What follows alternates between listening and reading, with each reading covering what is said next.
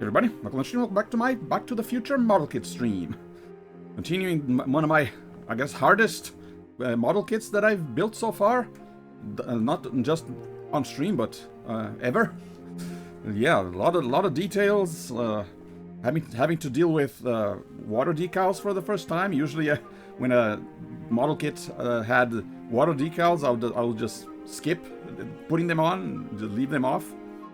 But hey, maybe now that I've, I guess, got kind of used to putting them on, maybe I'll go back to some of my earlier model kits and apply their water decals. No, I mean, it's not. I guess I'm not as intimidated as I was from them, but there still can be a bit of a pain to put on. And yeah, as you might have, you hear this time I got the mic settings correct. The last stream, for some reason, OBS decided to switch the mic input to the webcam mic instead of the regular mic, and I didn't notice because I just didn't test it before. Usually I'll try to do a quick recording before stream to check if audio volumes and everything is fine, but sometimes when it works every time, you kind of get complacent and you stop trying, you stop checking. And wouldn't you know it, when the one day I don't check, that's the day when it fails. But yeah, times should be fine. I can actually even check on my phone here on my own stream. How do I sound? Stop. Yeah, sound fine this time. There you go. But yeah, ready to go back to assembling this big boy. I mean, the car itself is not that big, but I think we are making. I mean, I did make a little bit of progress last time. There were some difficult areas with the main the main outside part and the windshield parts, but I think I got mostly done. This is what I have so far. I got the wait, let me check. Let me switch to the. There we go. I got this part for so far. The only missing the doors, which are right here. And then I got this inside. Well, there's the inside panel. Just missing the seats, but it does have the switch. You can see the little lever that he switches on to activate the time circuits. You got the readouts. You can barely see them, but there's the readouts, the speedometer, a lot of little details that I didn't even know were in the original car, but now I do because I had to put them on myself. And the back part, as well as the back panel. A lot of little wires, some of them broke, but and you got the flux capacitor right here, right in the middle. You barely see it, but yeah. And I kind of smudged the screen with my fingers. I think I finger had some super glue on it and touched I touched the screen, and now it's forever smudged. Just the way it is. But yeah, now eventually I'll be putting this behind like this, and then just putting the entire thing on top. So very close to having the completed car. Just missing a few components. There's all the little wires that go around on the side, you know, the iconic exhausts on the back, you know, the very things that make the Back to the Future time machine sets it apart from a regular DeLorean. You can clearly tell, okay, that's just a regular DeLorean, but if you put the wires on the back and the exhausts, or wires on the side and the exhausts on the back, then you can, okay, that's the Back to the Future DeLorean. Okay. All these plastics out of the way.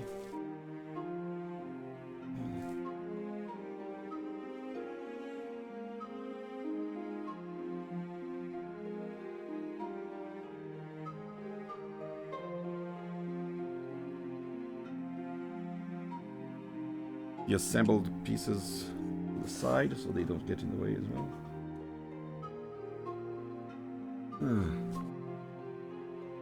Go back to where we stopped. And yeah, also usually I like discussing a lot of the repercussions of and theories about the movies and kind of weird things that I noticed. It's just a way of passing the time. Okay, we stopped here, I think. I finished the front bumper. Actually, no, I didn't finish. I finished the lights of the front bumper. Yeah. I finished this part. Let's get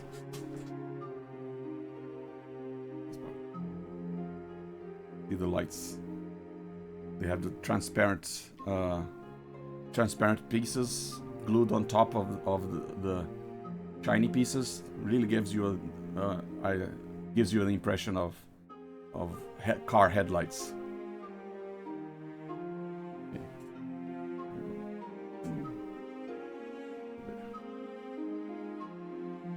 Okay, so next is this part.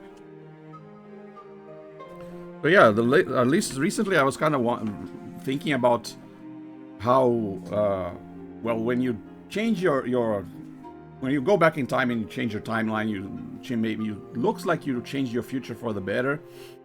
But that might not always be the case. I mean, you don't actually know, if you don't know exactly what your whole life was going to be like in the previous timeline, and you change it, it may seem like you change it for the better for your immediate future, but what if the better present ends up being a worse future later on? I mean, when in the ending of the first movie, you can clearly say that Marty's parents ended up with a better life because of in the new timeline. But what about Marty himself? I mean, we don't know exactly what his future would have been like if he'd never gone back in time. I mean, I guess his parents would have been a little poorer, and he wouldn't have been able to go to the lake with Jennifer with the car wreck, and I mean, but on the other hand, he did have that tape that his girlfriend kept saying, "Oh, you should submit it to a radio station or something." So your demo tape, so maybe what if in the original timeline he actually was able to submit? He got the courage to submit that tape, and they liked his music, and I don't know, he got a good record deal, and he ended up having way more money than his parents ever had. I mean, just because your life starts out, or like he was in like his late teens, at 17 years old, but just because he was, I guess, not having the best life at 17 doesn't mean that he wouldn't eventually, his life wouldn't eventually get better in spite of his parents' situations. But the thing is, when he changed the timeline and he made his, I guess, parents' situation better, they got richer, and because of that, they were able to afford to buy him that 4x4 pickup truck, the black one. What? There's that thing of the butterfly effect, you know. There's the thing where, okay, you change a little bit, it seems like it might have been for the better, but later down the road might have made your life worse, because what happens in that timeline where he got that car, he ended up trying to race his friend and got into an accident, crashed into a Rolls Royce, broke his hand, and had to give up his career in music. And so in the future, where he lived was considered like a bad neighborhood. So, and then he eventually got fired. So yeah, we don't know exactly if that's true, because we don't know what his original future was going to be without any time travel. But there is a possibility where him going back in time and changing his parents, so he changed his current life, might have changed his future for the worse. He did get that black car, but getting that black car resulted in him giving up his music career because of the accident. Kind of crazy to think about that. Okay, his parents were better off, but he might not have been. You don't know. That's always the danger with time travel. You can't really tell all of the repercussions. Last time I mentioned how, well, Biff going back in time to make himself rich. Well, what if, in Biff's case, he, in the original timeline, was prone to, I guess, drinking and driving, because when he got into that car crash that wrecked his parents' car, he said he was drinking beer and he spilled the beer on himself.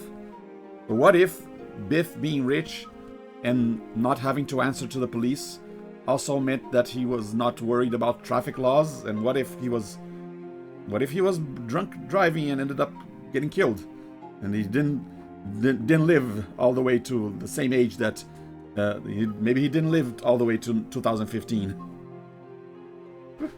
Like I said, sometimes you may seem like your life is for the better, but it might end up having a worse result.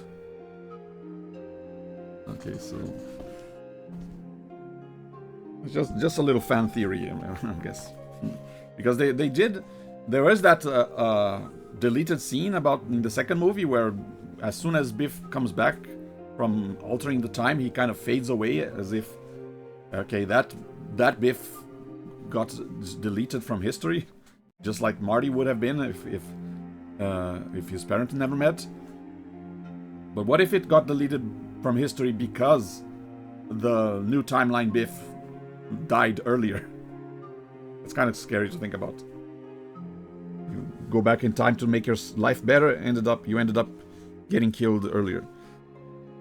Although there are some comics that I think expand. There are actually Back to the Future comics where I think in one comic old Biff goes back in time and ends up in the Wild West, and he actually ends up getting killed by his great-grandfather, Buford, or something. Kind of freaky also.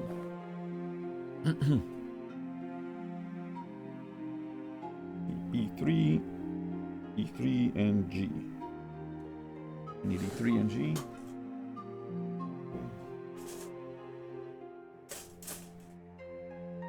C3, F1. The windows. Got the windows here of the window. But yeah, it's just fun to think about these kind of things, like what could have happened. Obviously, by the end of the movie, of the third movie, he didn't end up in that automobile accident, but he didn't. Maybe all the time traveling he did, including the 1955 one and the 1885 one, contributed to him having a better future than he would have had without any time travel. Although there's also the question that I posed: what if his kids don't get born because he changed his future because he no longer got into that accident? Ooh, kind of scary. I mean, I already mentioned that Biff probably erased his own grandson from existence with his own altered timeline, because he ended up marrying his Marty's mom instead. So does that mean he didn't give birth to his own kid that ended up also not giving birth to Griff? A lot of repercussions related to time travel that you might not be aware. And what if Marty going back to 1955 caused Griff to exist? Maybe he wasn't going to exist in the original timeline. But because Biff, I guess, became nicer, question mark? Maybe he ended up getting a wife eventually. Each one. We need E3 and G.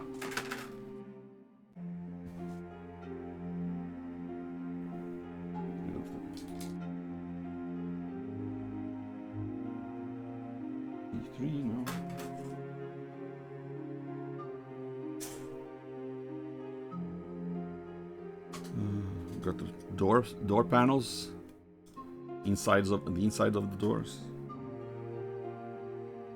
and the car seats. Using those soon.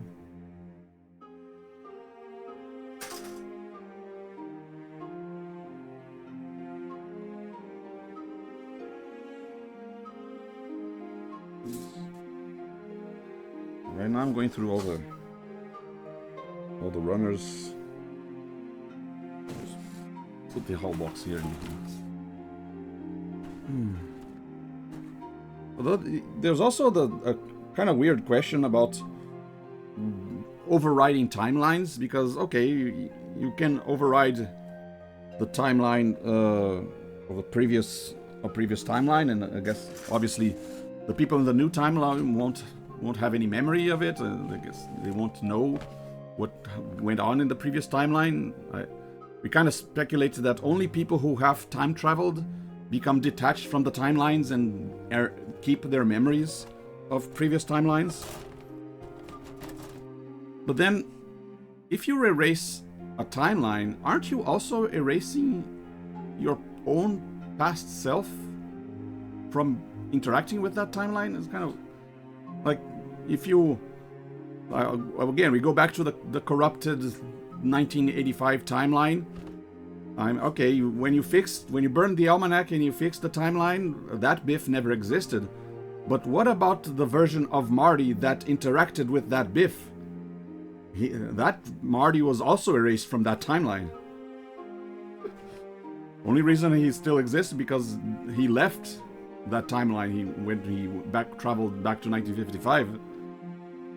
Kind of freaky.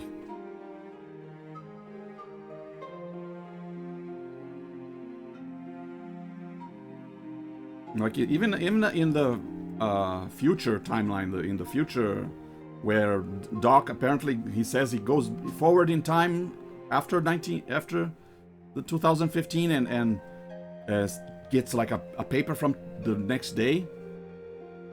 Okay, well, if you prevent the thing from happening, the paper in the next day will not say that thing. So does that next day still have a version of Doc going to the store and grabbing that paper? You know, get what I mean? It's kind of weird that you're erasing your own past from different timelines that you also erased. Because that also goes back to that whole thing where it was kind of not really clear what happened with the 1955 timeline after the third movie.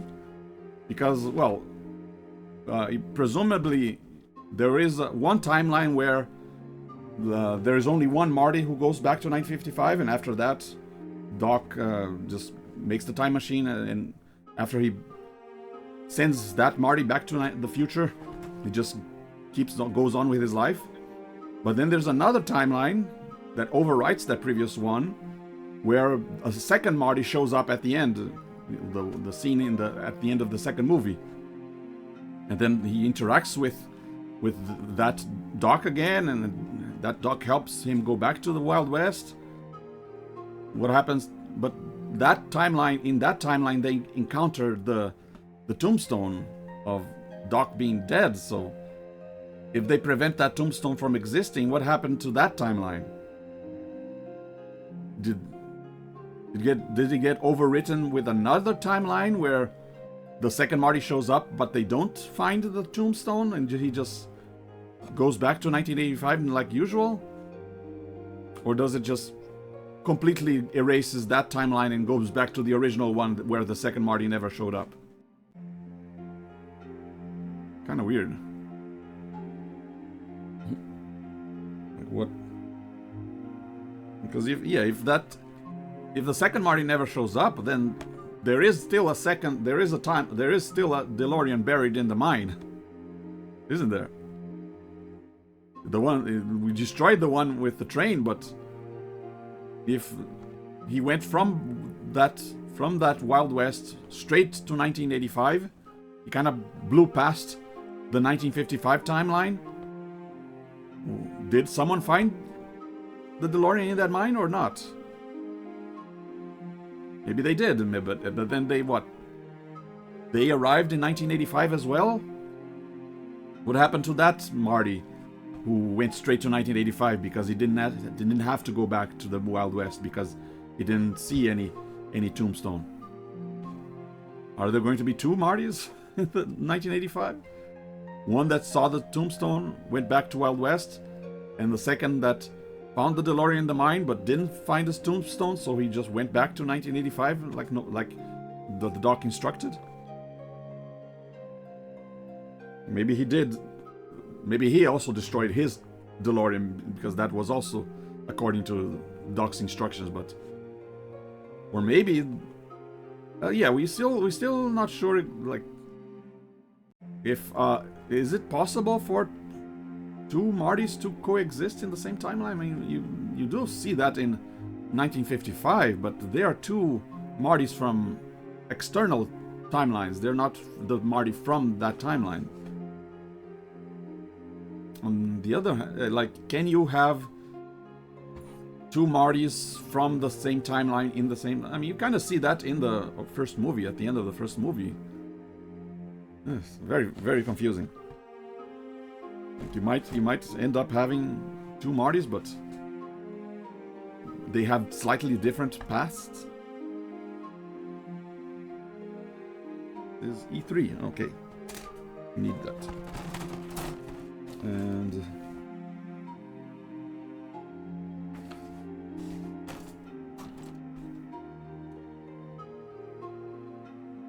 I mean, obviously these are just thought exercises. They're not going to change anything that about what I think about the movie. I still enjoy the movie regardless. But I don't know, it might... Thinking about these things, about all these different consequences of time travel might help someone, I guess, write new time travel stories. Well, obviously, each time travel story has its own internal rules about how it works. You kind of have to decide for yourself how time travel works in your fiction, because there is no such thing in real life, so...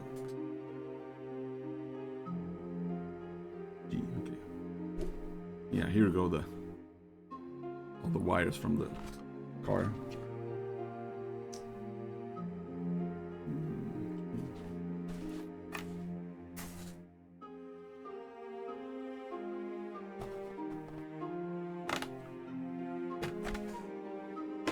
Okay, ready to start separating pieces.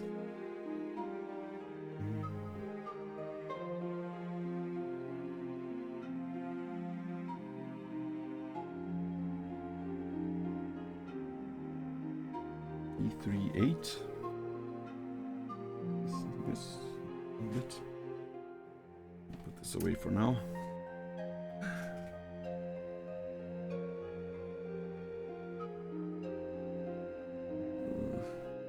Always nervous around these pieces where the pieces themselves are thinner than the parts that are holding them, attaching them to the runners. It's like, okay, what if I break the piece instead of the runner? Oh, yeah. I'll try maybe hold it as close as possible to the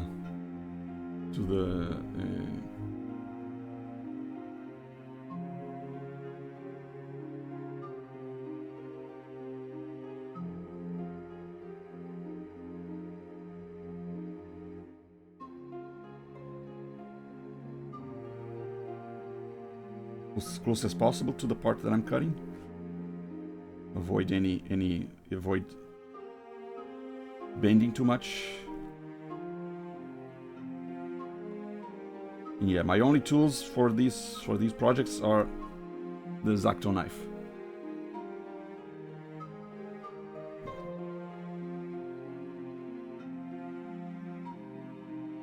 I find that it's enough. I kind of prefer, because it allows me to cut right up against the piece, because there's hardly any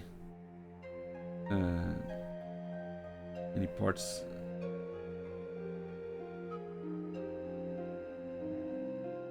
left over.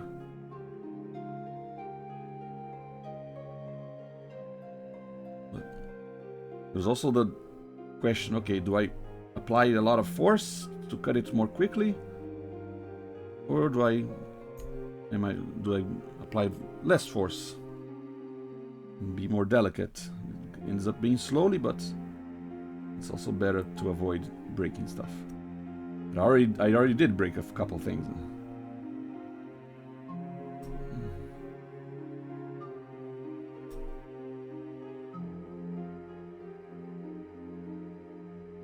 Also, with less force, there's less risk of hitting my own fingers with the blade, which also already happened a couple times.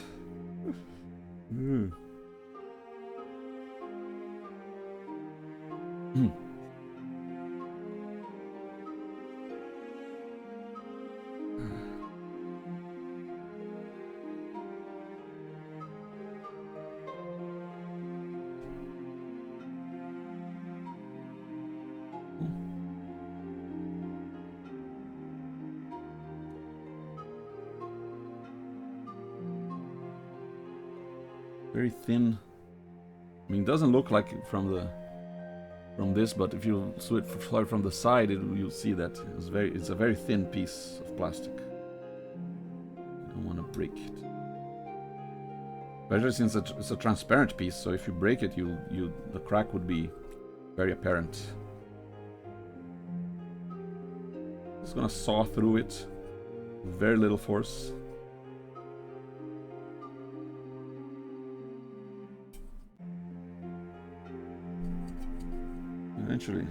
Eventually it's gonna get there.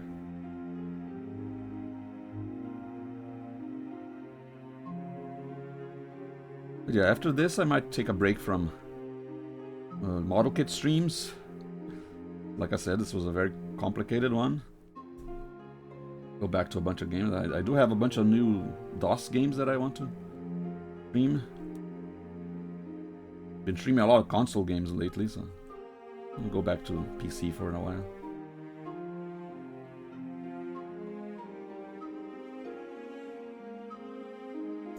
Okay. Anyone left? Kind of funny that in the first stream I mentioned how I'd like doing these model kit buildings as a form of kind of relaxing. But in this case, it's kind of doing the opposite. It's kind of stressing me out a little bit. Though I also have to try and not be too worried about the final result. Like, to not be too much of a perfectionist. That should help with the stress levels.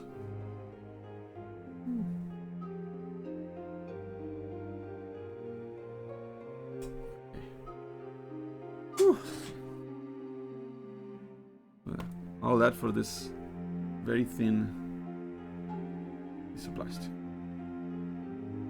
Going on in the front part.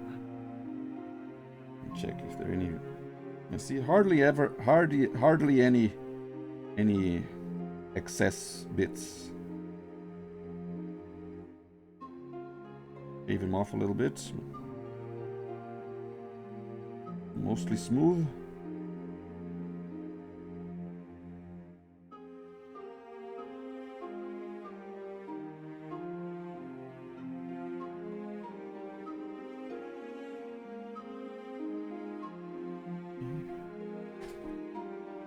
The instructions say to pay attention to which side is up, but they kind of look the same.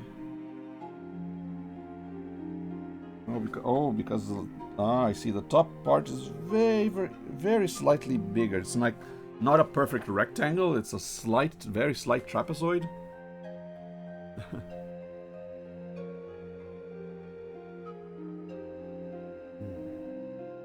Yeah, because of the angles of the front of the car. Okay, I think I can see which side is bigger. This side is up.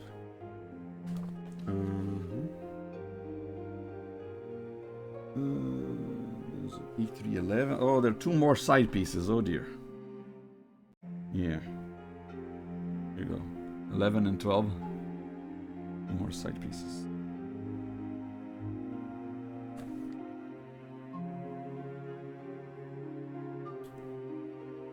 Putting them on their corresponding side so I don't get confused.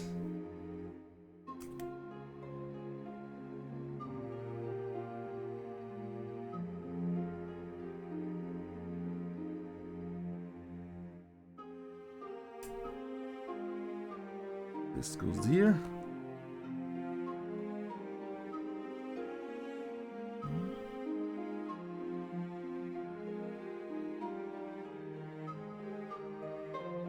The other side goes the other side.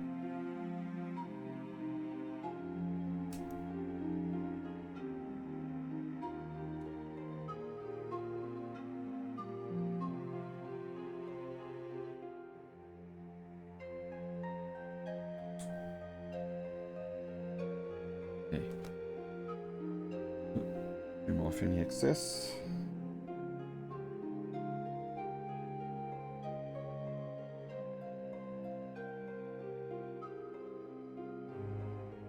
Another thing that makes this model very challenging is all the tiny pieces. It was the same model with the same pieces, but they were bigger. It would be a lot easier. And I'd end up with a large-scale car.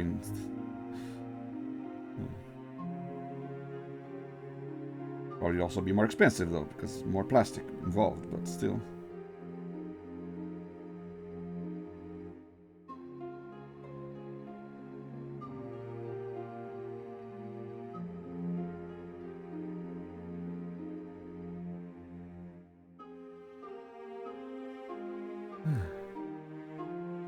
Yeah, like I said also earlier last stream, eventually I will run out of model kits because I'm not really buying a lot of them one after the other. At some point, I will go back to being a solely video game stream channel. Unless I go back to making papercraft models, which I used to make a lot back in the day, but I'll have to get a new printer. It's been a while since I printed anything, so I don't like that. My old printer broke down and I gave it away. Probably because I would have to keep buying cartridges, and because I didn't use them, the ink would dry up. So okay, that's just a waste of time, a waste of money. And so I just gave up having printers altogether. So I just, yeah, and I think there have been a couple times when I had to print something in the last decade or so, and whenever I did, I just went to a copy shop, print shop, or copy where they have a printer service.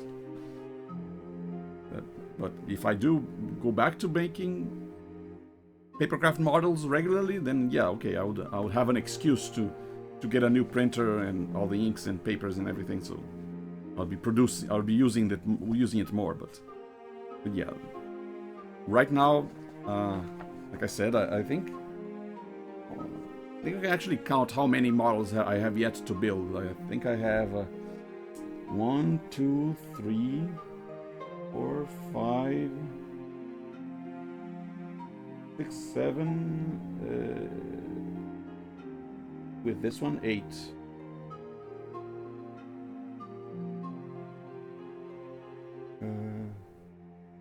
Yeah. No, 8. 8 with that one, okay. Yeah, I have exactly 8 models left to build besides this DeLorean. I have the two other DeLoreans. I have 2 more Eva Unit 1s. Eva units, I mean robots from Evangelion. I have Unit 2 and Unit 0. I already did Unit 1. And I have a couple of those frame arm girls where anime girls with robot parts, and the Tokusatsu hero. I think that's it. Yeah, 2 DeLoreans, 2 Eva robots, 3 anime girls. 2, 3, 7, and the Tokusatsu hero. That's 8. making sure I'm not missing any. Yeah, exactly 8 models after the DeLorean. Might be a while before I finish them, but like I said, unless I buy new ones, which I haven't been buying that often, once I build the last one, that'll be the end of these model kit streams. All the more reason for me to space them out a little more, so that I guess I have time to get new models eventually. G18. G18.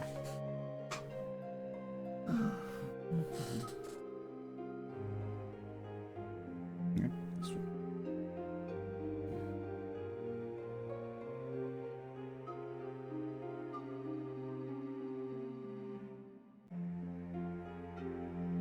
Well, yeah, these are just more to break up all the theme of robot or of game streams. Make my streams a little more varied. Who knows? Maybe I'll come up with another idea, something else to stream besides games.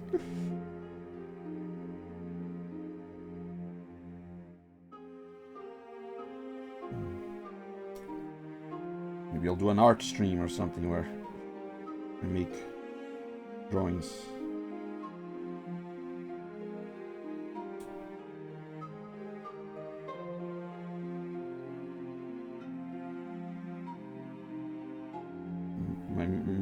People might not know this, but my actual job is 3D artist. I can make 3D models with Blender and other software. Haven't been doing that a lot though.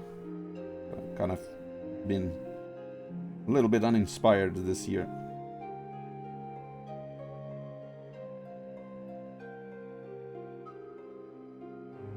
And who knows, that might be a future stream idea as well.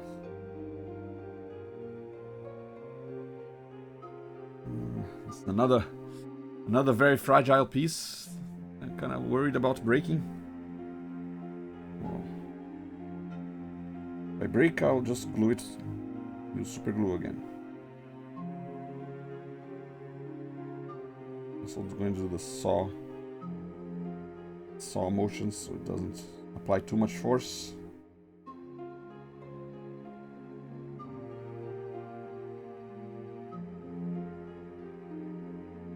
Even within the retro games, I sometimes get also a little divided between, okay, should I stream the more popular, well-known games because more people who knows those games might want to see my reaction to them, or might want to look up people playing them, or should I do the more obscure titles that people might not know about?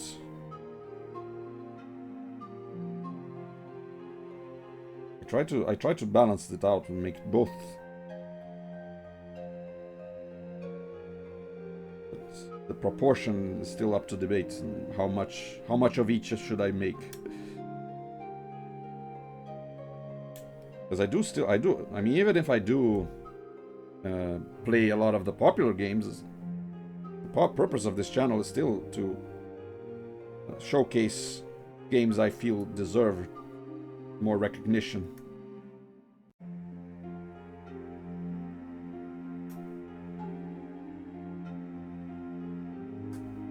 So either way, I'd still want to stream more obscure games. Just a question of how many of each.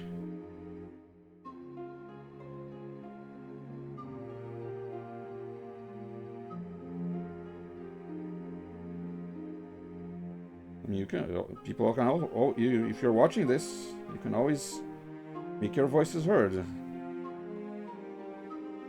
Like if no one says anything, then okay, I'll just do whatever I want. But if someone says, "Oh, I really like these kind of streams," then okay, I'll do more of these. Doesn't mean I'll stop making the other ones, but I might shift my focus.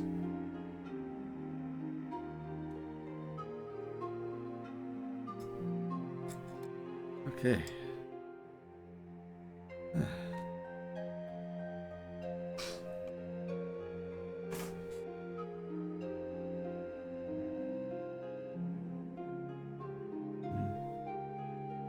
Bits.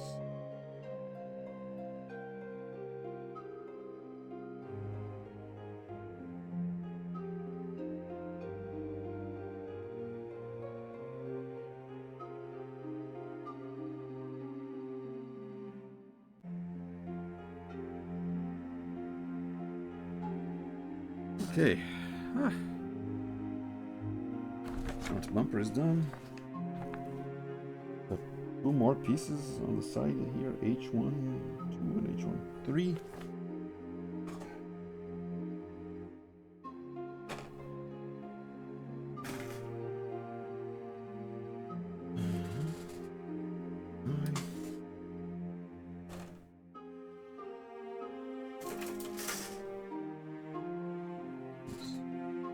A1.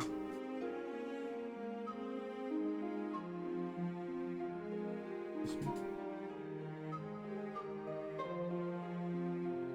E1.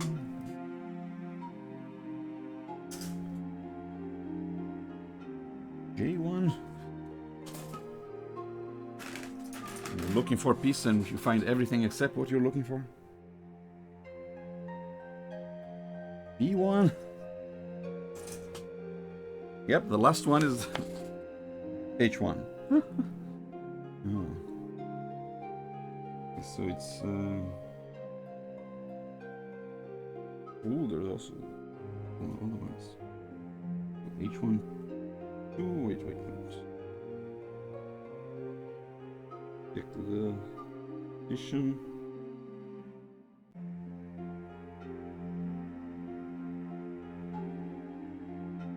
It's this way, and then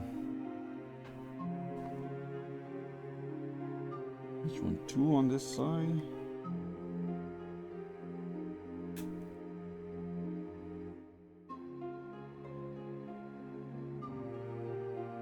The piece is thicker than the parts that are attached to it. I'm not as worried about cutting it. A little easier.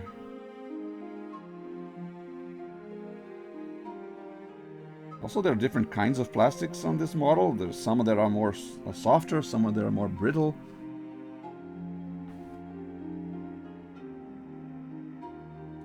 There's definitely some that are easier to separate than others. Others that are easier to break than others. Some that are easier to break than others. Okay.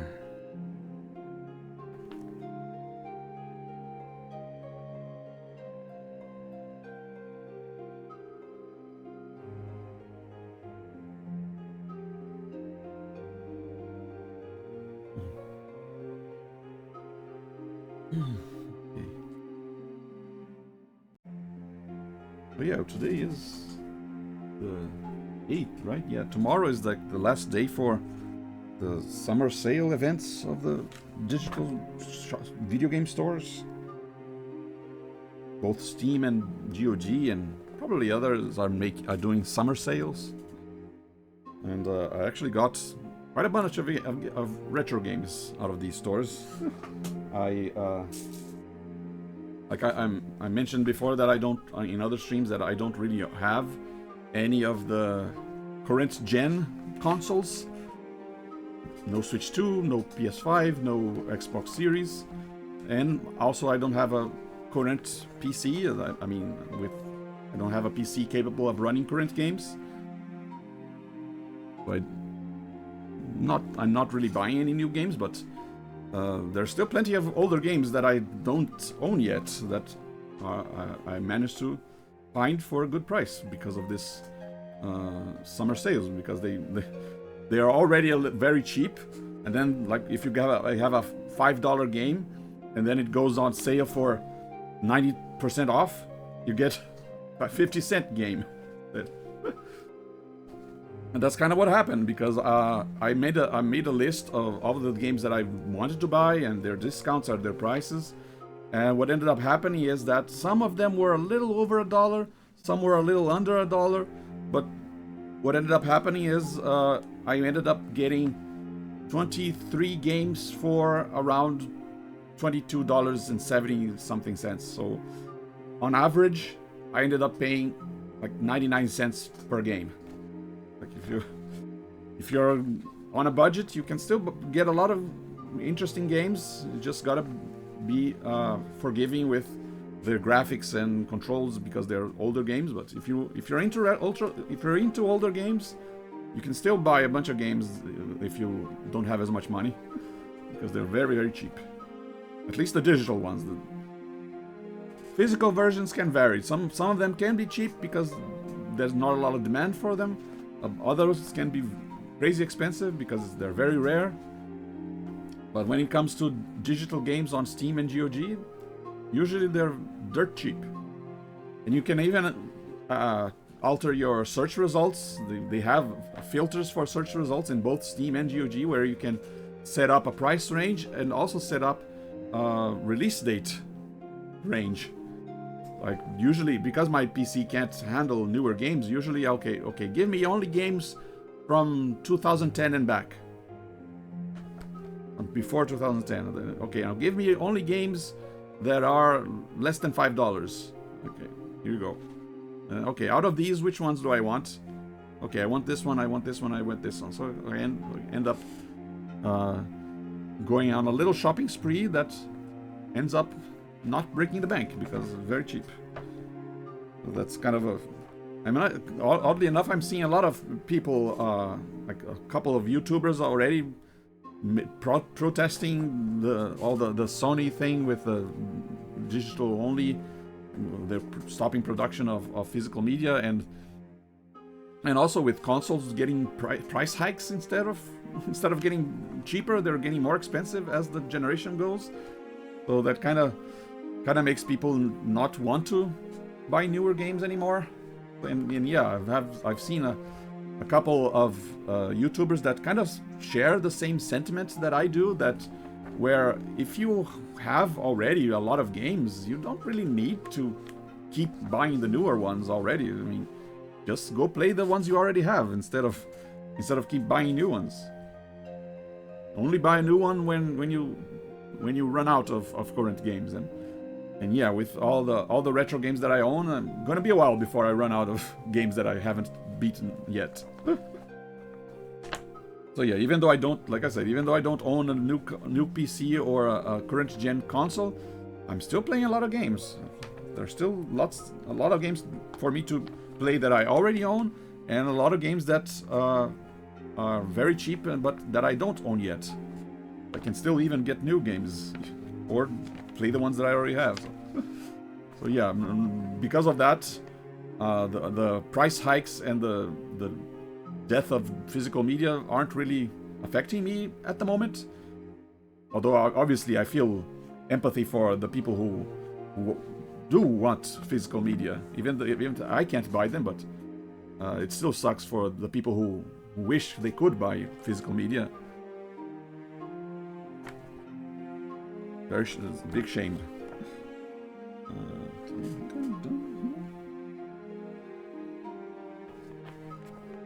Yeah, I think I cut already all the pieces. No, wait, no. G5 and G6. 2 more pieces, and then we can start gluing.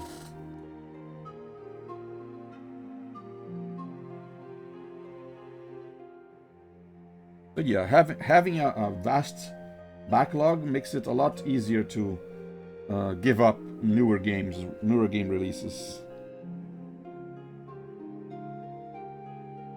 I don't really pay attention. I mean, sometimes I will watch all the E3 era showcases, new Nintendo Direct and Xbox and okay, here we go, stuff. But or sometimes I'll just look up on Twitter on YouTube all the new trailers, which ones look interesting. But it's more about knowing that a game exists rather than deciding whether I want to buy it or not. I'm not going to buy it either way because I don't own the system. But I guess it's still nice to be aware that the game exists, I guess, know about the gaming industry, what's going on, just to be informed. But one thing I don't care about being informed is a game's release date. I'm no longer like counting down when a game is going to get released or which games are coming out which month, because yeah, I'm not going to buy it anyway, so it doesn't matter if it's about to be released or not, or which month it's going to come out. Sometimes I'll see a game and oh, that's already out. I didn't know.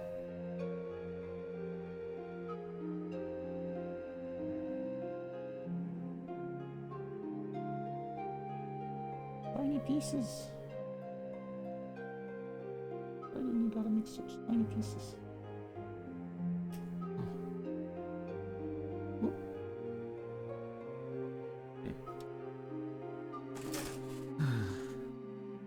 Leave off excess.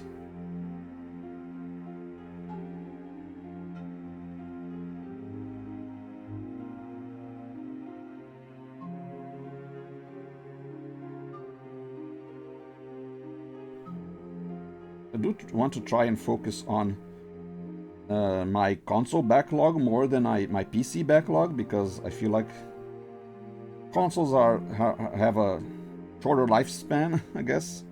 There's a higher chance that one of my consoles might break, stop working, before I have a chance to play all the games that I have on that console. Kind of scary. But with PC, there's much lower chance that I mean, there's always a chance that PC will break, but not a chance that if I buy a new PC, I won't be able to run my games on the new PC.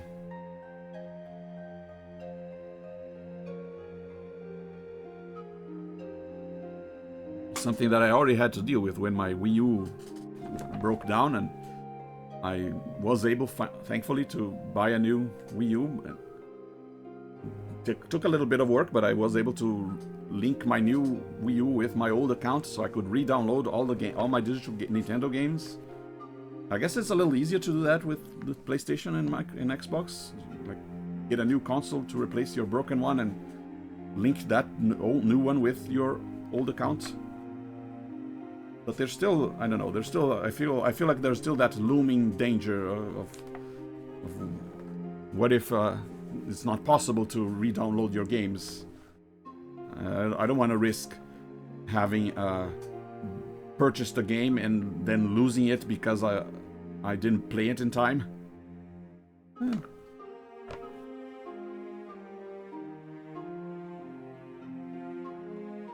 So yeah, I do want to try and get through all my at least all my digital consoles, because yeah, obviously my physical console games, I don't have to worry as much. If I get a new one, I can just use the physical game on it like normal.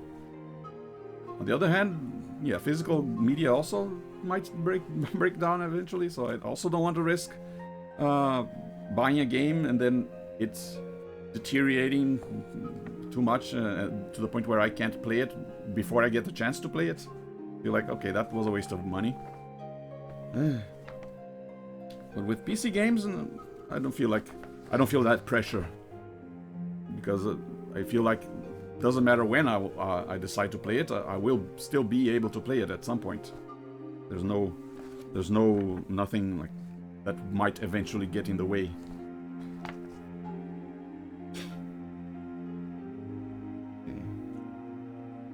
Okay, I think we're done with the pieces for the front bumper.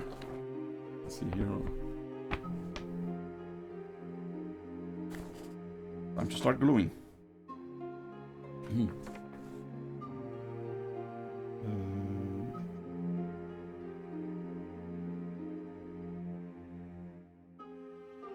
Okay, so how do I glue this thing?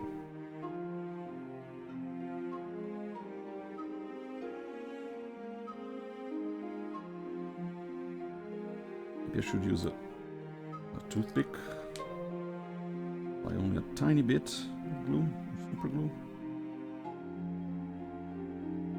Oh yeah, where's my... I have a piece of paper here that I like to use so I don't risk having droplets of super glue on my cutting board.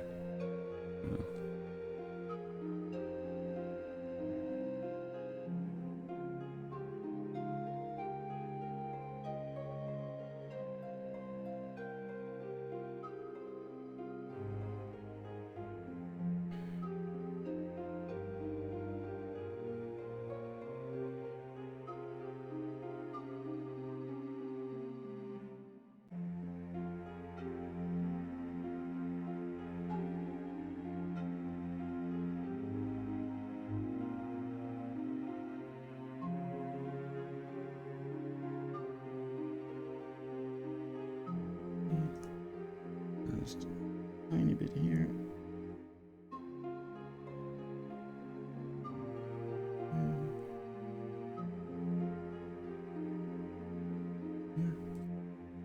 Then I put these on.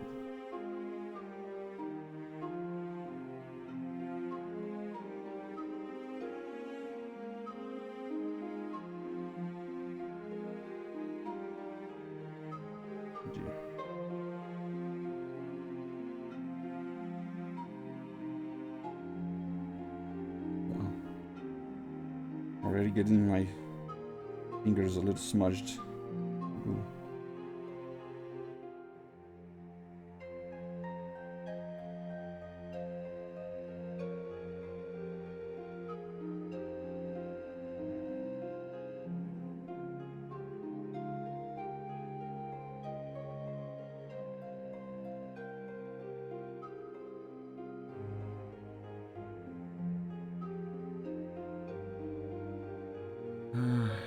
Okay.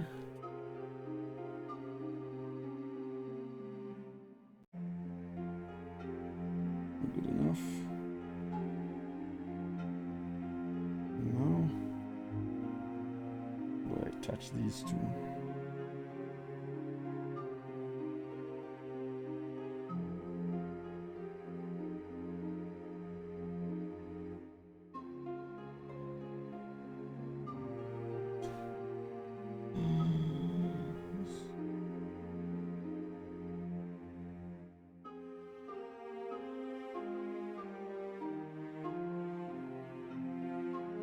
You're not good enough. I'm not even going to touch it.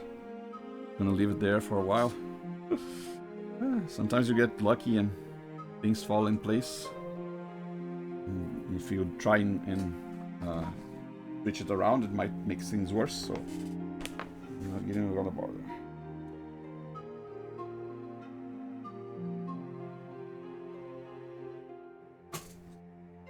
There.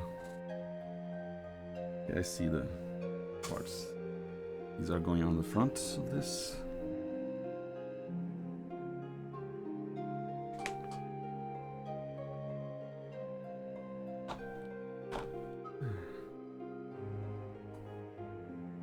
A little hydration break.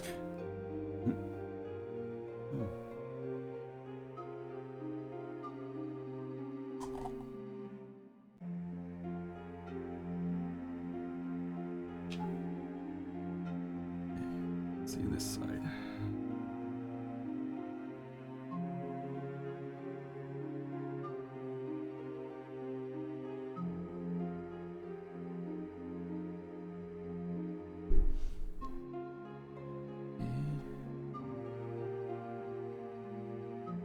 Might break out the tweezers again because it's tricky.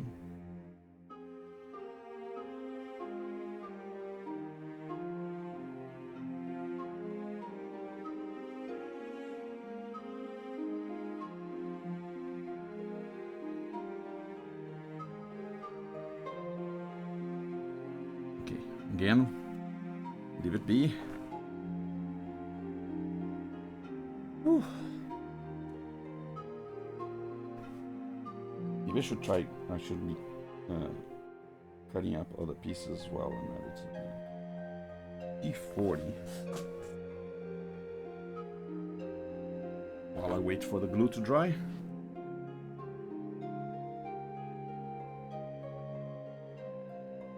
40, this one. Panel on the inside of the ceiling.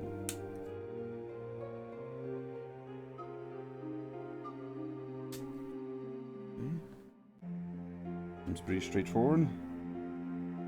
Goes here.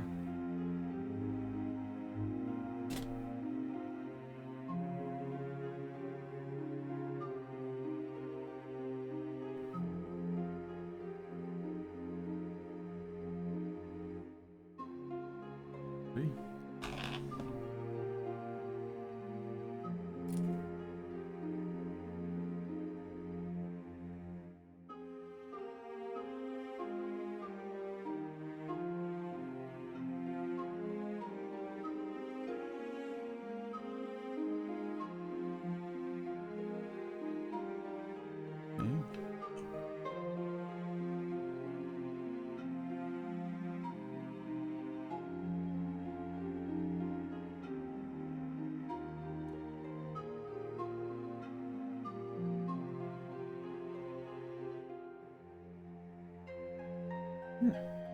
Okay.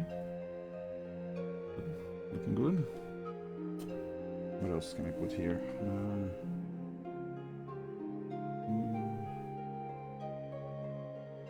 I-20, I-21. There's those back lights. I-20, I-21.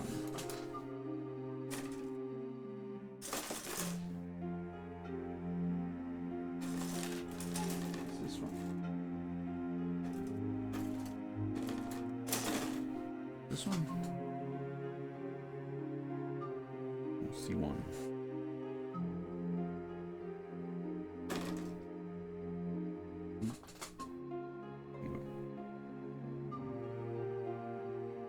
Money.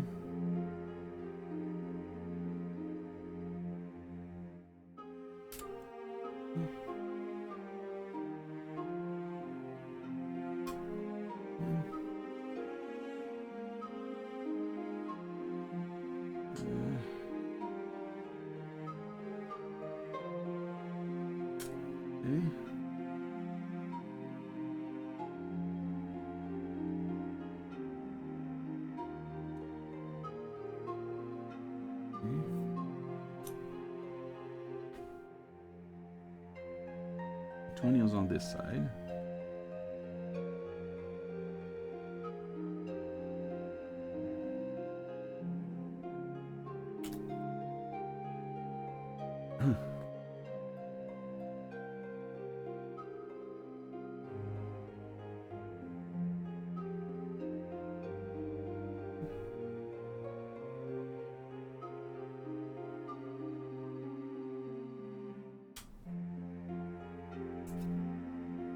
Sometimes I see these big runners and I say, oh, there's still a lot of pieces left to cut.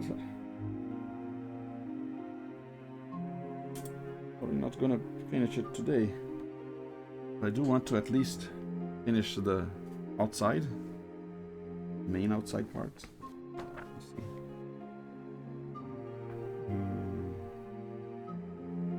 Any pieces here? Okay. Oh, we got the back bumper here with the shiny back bumper, F1. So get that one out of the way. It's pretty cool that they have shiny pieces. I don't know how common these are in plastic models. I haven't been seeing those. Also with transparent pieces as well. Pretty cool that they include those as well. Especially if they're like already tinted. Ow.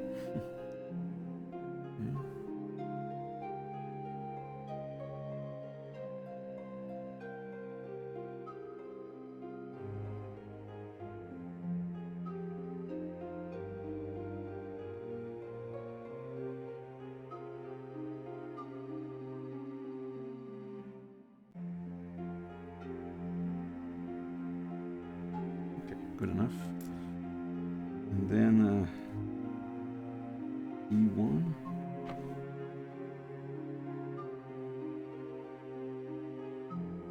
E1 13, E1 12, E1.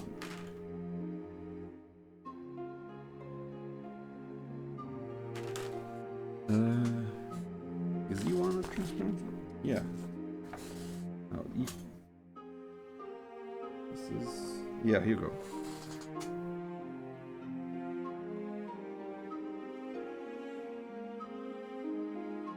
E1 13 and E1 12.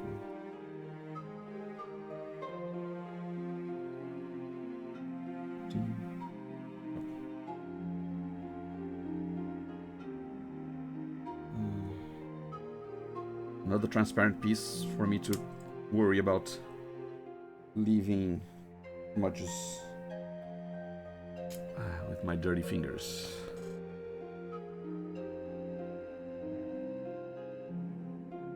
I mean, dirty as in they are dirty with super glue. Not that I didn't wash my hands.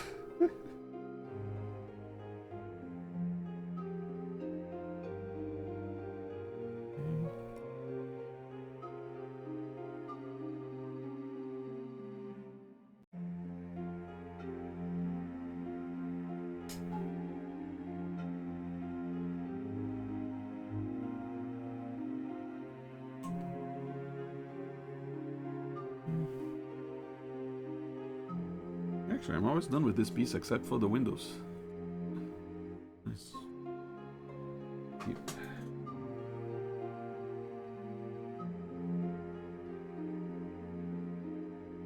I mean, obviously, I want to have my progress on the thumbnail like I usually do. So I usually take a screenshot of the end of the stream to show, okay, this is what I did on this stream.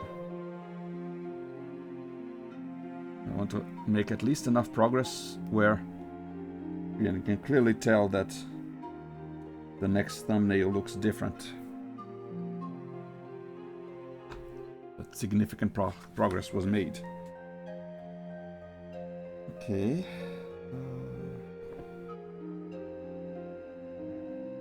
So this.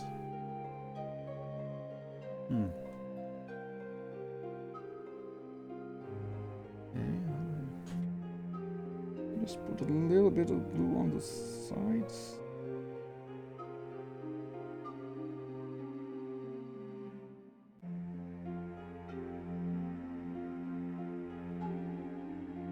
Fairly even.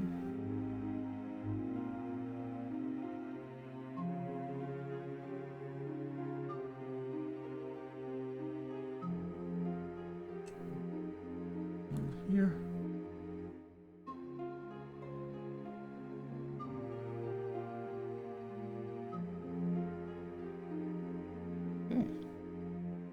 Yeah, that works.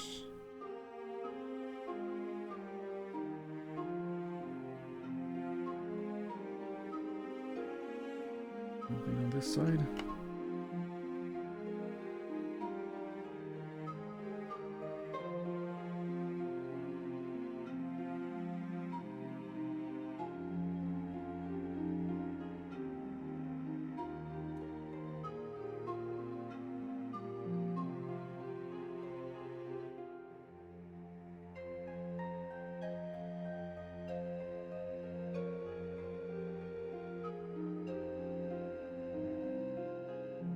There you go. The back bumpers or the back lights.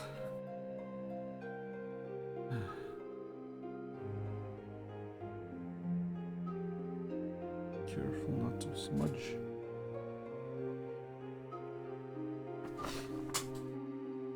Okay, and then there's. Let's see, how does this go?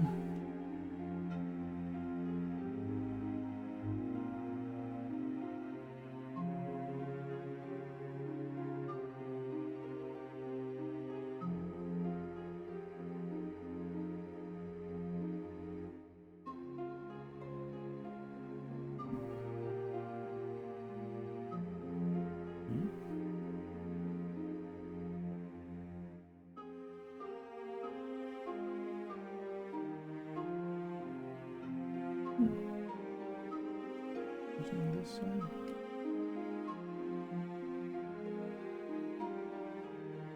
This side fits better.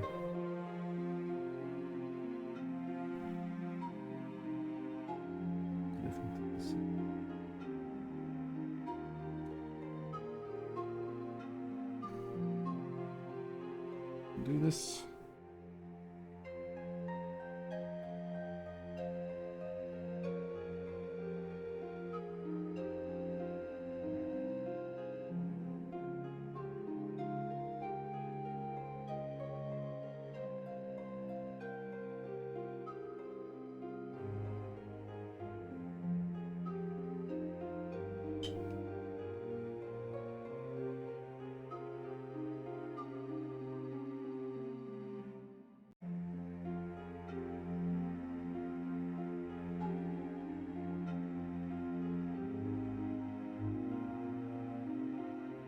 Okay, that worked.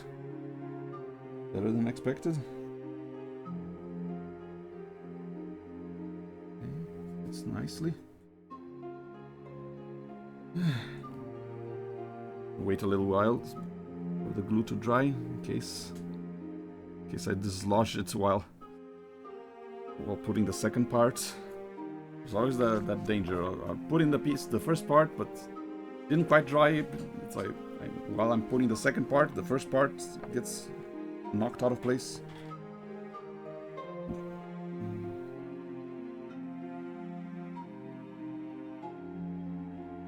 Okay, I think this one is dried up already.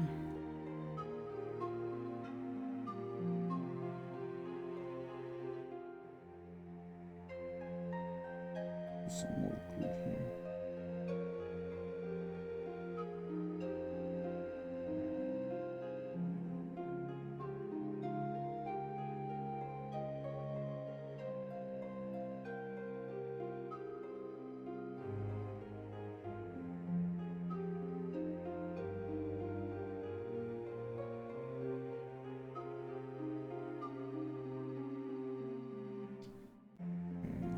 I'm just gonna have to hold it. Please.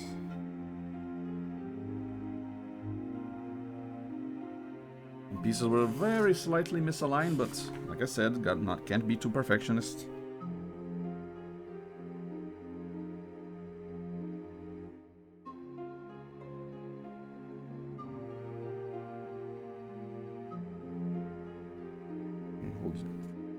Hold it in place with my fingers. So.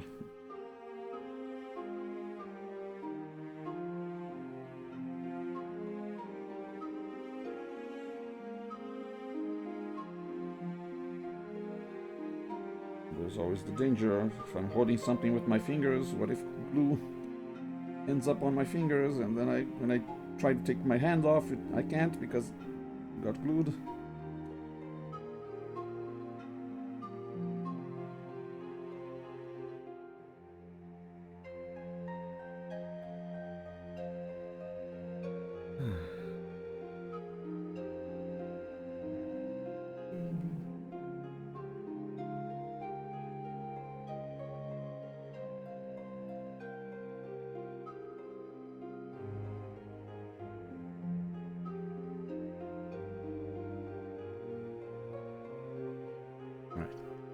Good enough.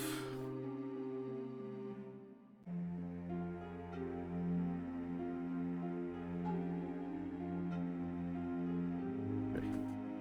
Gonna have to hold it a couple minutes. Yeah.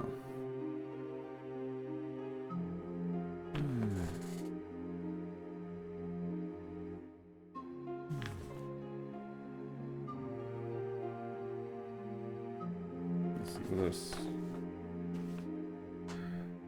Very close to attaching the back panel here. Like, and then very close to attaching the inside. I'm trying to gauge how many steps can I do in this stream. I feel like these last steps aren't quite as complex as some of the earlier steps. We might do an overall make more progress More progress in terms of amount of steps.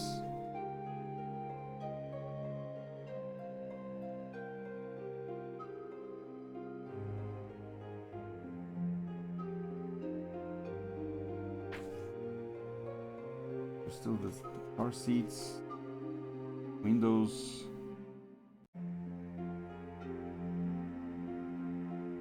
Weird that they tell you to put the car seats after you put the main body of the car. Wouldn't it be easier to put it before?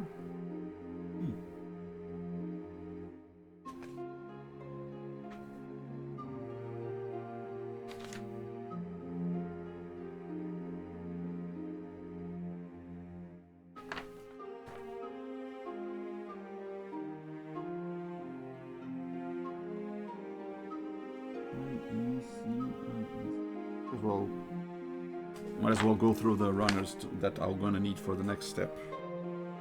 IC1, E1.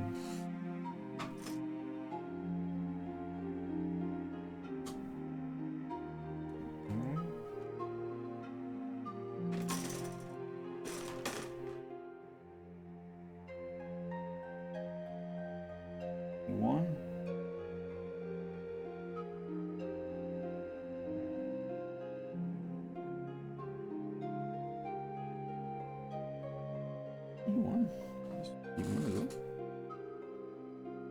Side.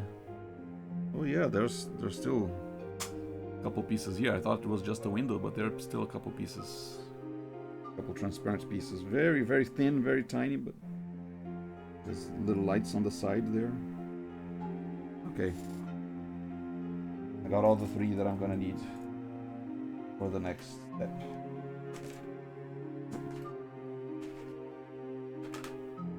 That was the chair.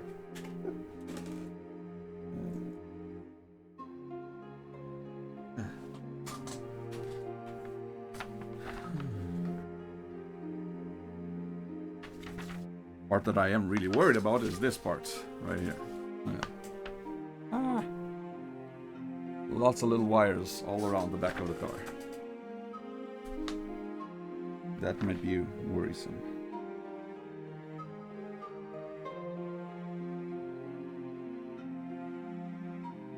And of course of course the thing got glued to my finger.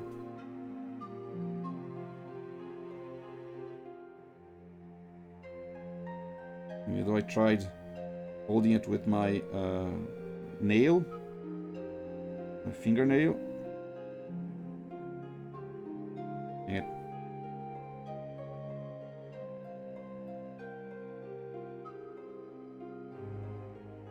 I don't like working with super glue.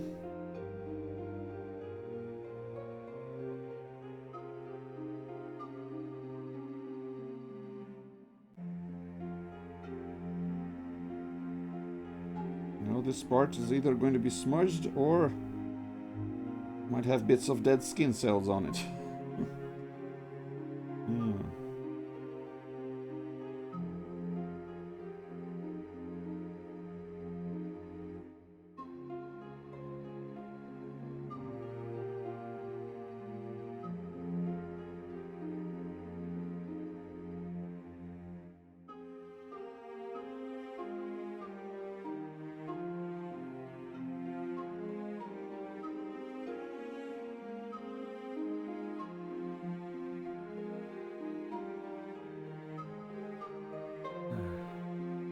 Now what? Pull it gently. Should I cut it? Cut it off? Twist it maybe?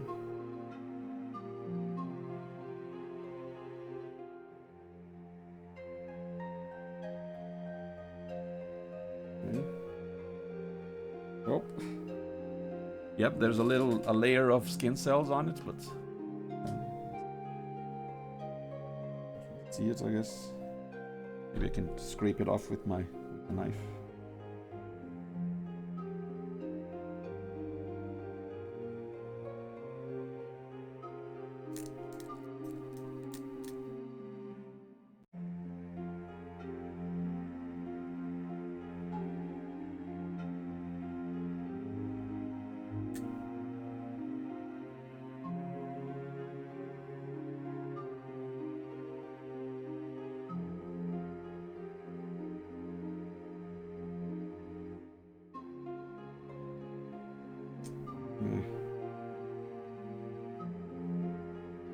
like that wasn't very worth it. Still ended up a little misaligned, but now there's a big smudge on the side. Oh well.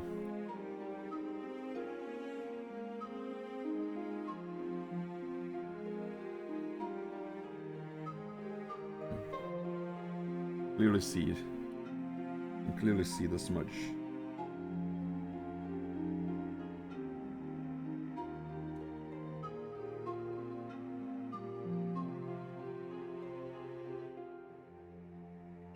Them's the bricks. Okay.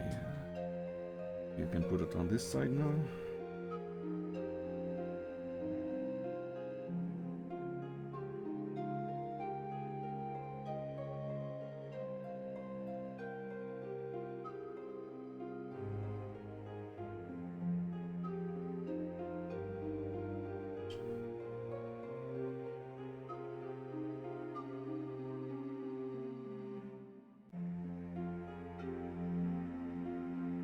I really got really worried was about the windshield. I really didn't want to try and I wanted to try my best not to touch the windshield with dirty fingers, with super glue fingers, because I knew there was going to leave a smudge behind.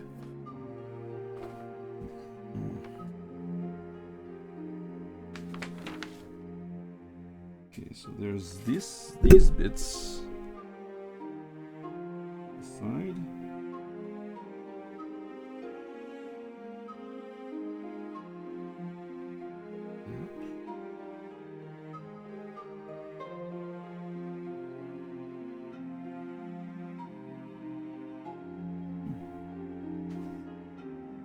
Yeah, I can just put these on before and then worry about put these on and then worry about the bumper.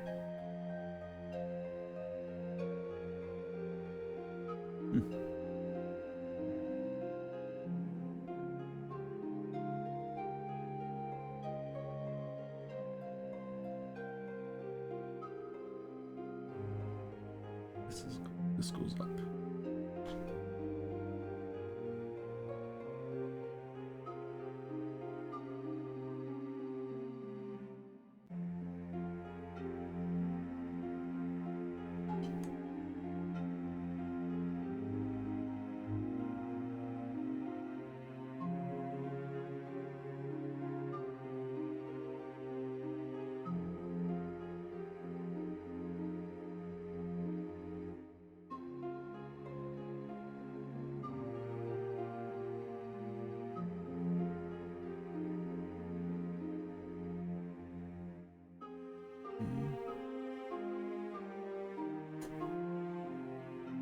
This side.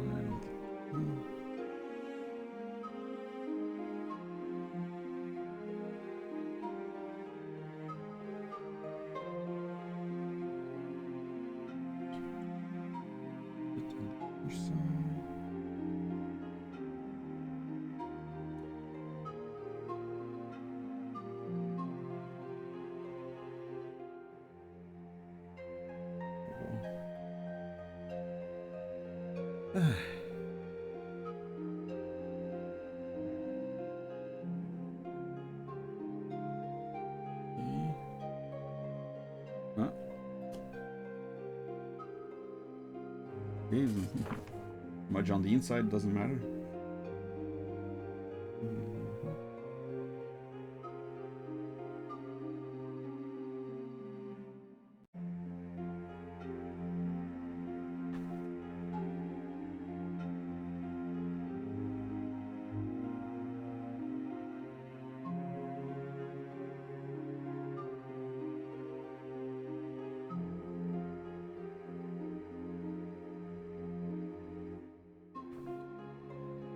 This goes back here.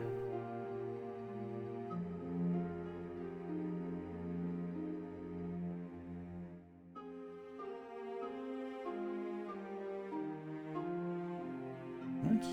Okay.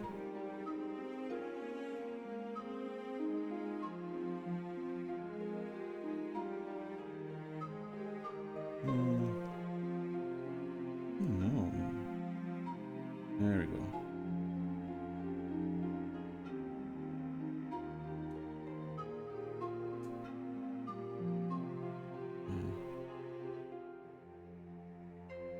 Okay.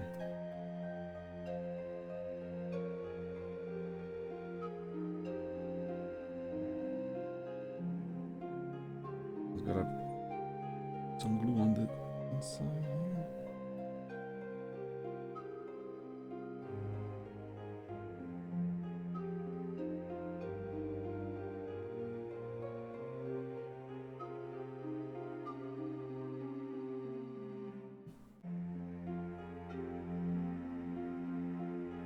Ah!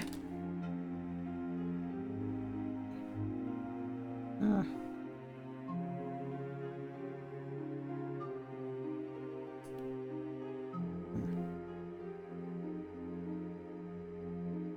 Danger, danger.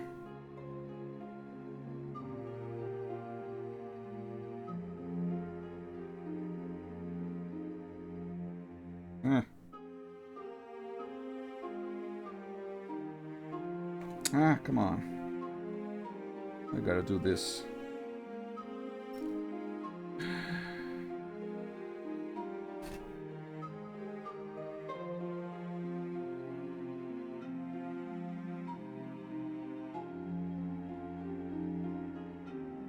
Fix this. Can I fix it? I don't know.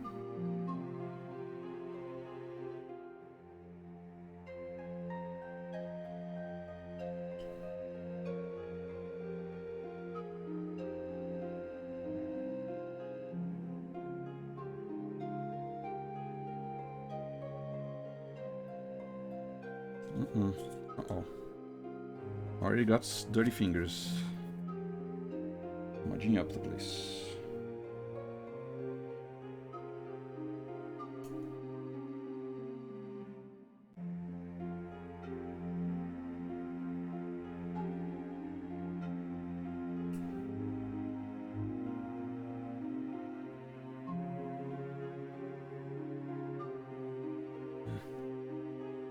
Ah, come on. I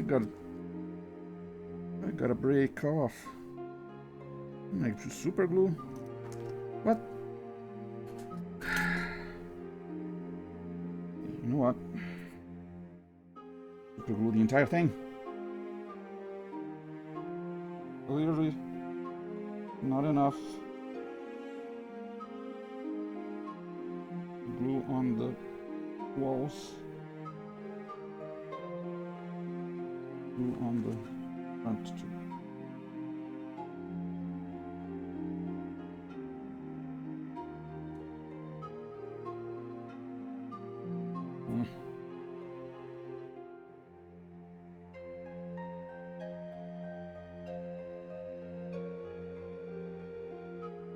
Ah.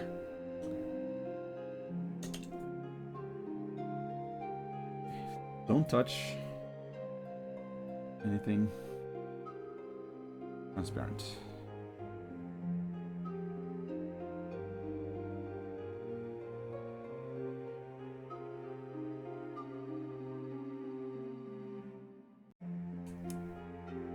Okay. Okay. Ah.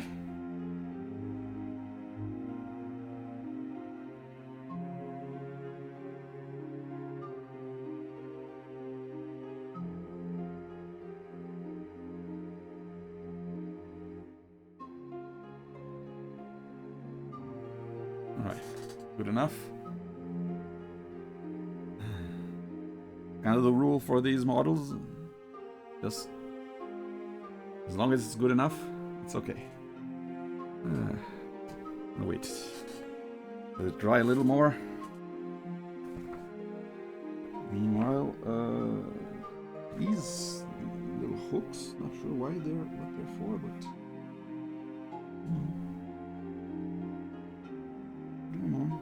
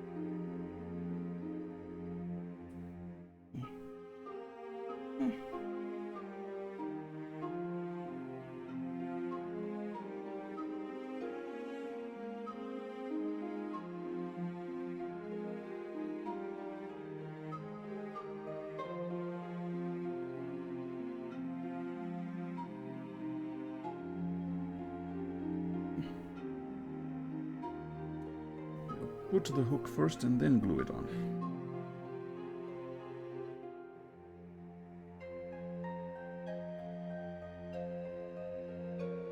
Is it upside down? No.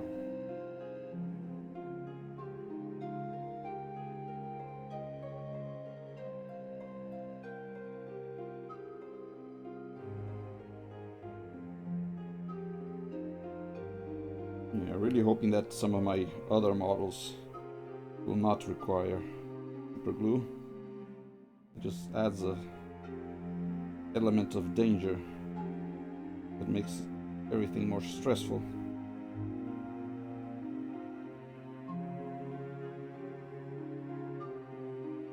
Which is also why I probably won't be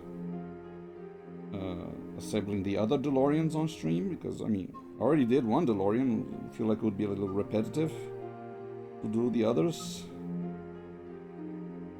You know, at least make things a little varied. Also, take quite a while. I mean, I was kind of expecting that this model would not take several streams to build.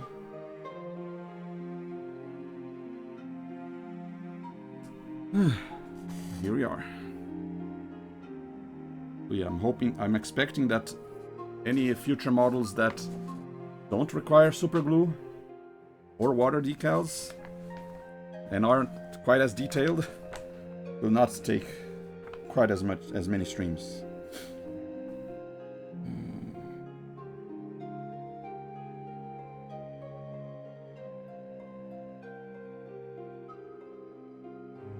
Hydration break.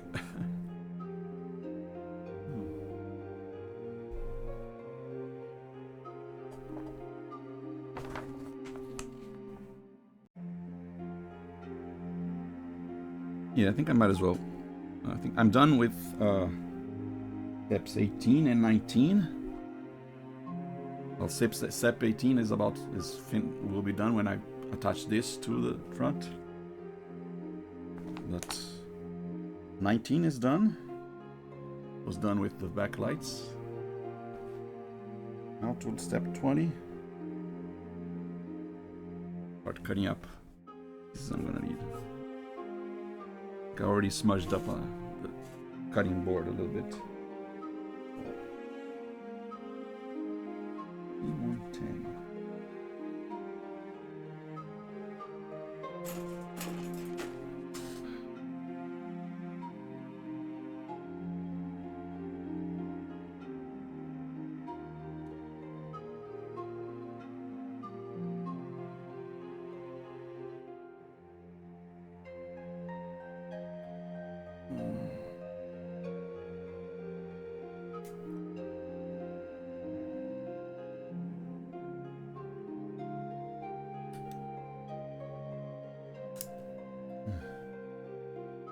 Either way, even if in the next model kit is going to be simpler, I still want to take a break from model kits in general, I guess. This one took its toll on me.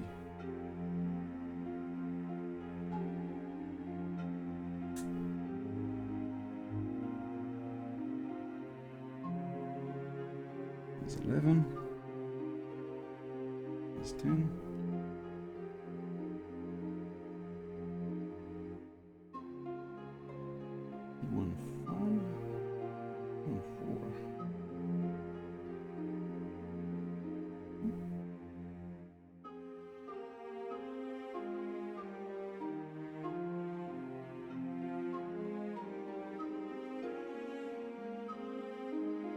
On the inside, okay.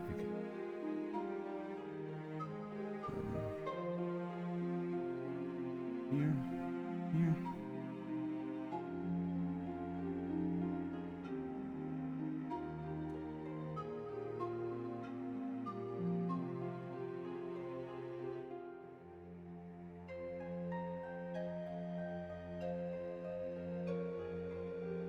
Yeah, there's no. There's not going to be a back window, right?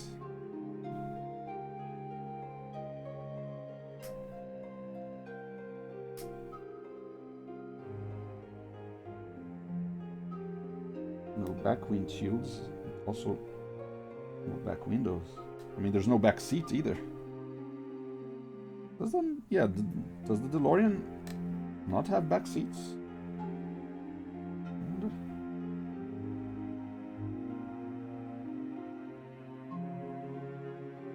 Or probably does. Just that for the movie they took it up with all the panels and circuit boards and systems.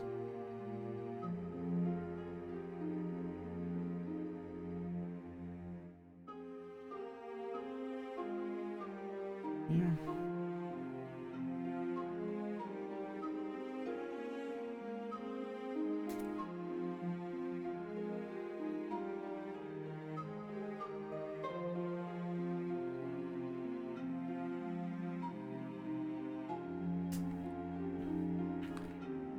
Sun goes on that side.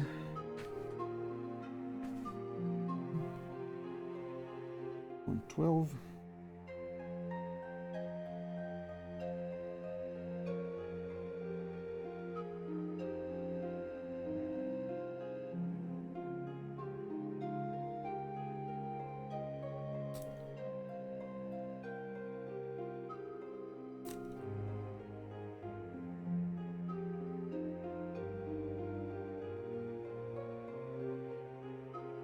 This one goes here.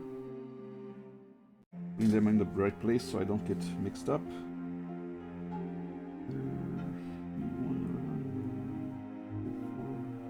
Okay, I'm done. I'm done with this for now. Now there's I3.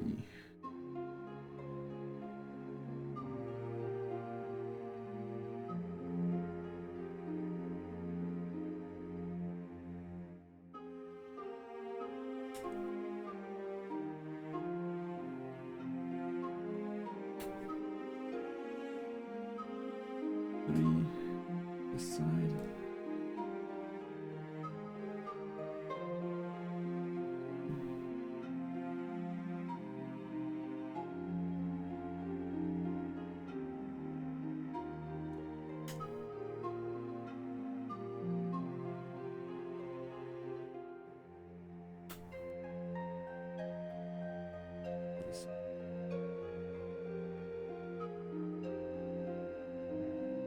I5.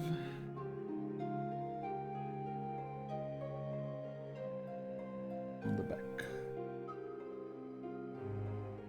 I think this might be where the out of time license plates supposed to be put.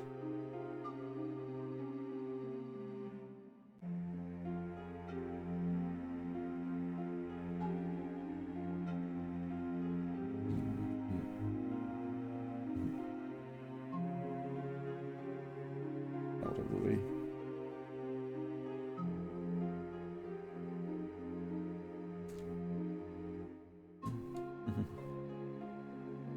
The water decal.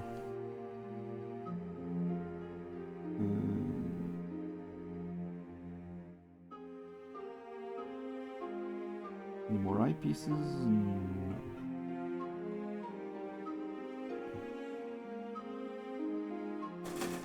Okay, now two more eyepieces. E11 and E12.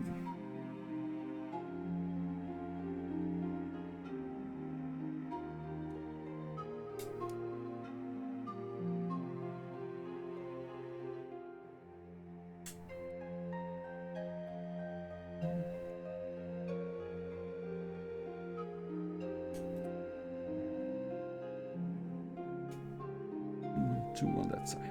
There you go.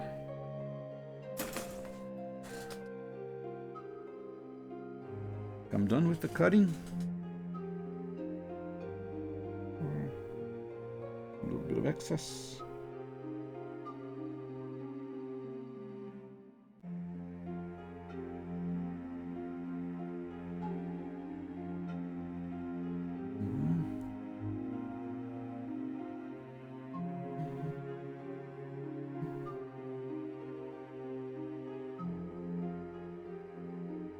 Yeah, these model kit streams are a little more chill. I mean, there's still the stress of not cutting myself and not gluing bits of my skin onto the model. But they're also more chill about not having to deal with failing at a video game, enemies killing me or something.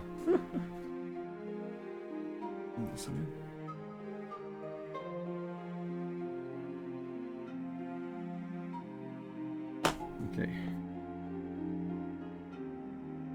Make sure my fingers aren't squished. Make sure my fingers aren't sticky.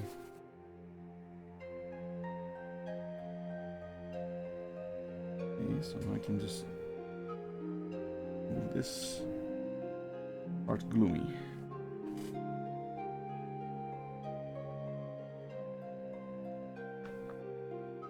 So this goes on the inside. Yes.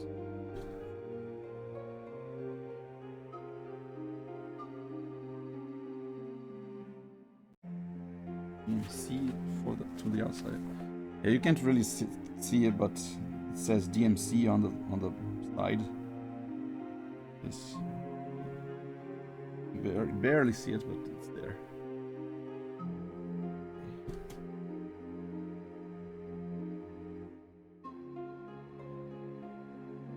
What the?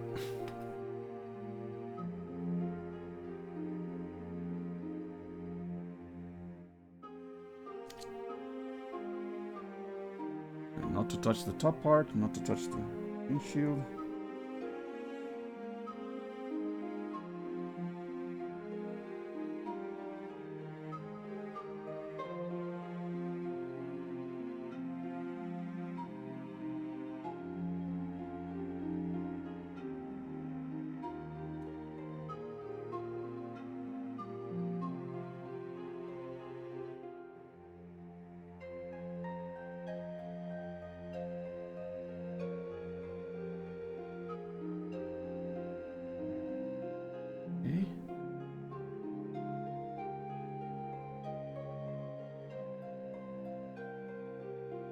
This side.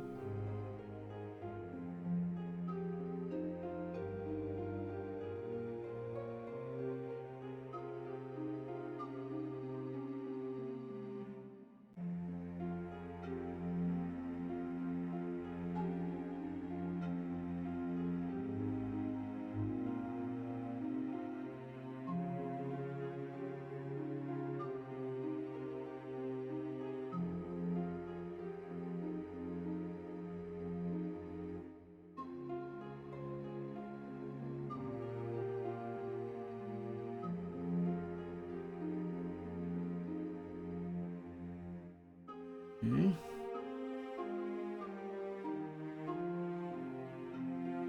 Next is these things. Good enough already.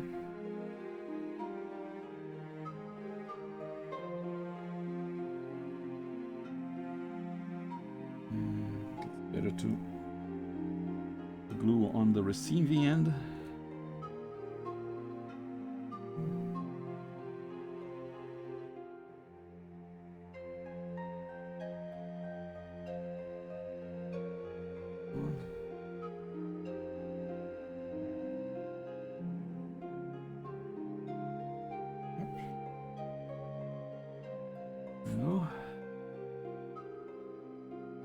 Side.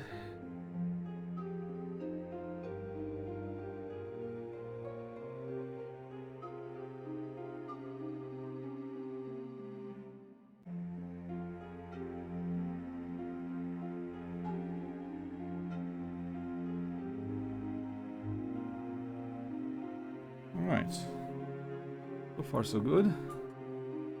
No big disasters.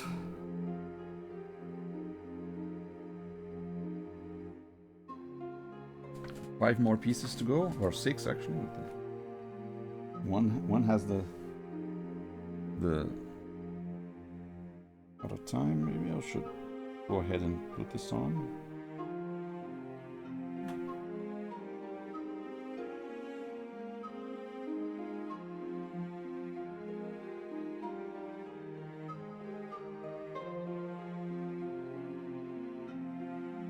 let's time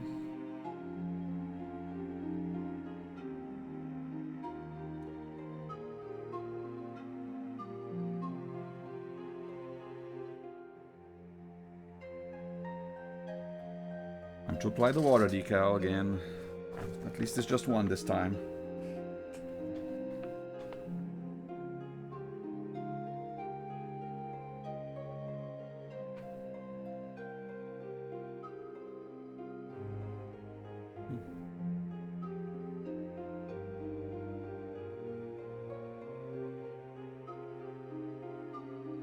After we're done with these pieces, it's time to put this on the back.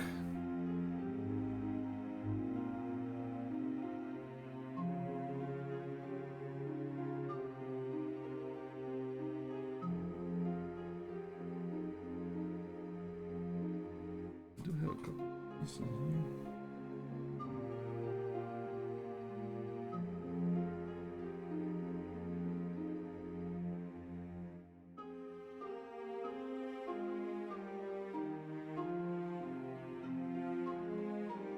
Shoot.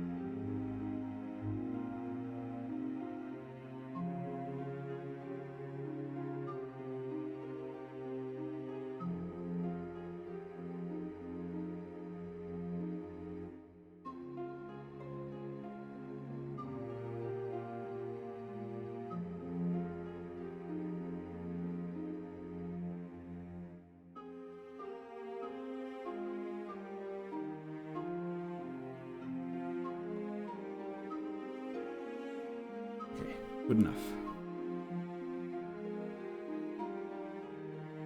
Managed to glue one of the wires that had broken off.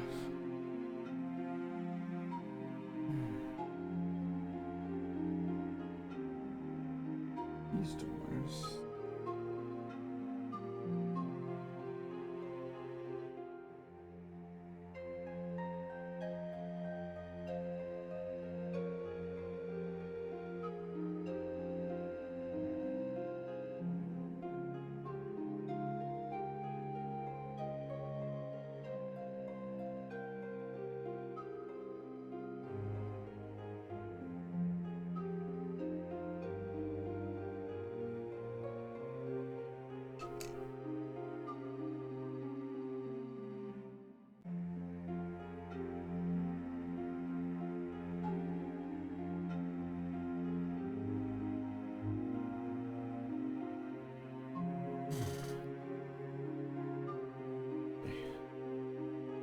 Tiny bit of wire, that also good. Hello. Yeah. Back to. Used to watch it Back to the Future in the 5th grade. Yeah, I don't remember exactly when I first saw the movies. I might even have watched them out of order.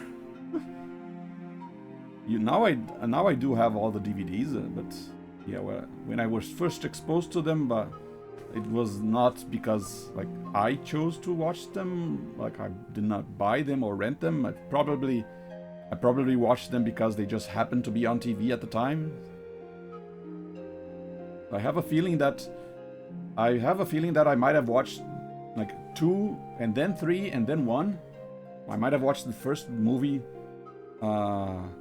last, because I do remember seeing the scenes from the second movie that take place in the first movie without having the context of the first movie.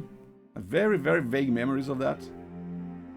It was like, oh, much later that I watched the first movie, and then I understood exactly everything that happened. I got the full picture. And yeah, I do remember the Back to the Future cartoon as well. I was able to catch that while it was airing. I thought it was fun. There's also the Back to the Future Telltale games. Maybe I'll stream those at some point. I do own them. Really pretty fun. It's like they're almost like a Back to the Future 4, because their story continues from where the movies left off. And they got Christopher Lloyd to do the voice of Doc Brown, and they couldn't get Michael J. Fox, obviously because of his illness, but they got a voice actor who did a very good Michael J. Fox impression. Like AJ Locascio, I think was his name. Although, yeah, they eventually did actually get the real Michael J. Fox for like a cameo in the game at some point. Pretty cool.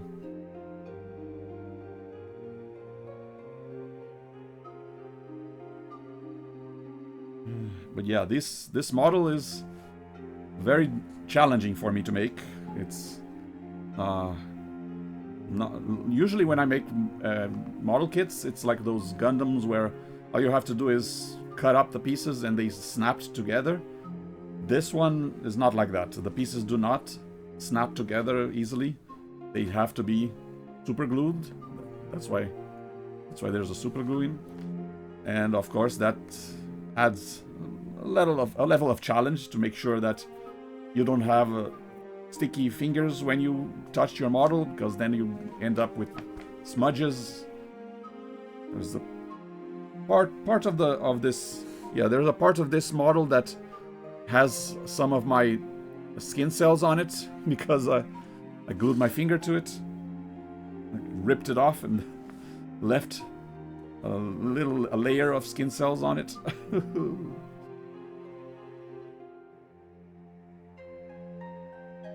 But yeah, it's very much a classic. I do very much like the movies and like the stories. Like I've been in previous streams. I was sometimes like poking holes in some of the plot points, and there are some contradictions on how time travel works in the movie. But that's not really a dig at the movie itself, because I'm not watching the movie to learn about how time travel works. I'm watching the movie to learn about its story, the characters.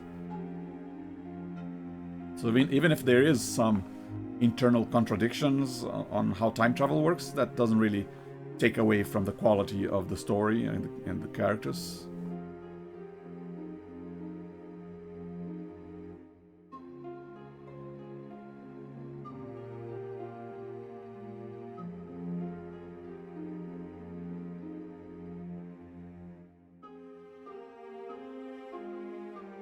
Obviously, the only reason I am able to pick up on these little contradicting details is because I watched the movie so much that I know some of the lines by heart.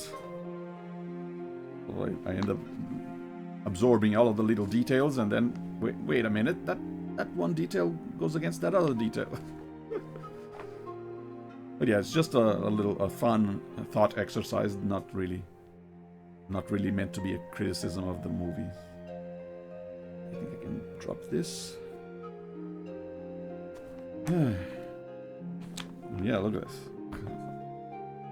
Soon I'll be attaching this back panel onto the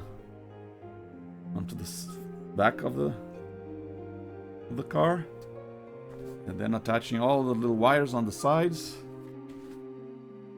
All because I wanted to have a toy DeLorean.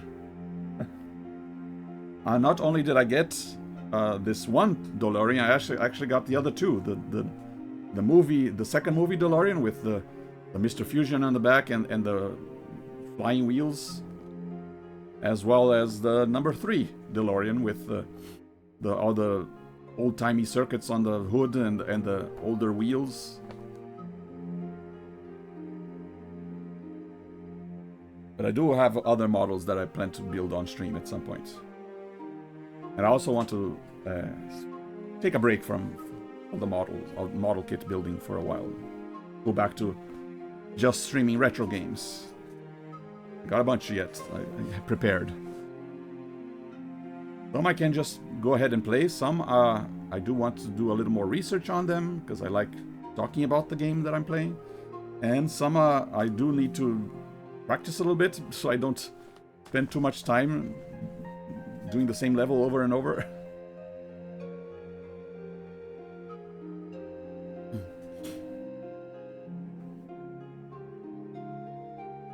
Yeah, with my streams, sometimes I like to. Sometimes I will play a game for the first time on stream, like a blind run, where I don't know what's coming, but it has to be a game that I'm confident that I won't get stuck in this one place for several hours.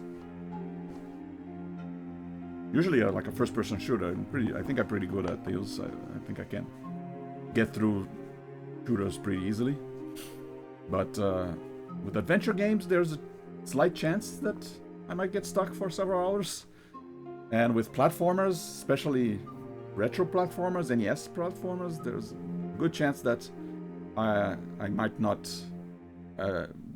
be skilled enough to finish the game in one go. With those kind of games, I usually like to practice before streaming. With point-and-click adventures, sometimes I'll do a blind run, and if it's easy enough a game, or sometimes I will, I guess, check if the game is easy or not. Or what happened? There was a game where the first part of the stream was a blind run. I did I went as far as I could. And then the second part, it was where I kind of had gone through the game and I knew what to do. Not because I looked up online the answers, but because I had played through it and I figured out myself. I really prefer figuring point-and-click games myself. Even other games I like at least trying to finish it myself. But in the cases of some retro platformers, I really need to do research not only about the history of the game, but also how to beat the game, like techniques and how to get past certain parts, where certain secrets are. Those having the right information really helps with finishing older games. I mean, yeah, some of it is the actual dexterity, hand-eye coordination, and skill. Sometimes some of it comes with just practicing, but a good amount of you can reduce a lot of the difficulty by just doing research, watching a playthrough, watching a long play, or watching a video of someone explaining how this mechanic of the game works and stuff. Oh yeah, forgot about the water decal. Yeah.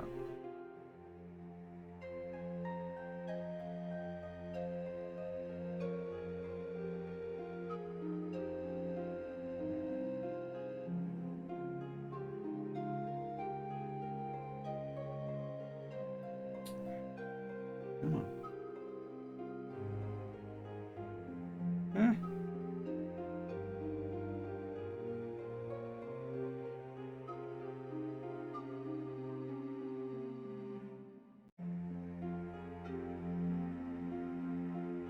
I mentioned I hate water decals.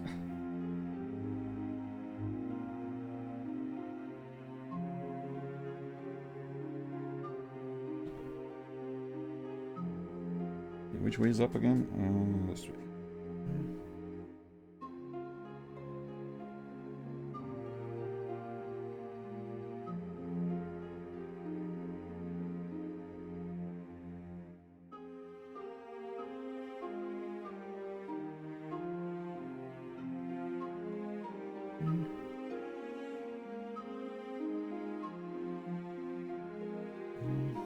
Eh.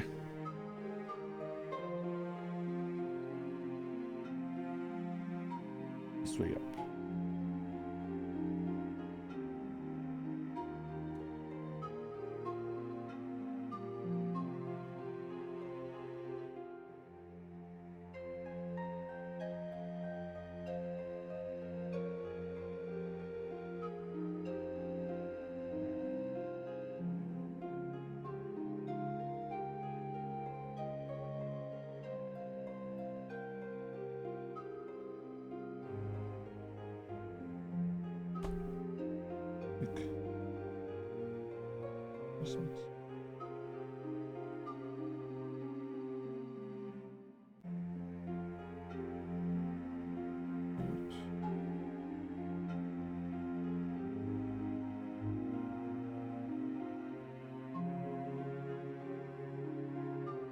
Yeah.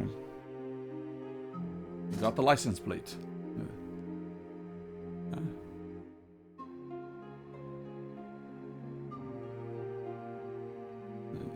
Out of focus, but if I do it right way, I can adjust the focus on the webcam.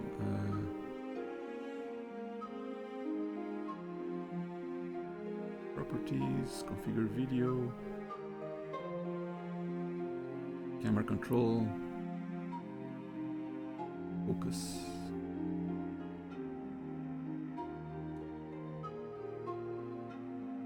Yeah.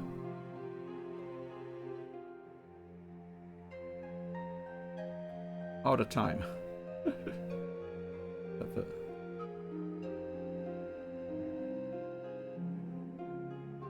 Got the license plate.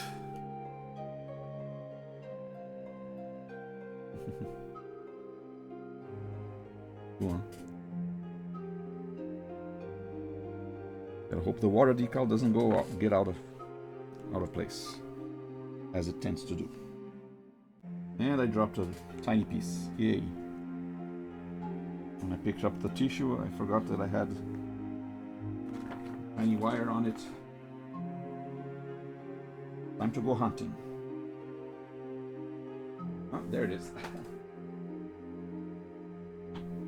Look at the size of the little tiny wire. More than one occasion where I dropped a very tiny piece and I had to turn on my my cell phone camera, not cell phone flashlight, to look for it on the ground. Okay. I think we can keep going. What else? Tiny lights.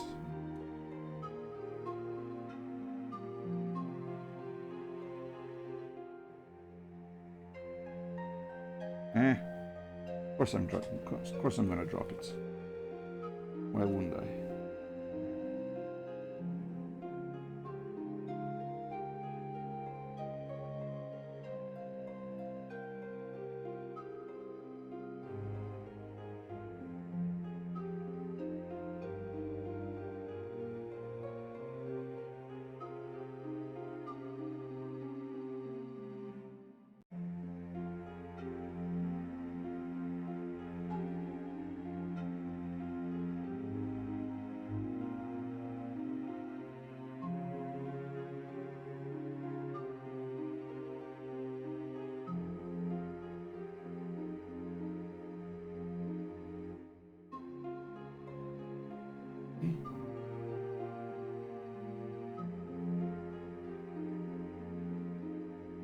Little tiny bit of smudge, but it's moved.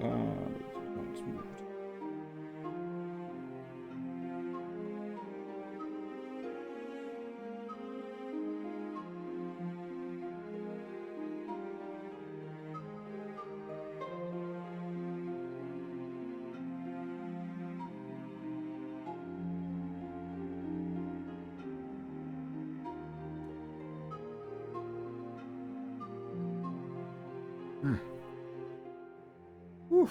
Like I said, very stressful.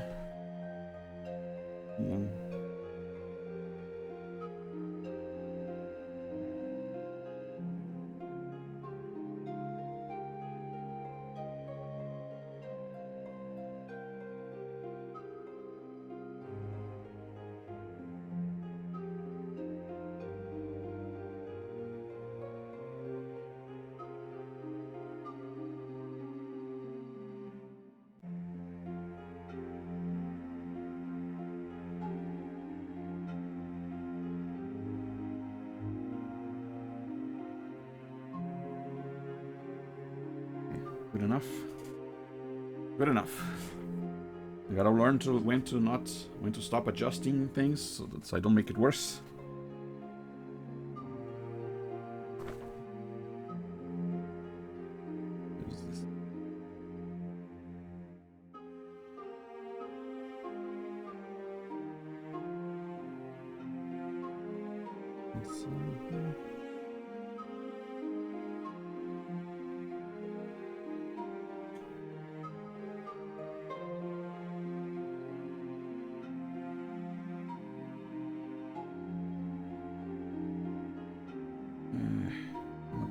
How am I gonna do this?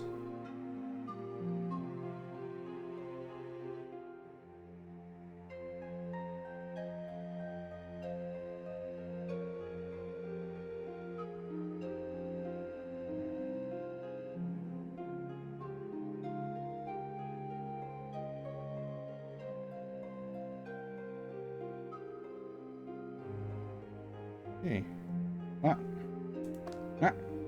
Too soon. Not okay.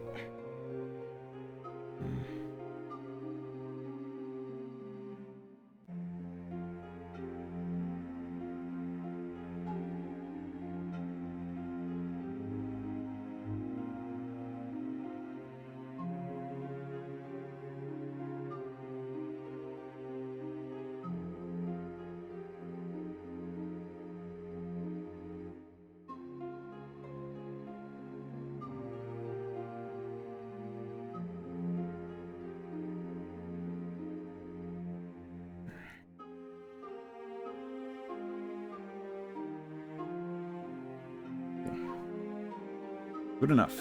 Again. I'm gonna leave it as is. Looks okay.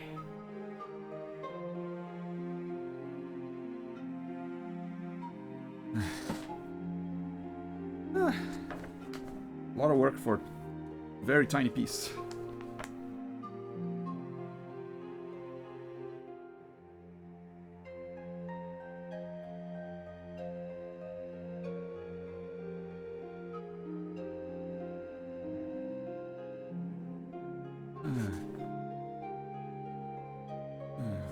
I think I might have a boxed copy of the Back to the Future game here somewhere. Let me see if I can find it.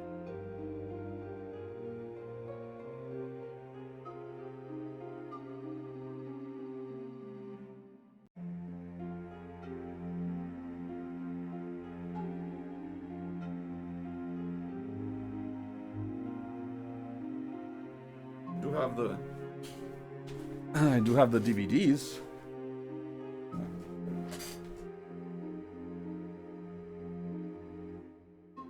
Box set. Back to the Future DVDs. Free.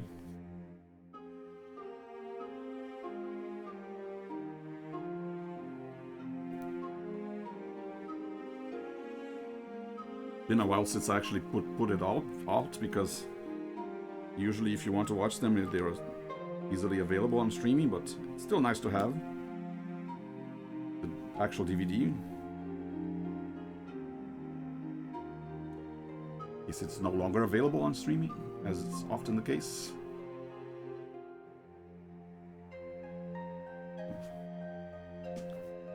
Talking about physical media with games, but physical media with movies is also kind of nice to have. At least with movies that I don't know, have a special meaning for you.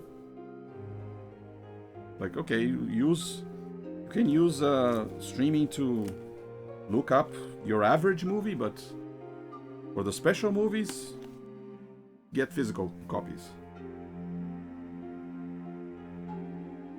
I remember someone having the argument that if you have a physical copy of any media, you're kind of part of the community responsible for archiving it in case something happens. Kind of cool to think that if, I don't know, if the streaming services go down, if someone loses the license and it's no longer available, or God forbid they delete the originals, you're one of the people who can provide a backup.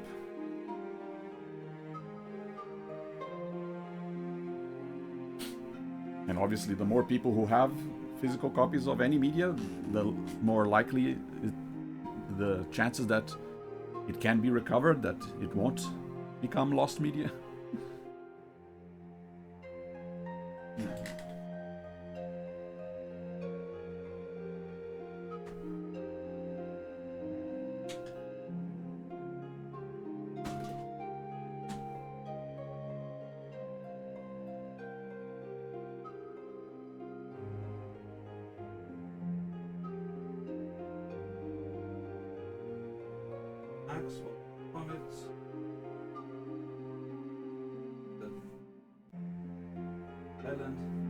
A lot of physical media, a lot of the Telltale games.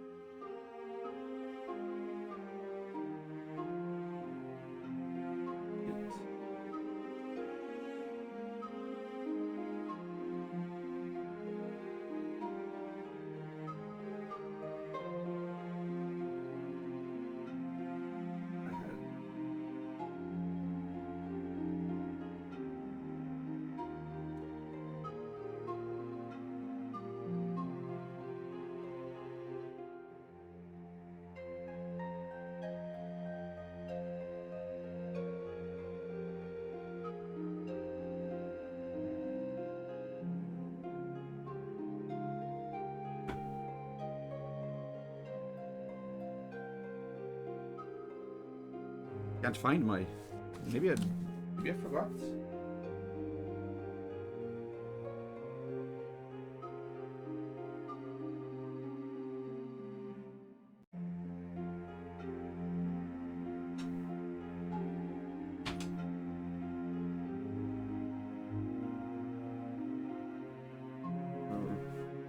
Where'd my phone go?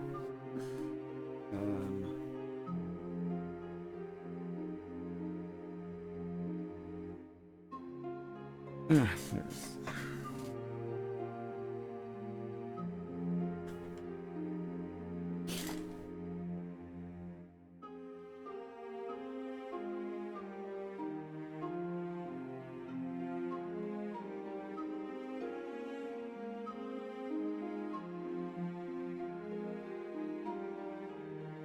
I don't have a physical of Back to the Future Telltale games. I thought I had because I thought I owned all of them, but maybe it was one of the later ones that I didn't have. I know I got it on Steam and on the Telltale Games website, but I thought I had the physical version as well. Weird. Actually, I don't even know if it's still, if you can still buy it. It's probably been delisted along with a lot of other adventure games from the era.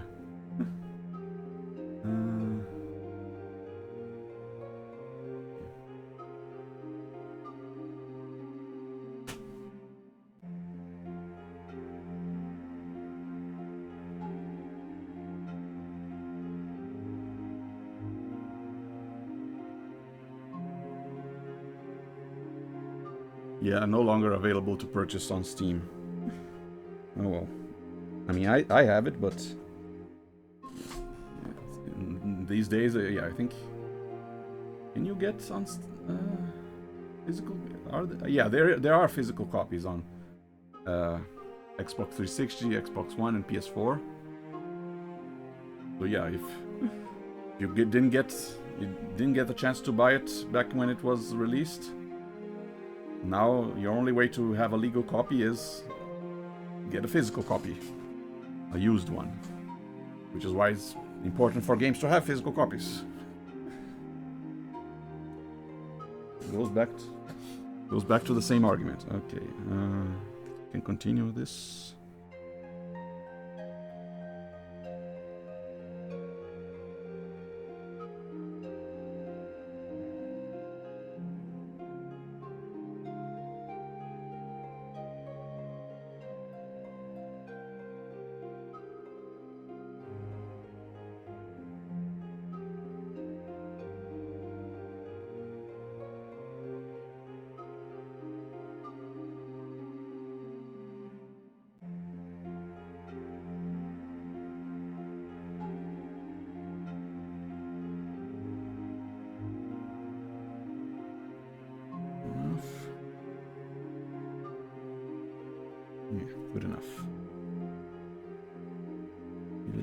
Leave it there for a few minutes.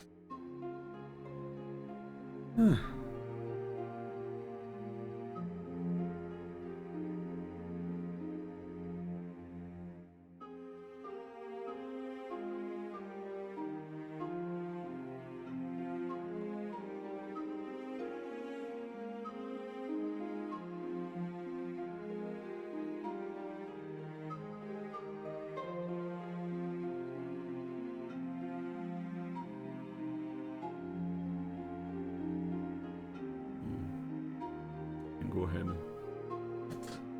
glue all the backs, this back part.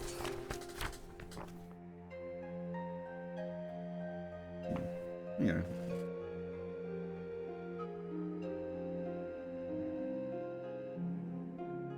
This part as well.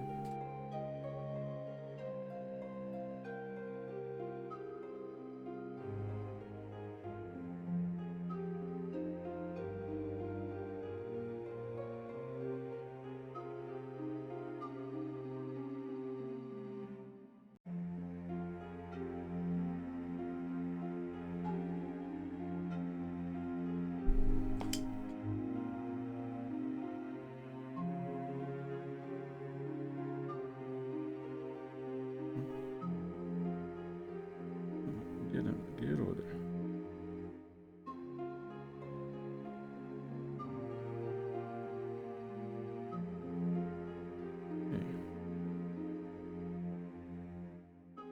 Okay. Then lastly,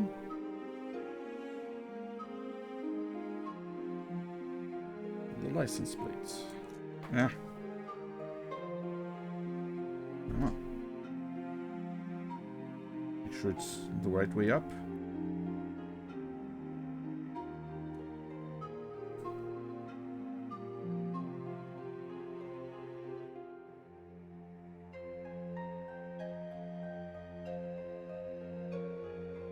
Alright. Back of the car is looking good. Front of the car is okay. We still need to put the front bumper. I think you can put it on now. Is this?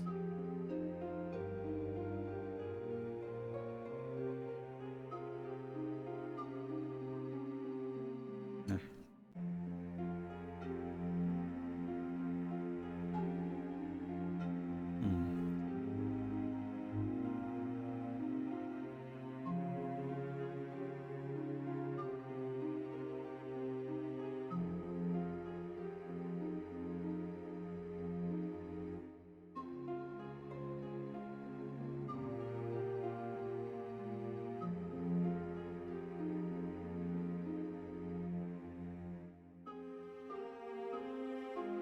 Okay, here we go.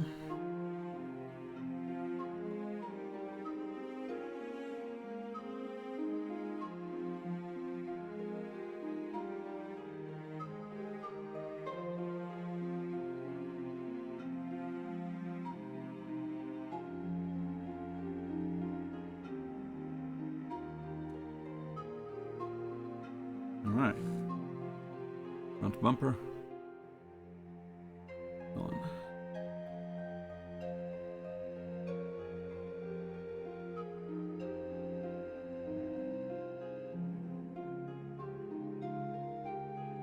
Leave it there for a little while. Wait for the glue to dry up.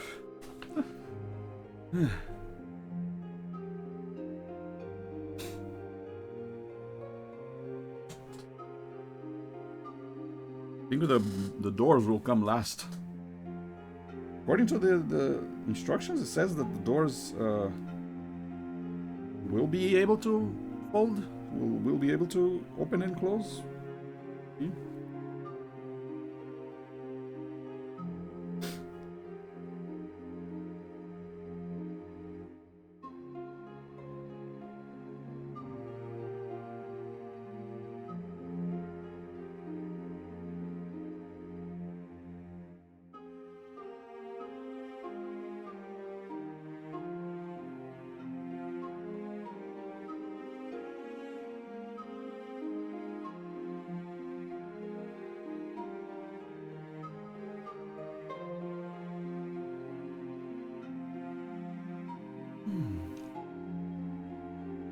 Yeah, I'm probably not going to be finishing it today, but like I said, I want to at least have visible progress.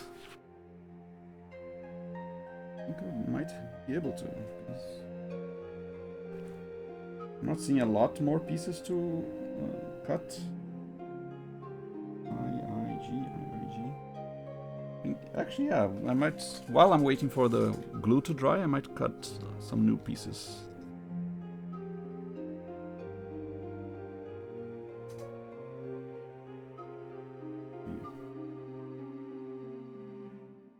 Last time I finished a lot of the components, but I feel like today it's the time when we're going to be putting all the components together.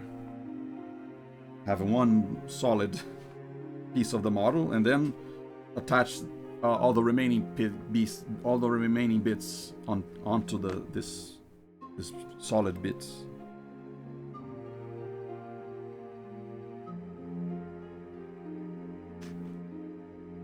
Okay. Yeah, I need I and G.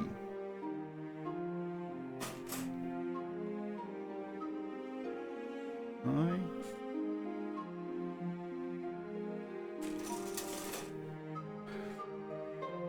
G.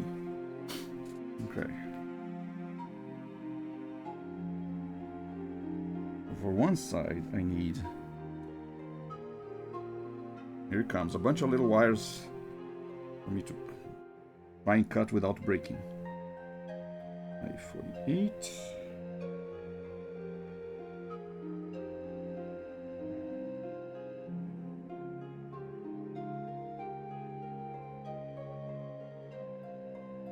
Actually, these side wires aren't quite as thin as some of the other wires we've encountered. Might not be quite as much of an issue.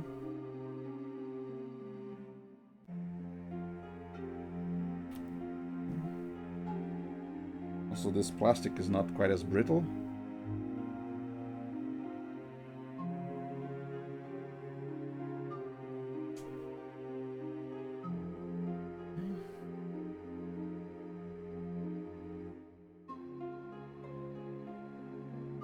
But yeah, I do want to keep my streams under 4 hours, so, and it's already been 2.5 hours. So yeah, we're still going to keep going for a while, but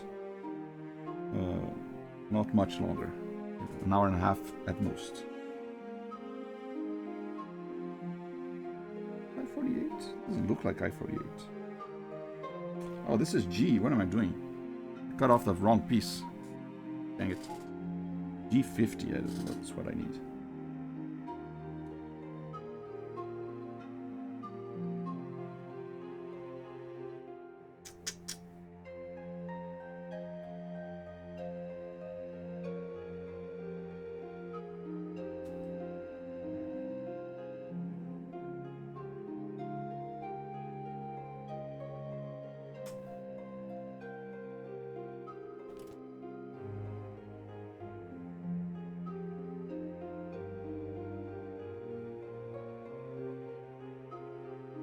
I-37.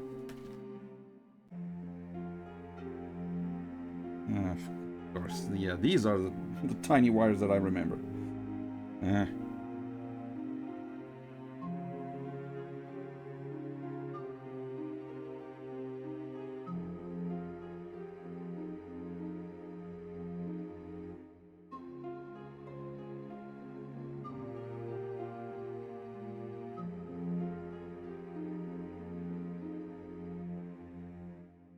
And look at this. Try and cut this without breaking it.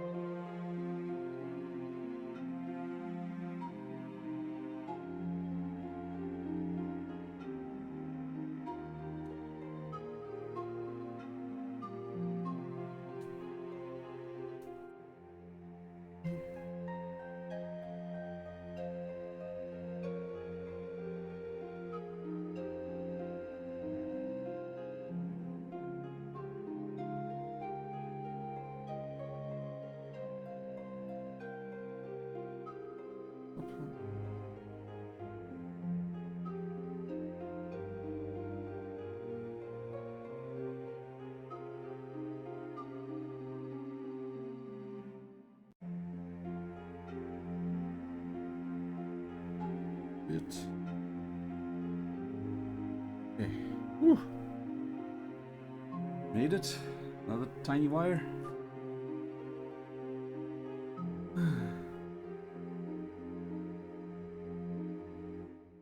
And then 48.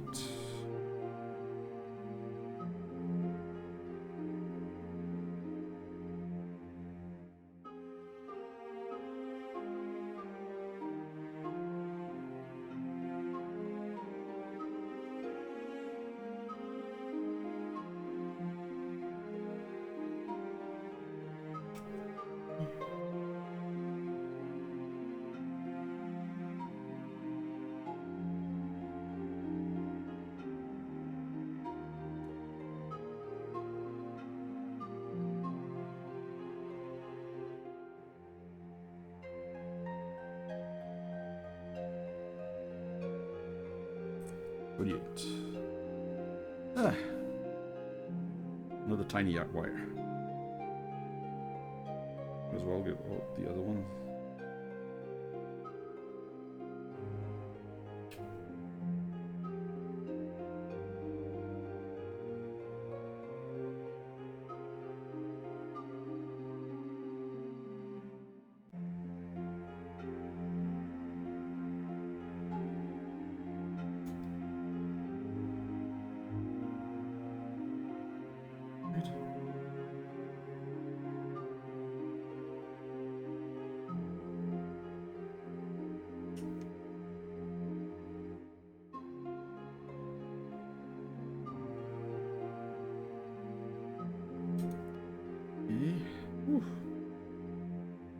Still haven't broken it.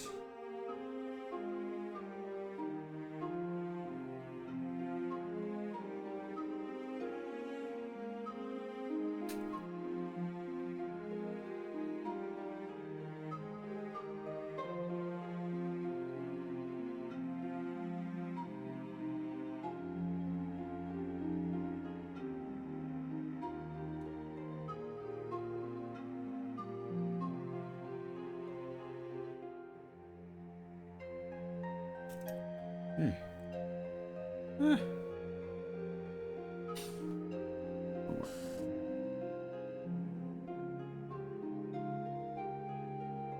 Remember that these are very thin pieces of plastic, so very brittle, very easy to break.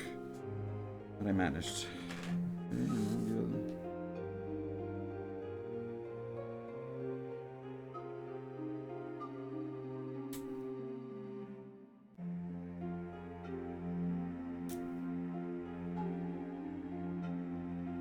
Yeah, these are the wires that are going to be on the sides of the car.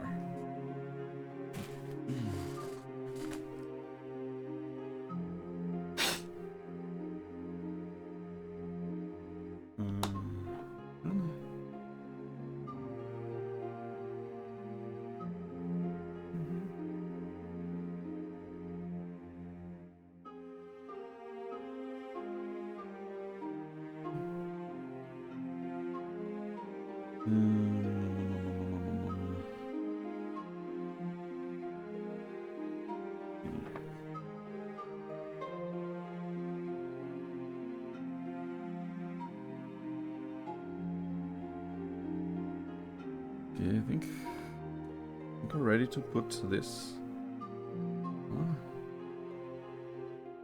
Gotta.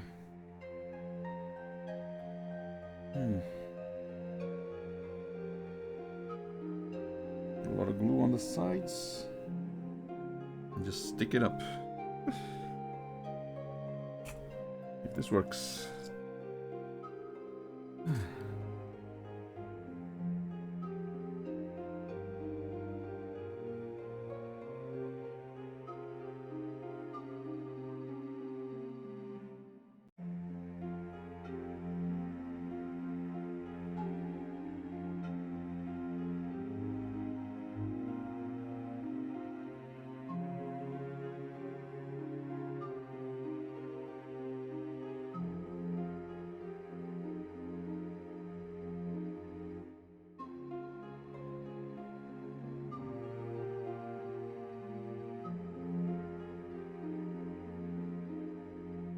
put more glue on the underside just to get more stability.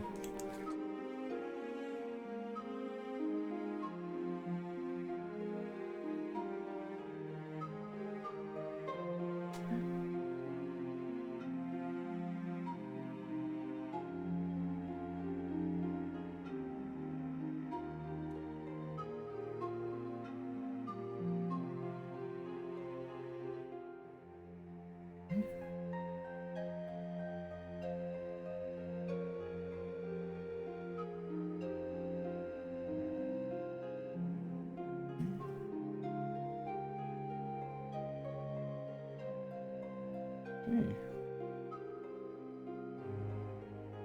That went a lot smoother than expected.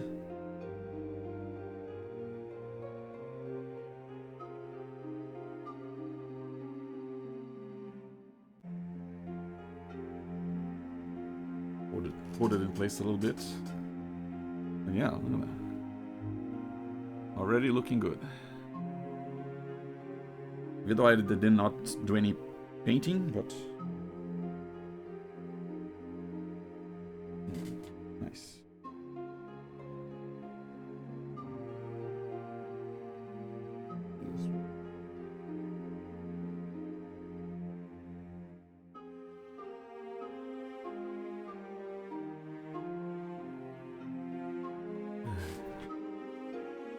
Yeah, next step is going to be these wires.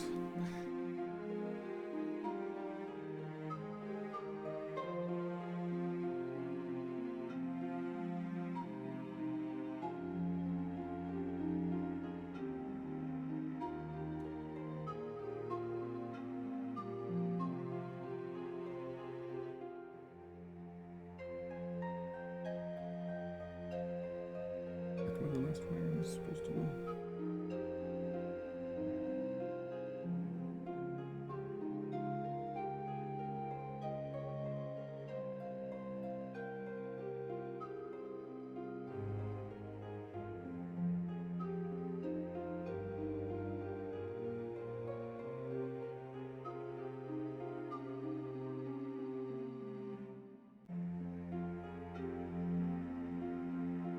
Alright. Leave it there for a while. Glue these on.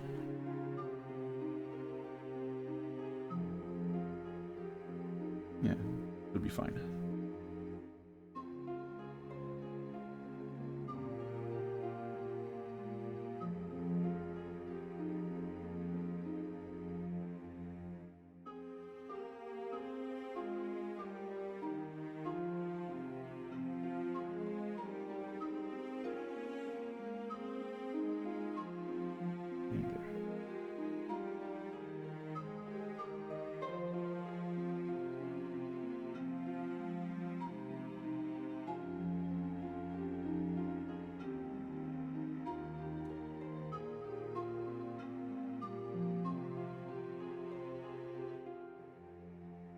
Okay.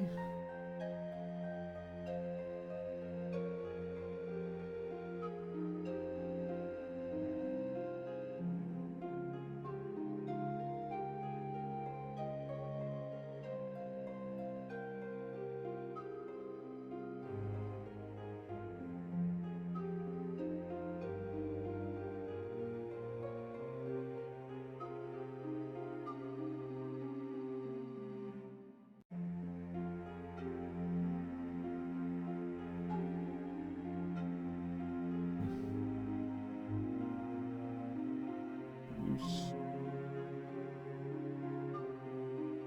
Loose.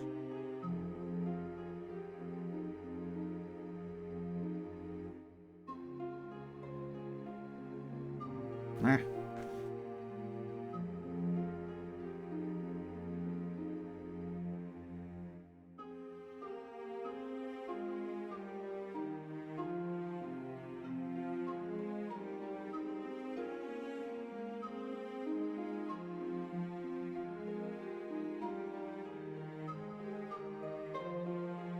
Yeah.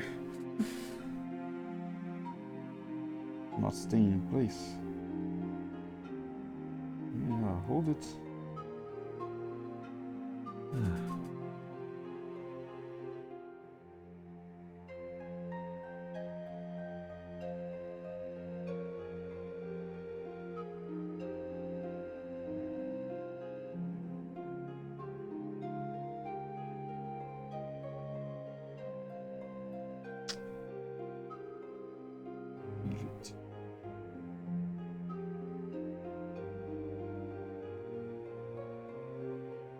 Leave it there. Worry about the other ones.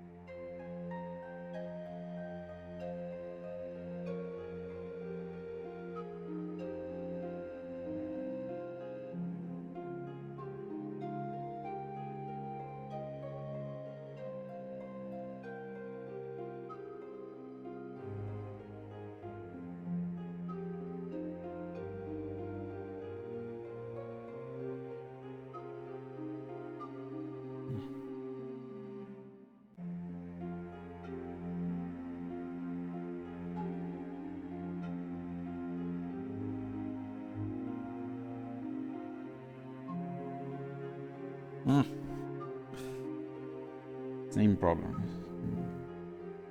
In place.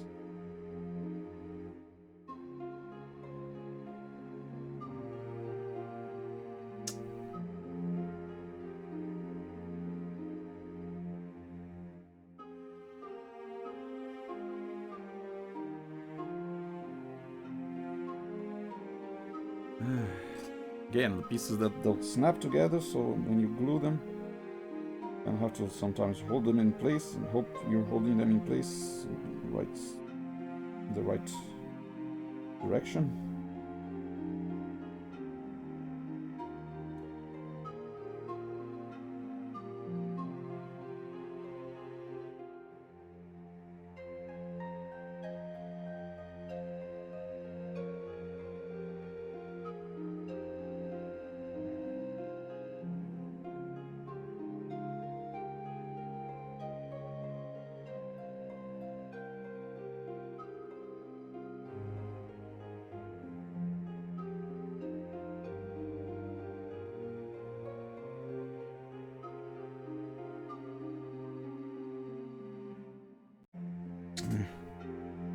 Even though super glue is supposed to dry fast, sometimes it doesn't dry fast enough.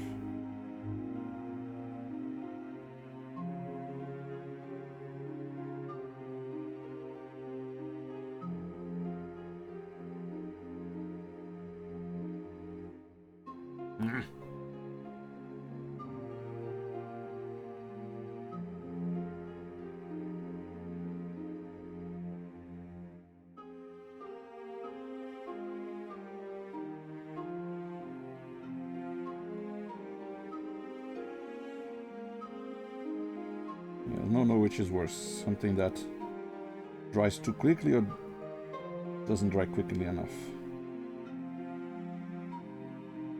Either way would be better if the pieces snap together.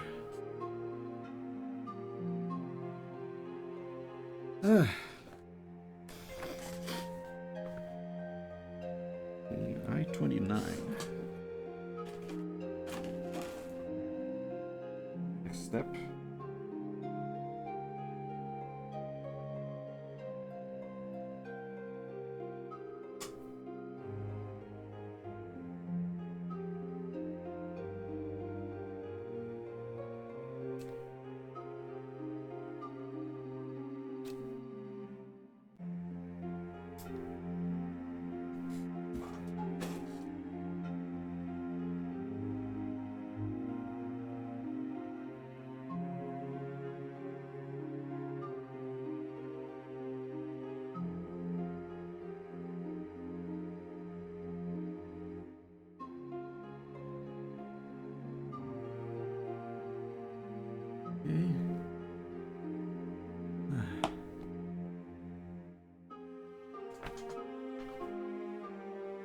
Okay, like it's time to glue these on.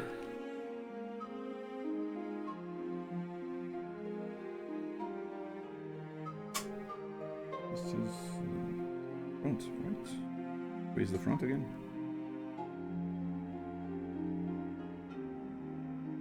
This way is the front. Here's the front, so this goes on the front.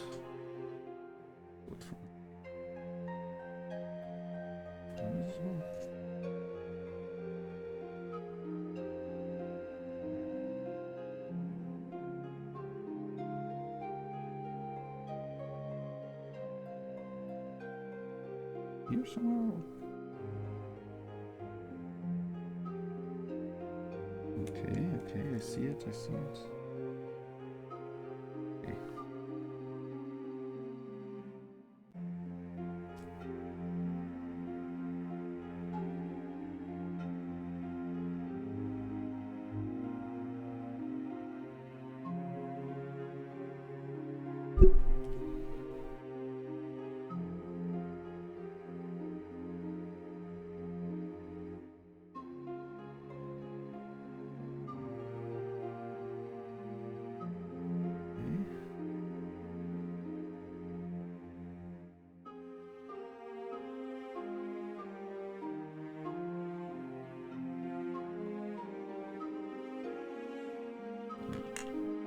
Make sure my fingers aren't sticky before I do anything else.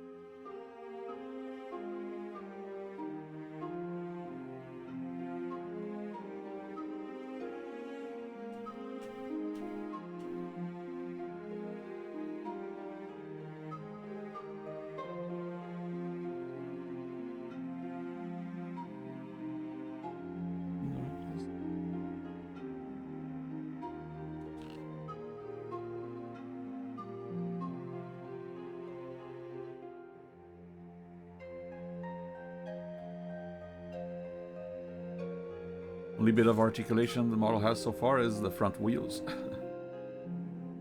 Yeah. Gluing on the inside. Yes. 113.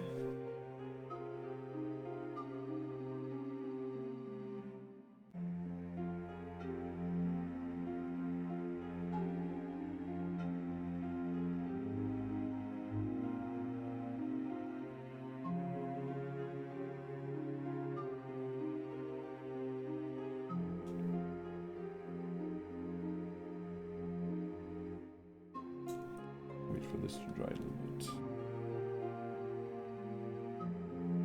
Almost time. Almost time to glue the bottom part with the top part. Bottom half and the top half.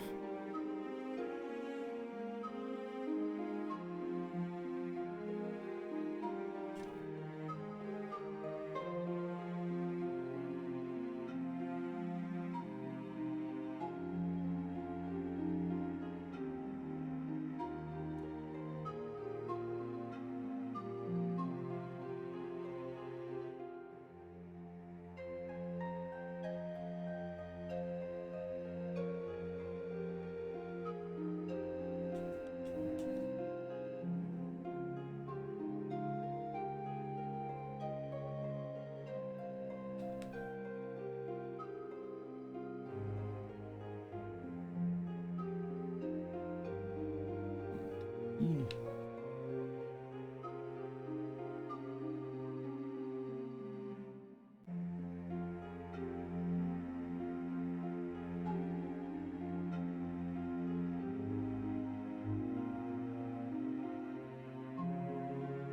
Very hard to tell how many seconds do I have to hold the pieces together before I can let go.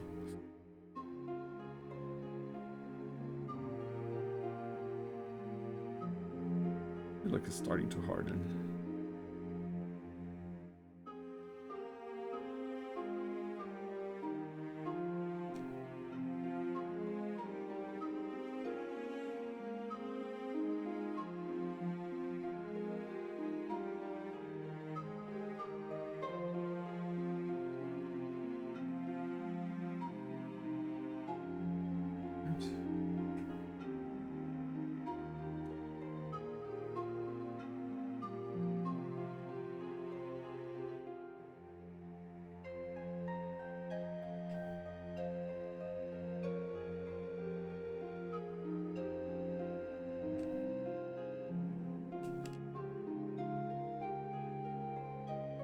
What? I'm gonna leave it as is.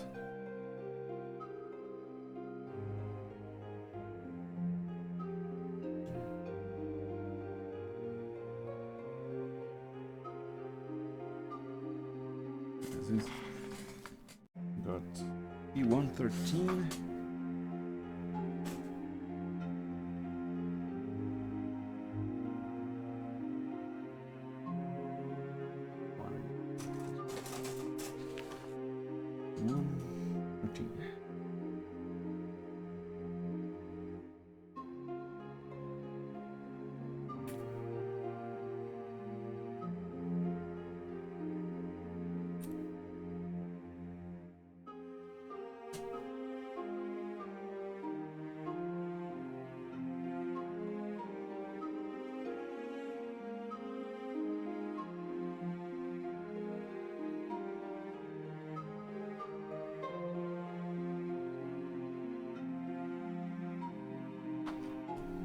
This goes.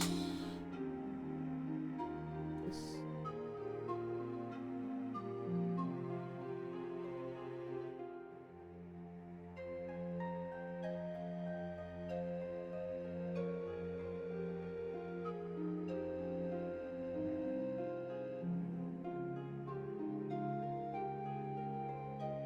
Okay. It.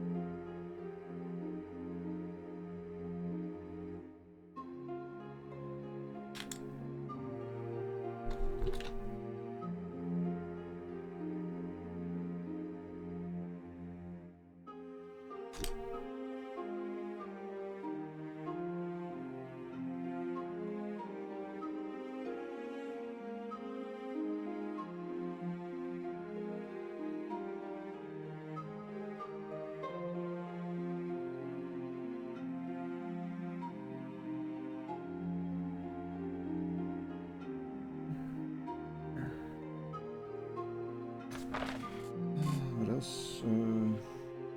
E113.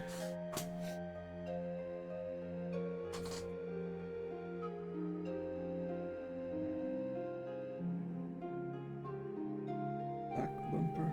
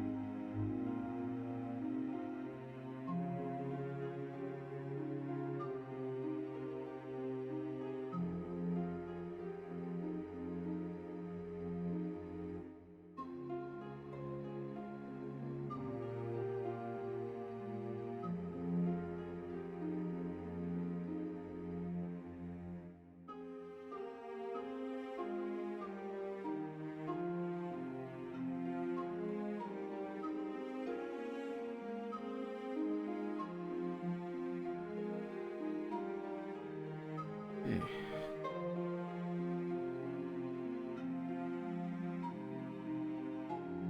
It's all smooth.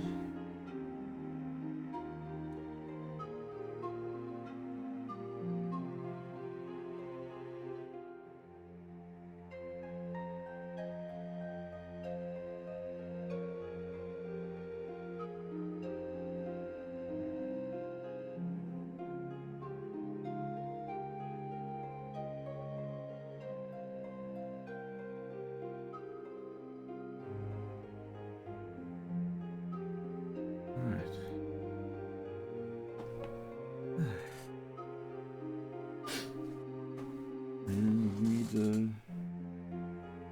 G23, G22.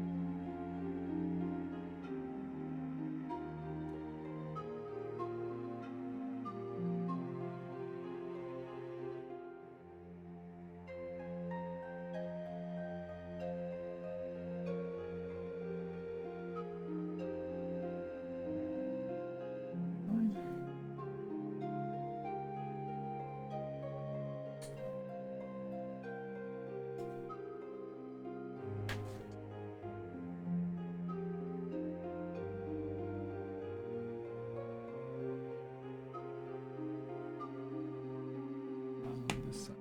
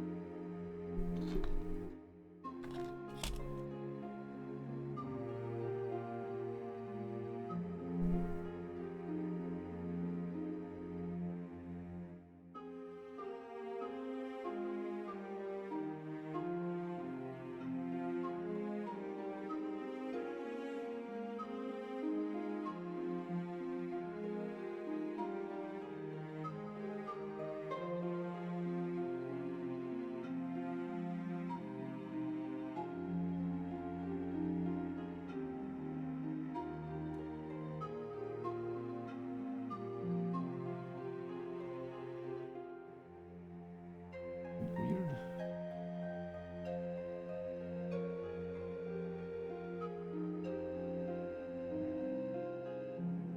This side.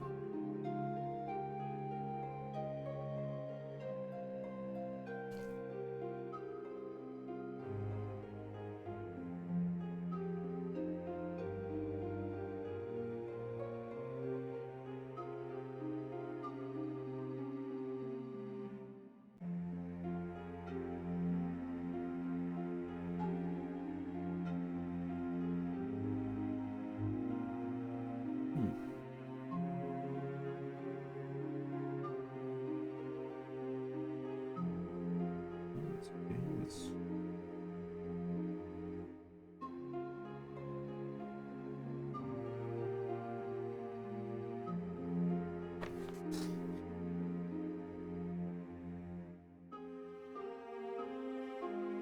all right. Yeah, we're ready to attach the wires on the sides.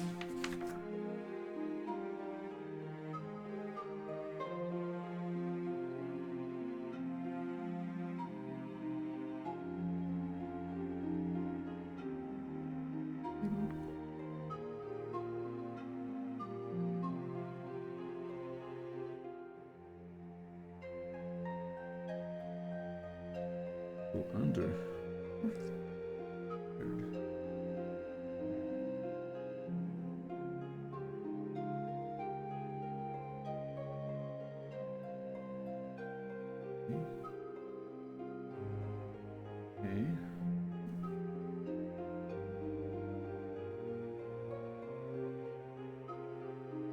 here.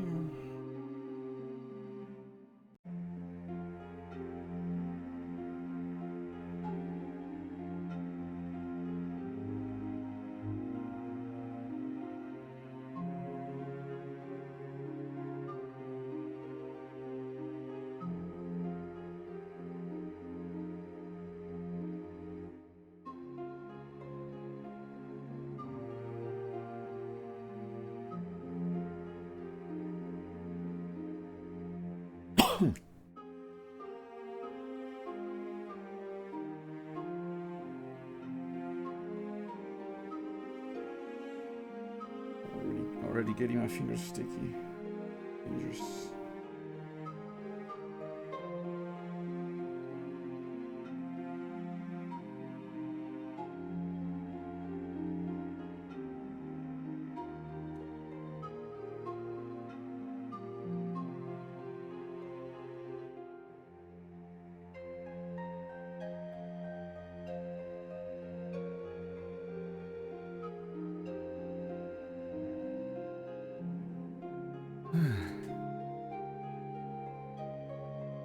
The wires is okay, but it's a little unstable.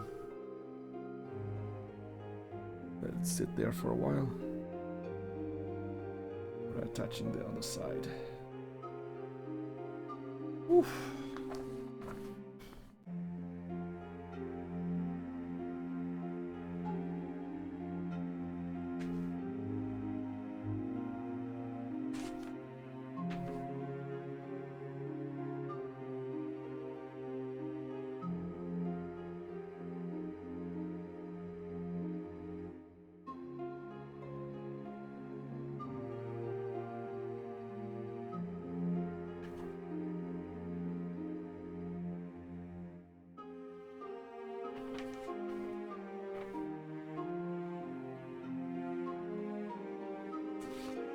Should I bother working on the doors while this is drying? I wonder.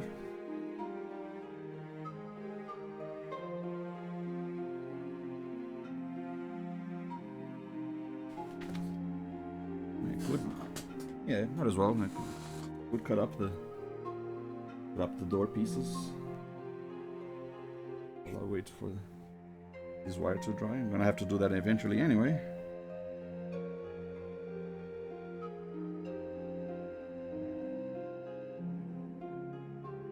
Even if I don't finish the doors this stream, it would be nice to have them pre-cut for next stream.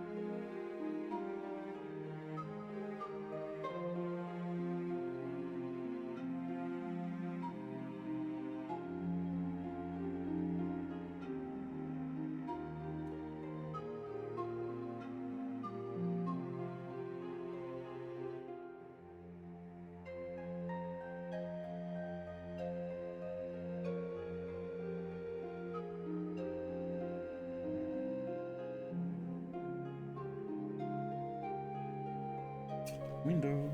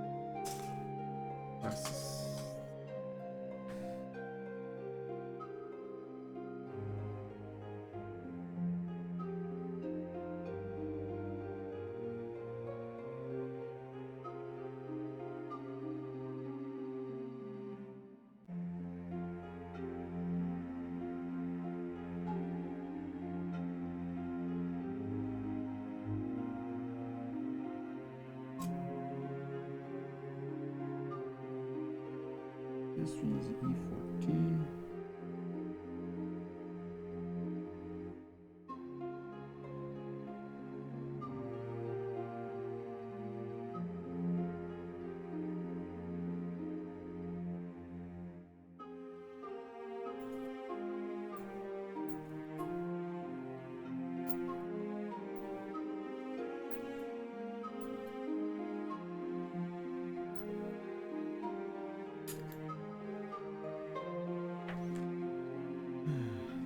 Again, coming a lot of different little pieces.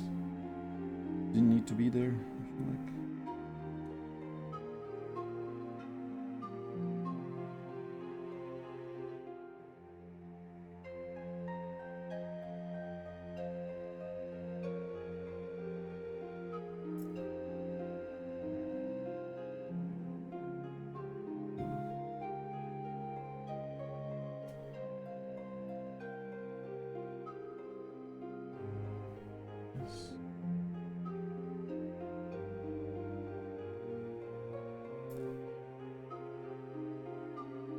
Yes.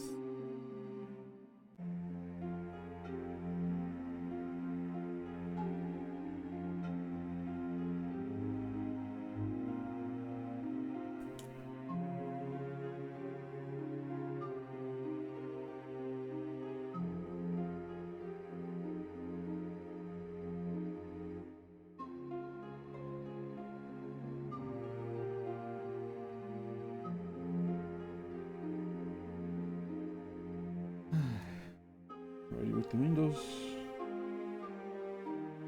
Make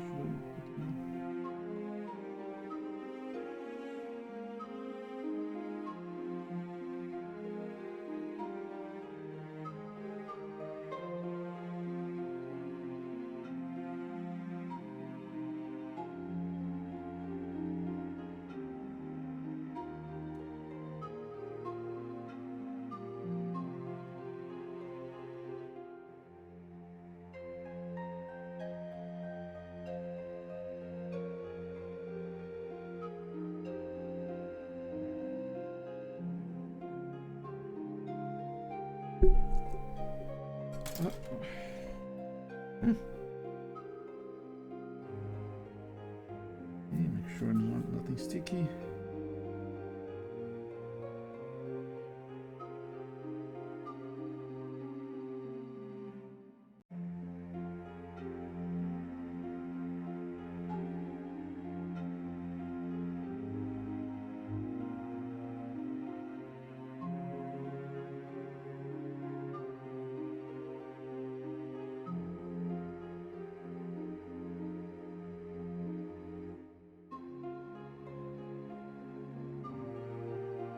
Ah, come on.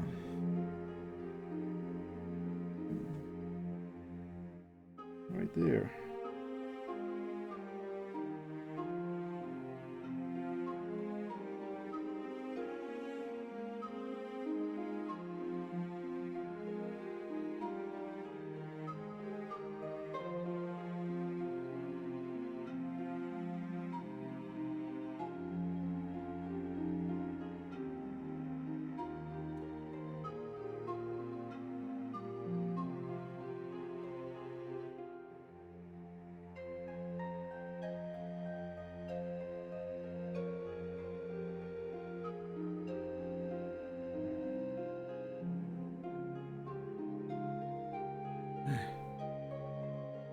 Very challenging.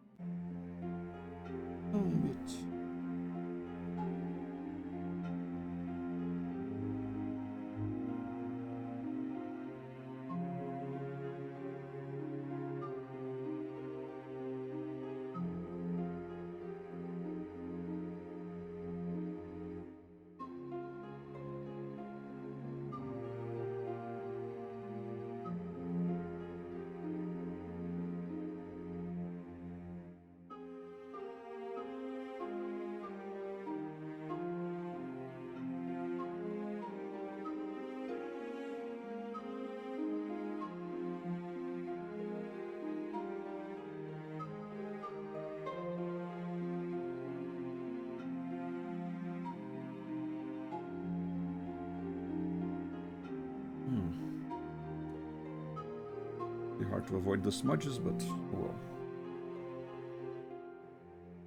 Good enough. As good as it's going to get.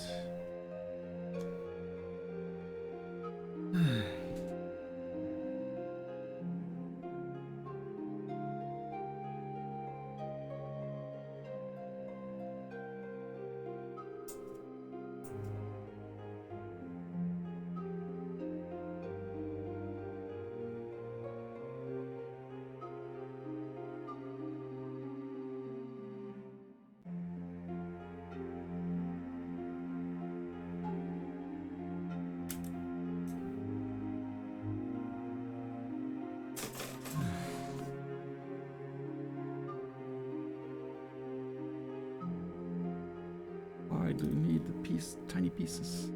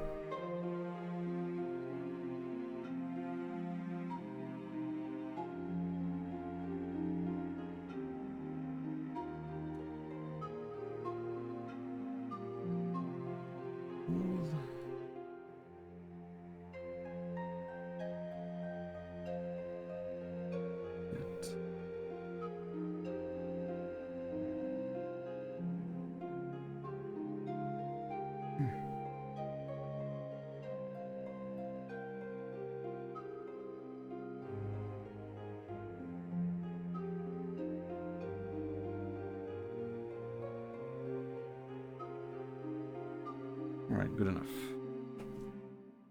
Now the hard part.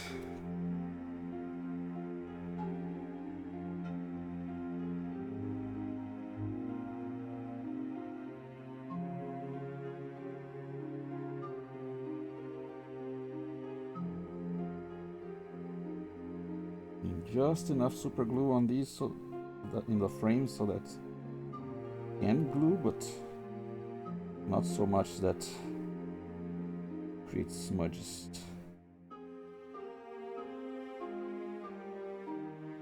Okay. This works.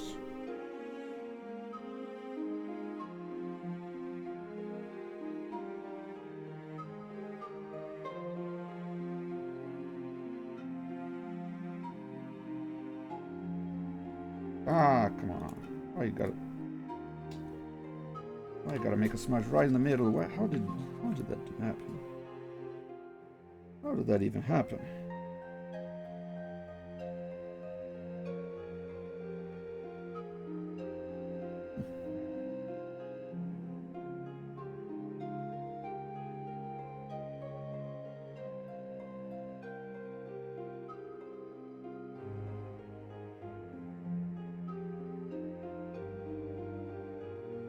Yeah, look at this.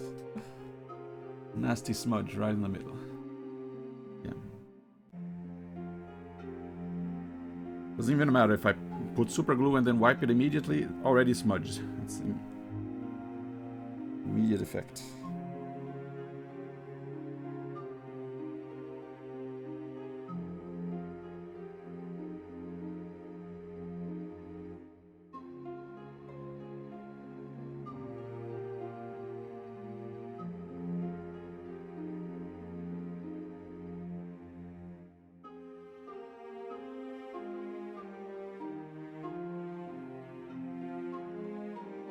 I don't think even wearing gloves would have mattered. It would have still gotten.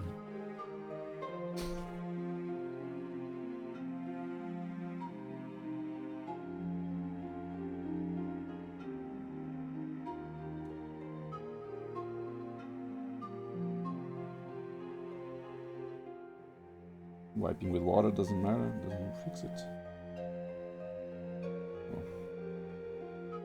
Like I said, can't be perfectionist. Something's always gonna go wrong. I think I can put on the other wire now.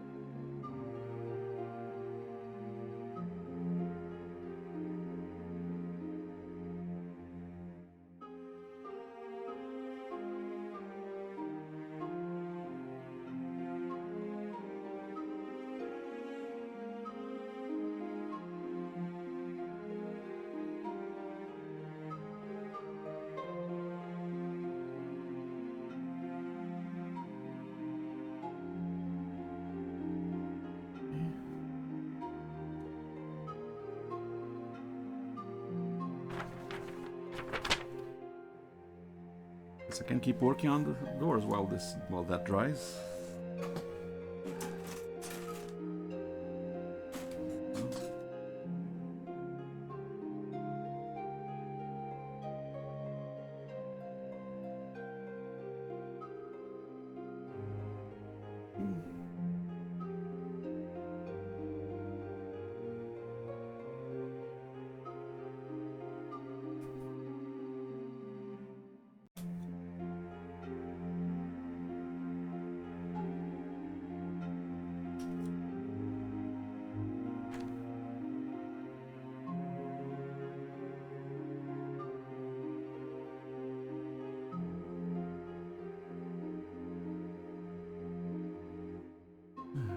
At least with video games, I can try multiple times the same thing until I get it right. This one is like, okay, you got one shot. If you mess it up, you can't fix it.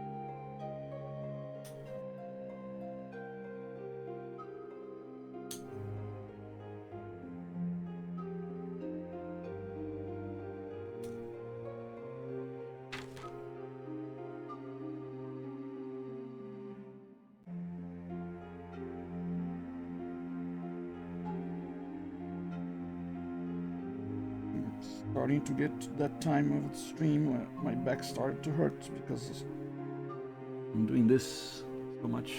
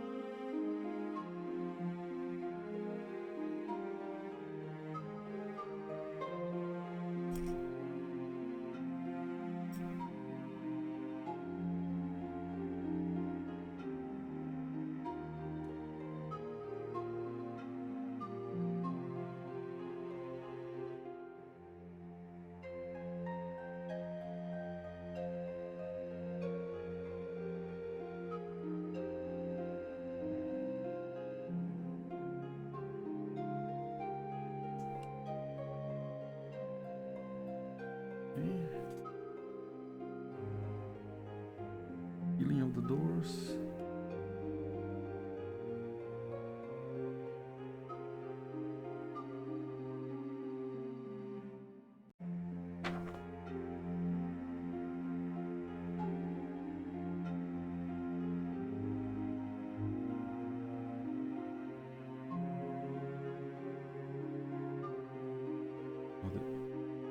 side of the doors.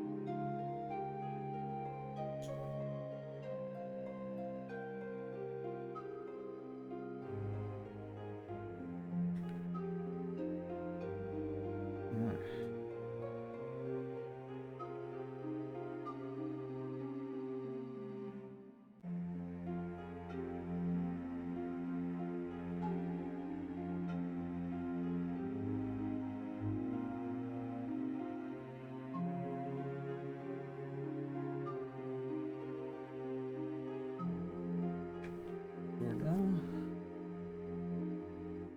Cool.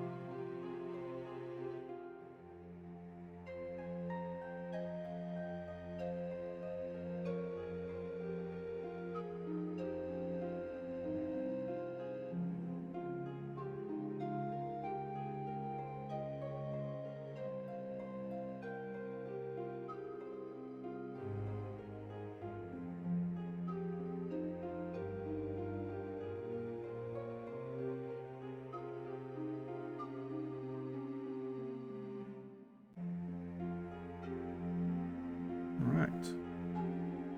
Door's looking good. Well, kind of good. It's just very smudgy, but okay. Rear view mirrors. Oh, that's shiny. Ah, here we go. These are the shiny parts of the rear view mirrors. Hard to say. Rear view mirrors. Rear view mirrors.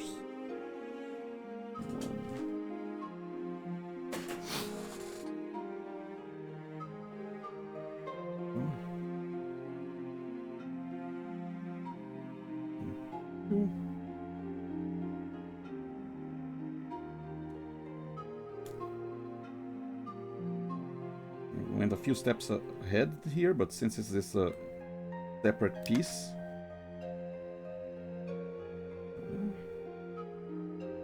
since it's this is an completely separate piece, it's okay to sequence break a little bit.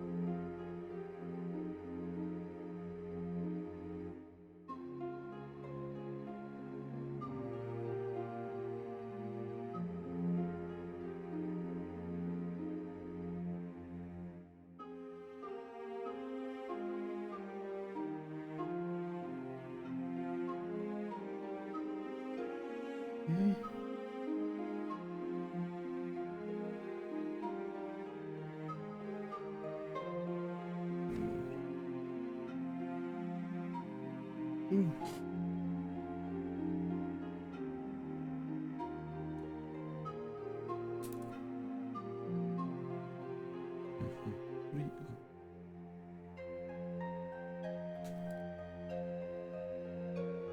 Done with another runner.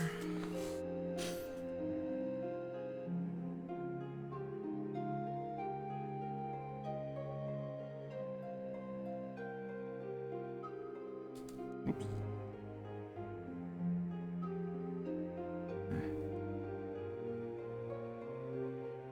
Ah.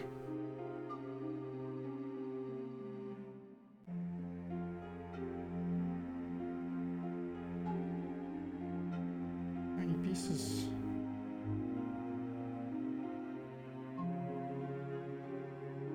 I have such tiny pieces.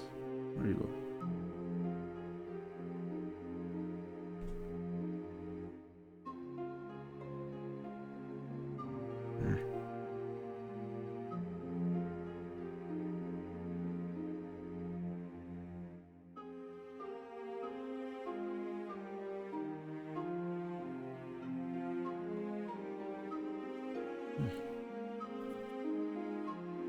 Whew.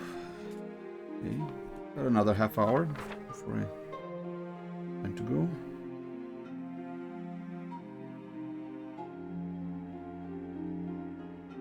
And finish this windows or the car doors, I mean.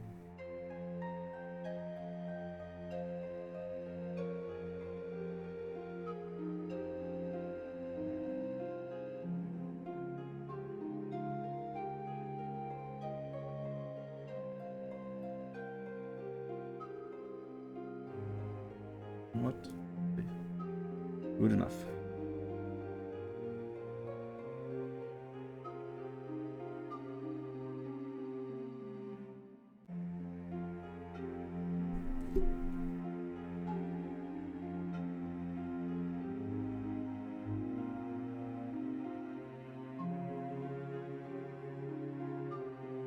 Good enough.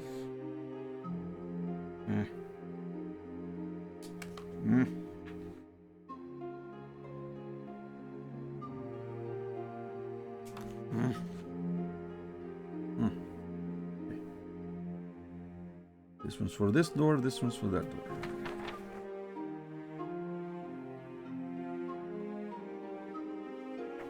I can also finish up the car seats.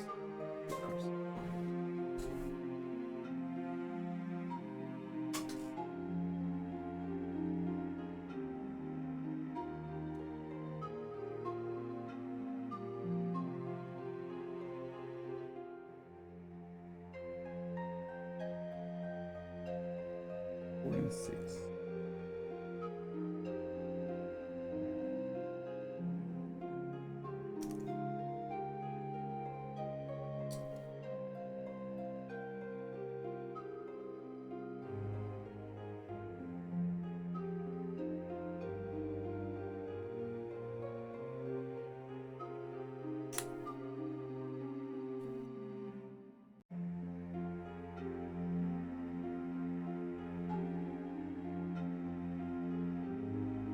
Yeah, I feel like I'm making a lot of progress today, so next stream might be the last one. Like we're almost done. A lot of pieces. I mean, there are still a lot of complex structures, but the main structures are almost done. There's still enough to do that it will take up an entire stream, but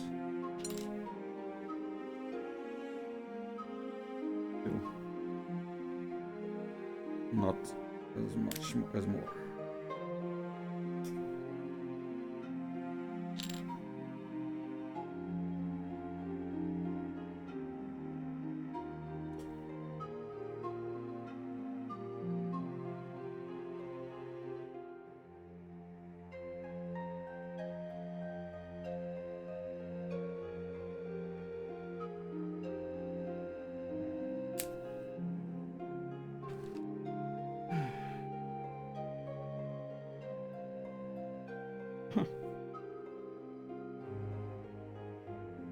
center mirror.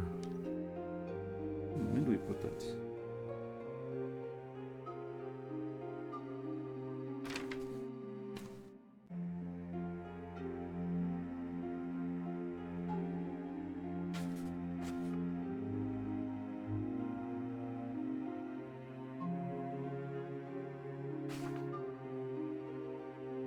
You can see the middle, the center rear view mirror, not the side door ones, but this little piece is the center one. But I don't see when you put it. 11. This D111. Where's D111? Read the instruction.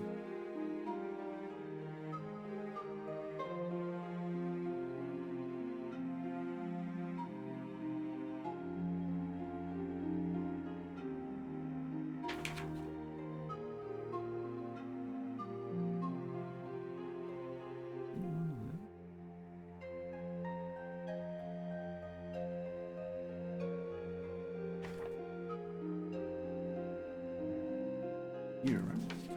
Let's skip.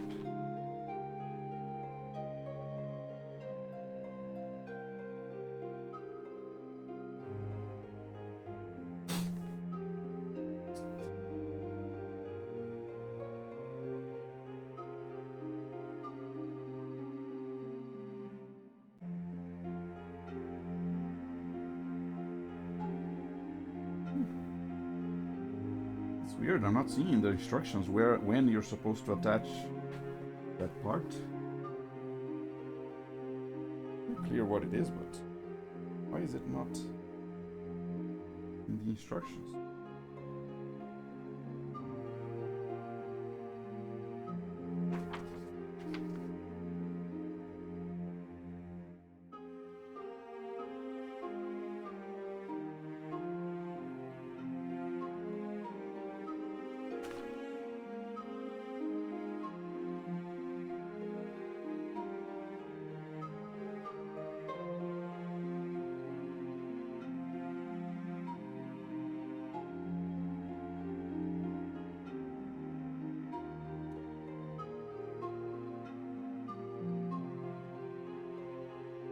Let me see.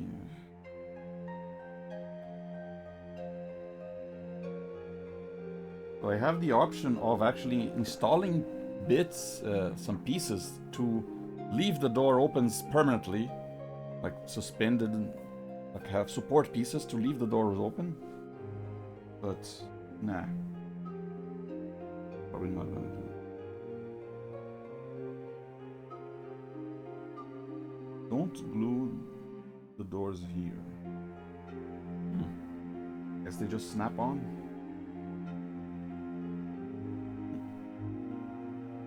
Well, they even included the little video camera that Marty uses in the first movie to record the first time travel. I mean, they included the little alarm clock that is used at the end of the first movie.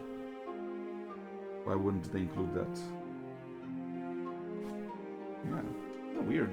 I'm not seeing it anywhere. I mean, I'm going to put it, but it's weird that they're not putting it.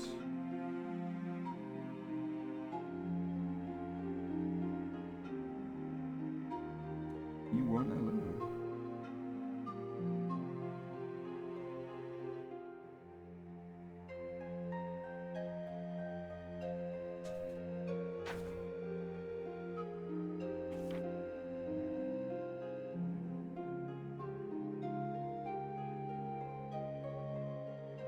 Yeah, that's very weird. Okay, where is it? Might as well put it myself. Override instructions.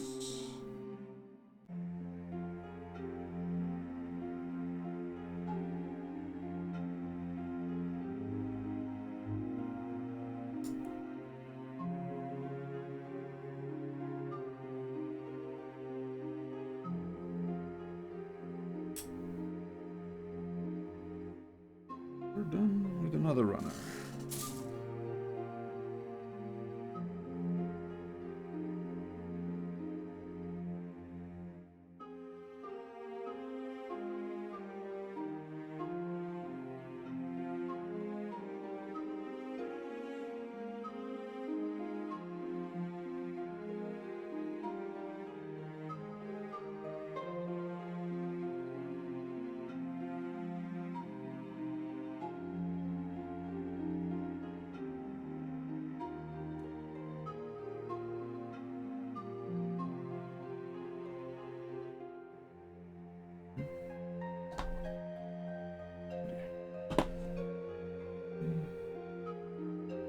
Well, I can barely see, but this is the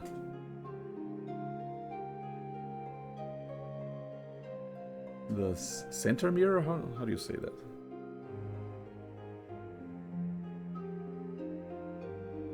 Are they all rear view mirrors? Rear view mirrors? The door one as well?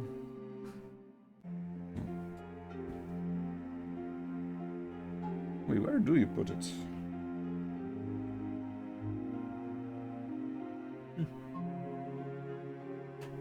It's not even seeing a space for it.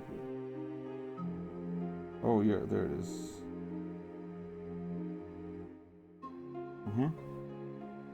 Right in the middle of the windshield. I need my tweezers for this.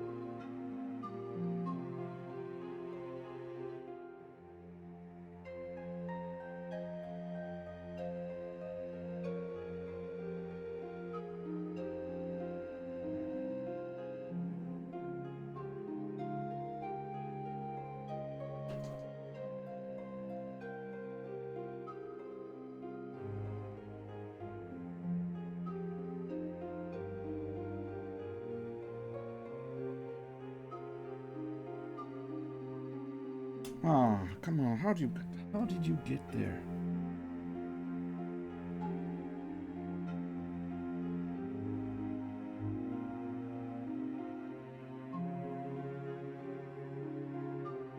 Get there.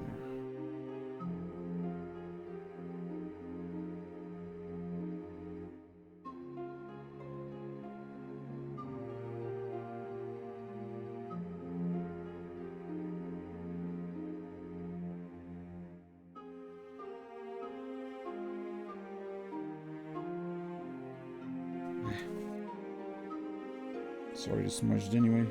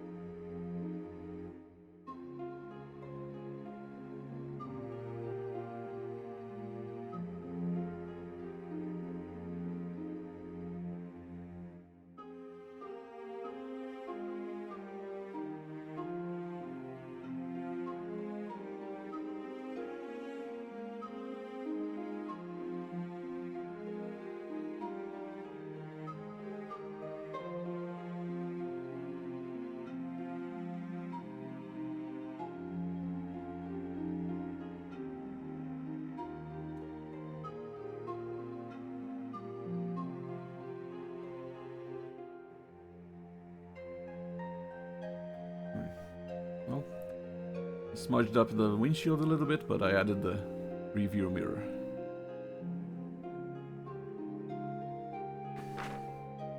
Yeah, speaking of rearview mirror, I think I can put in the window ones.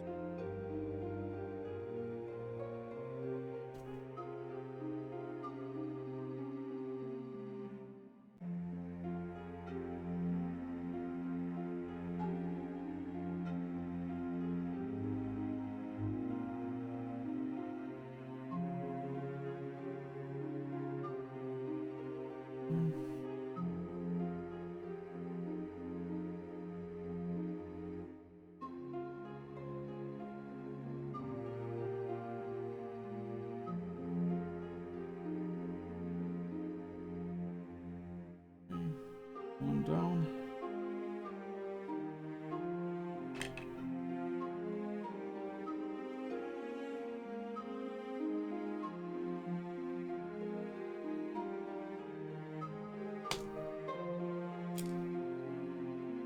Ready to go.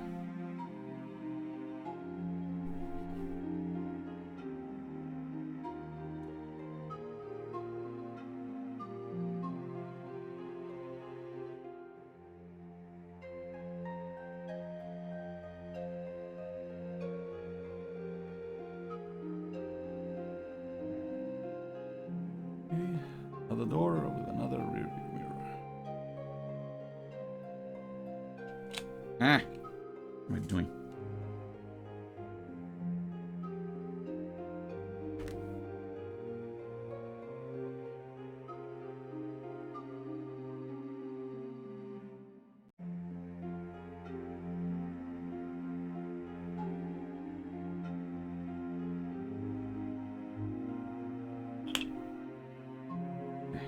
Ah.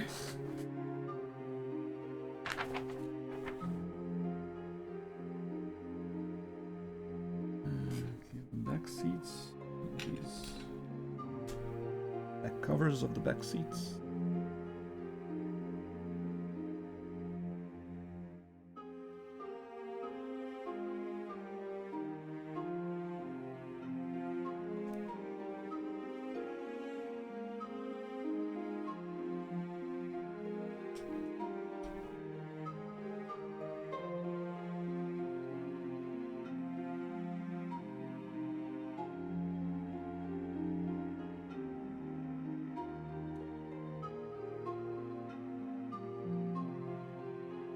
Oops. It's a little too much. Back front seat.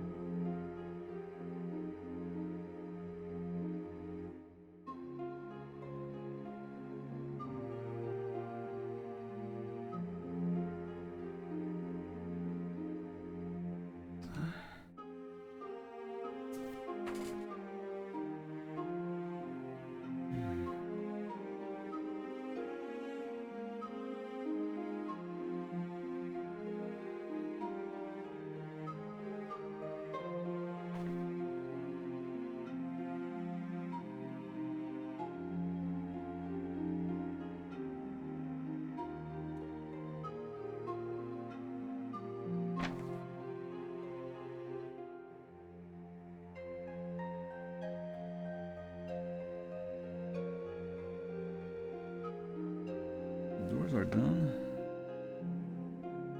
What's this? D51, D48.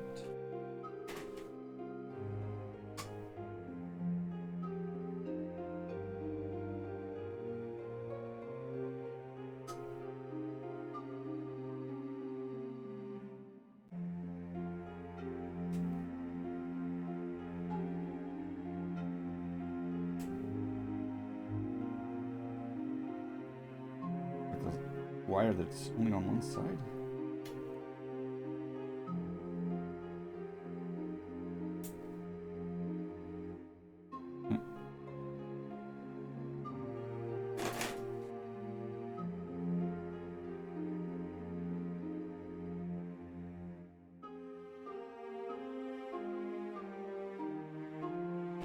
I'll finally get to use the piece that I tore off accidentally. Okay. Yeah.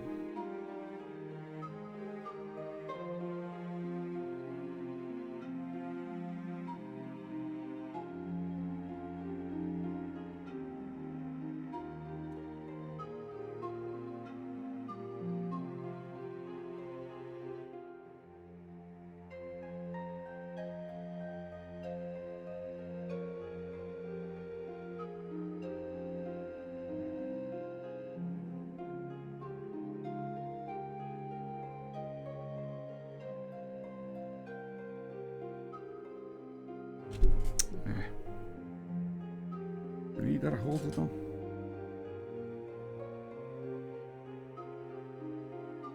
So annoying to have pieces that you need to hold. Even if it's for a few seconds. So annoying.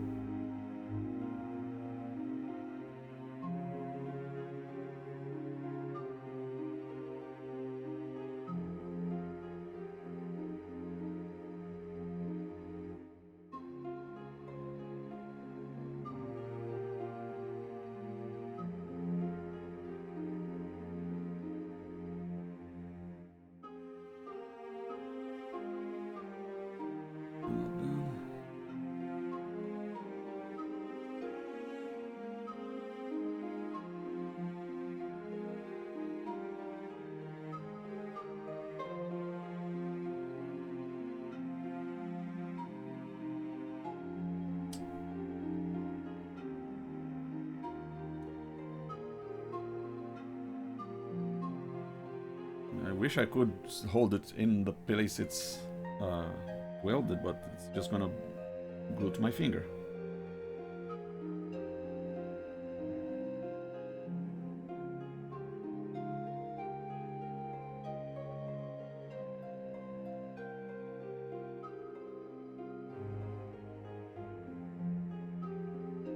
But I gotta hold on both ends. Just not move.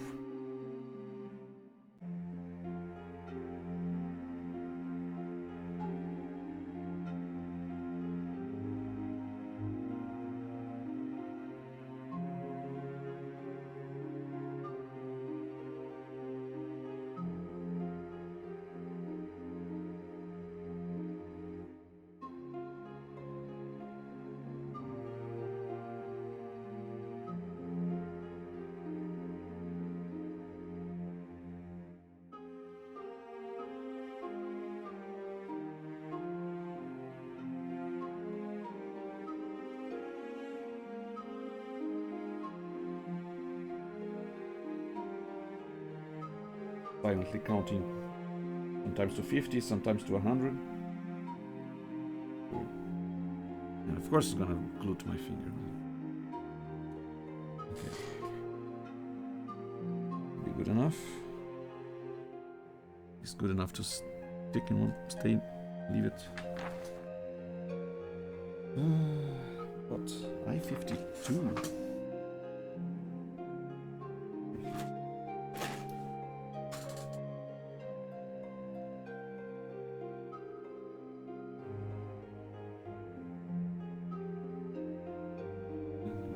One last bit of wire.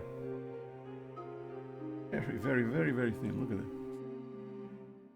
Gotta cut this out.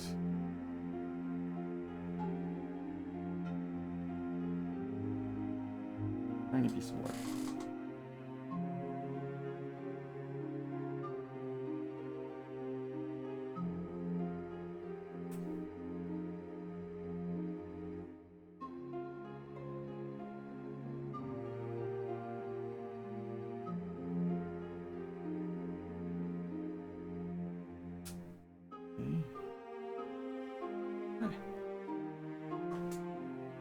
remaining piece of wire is out.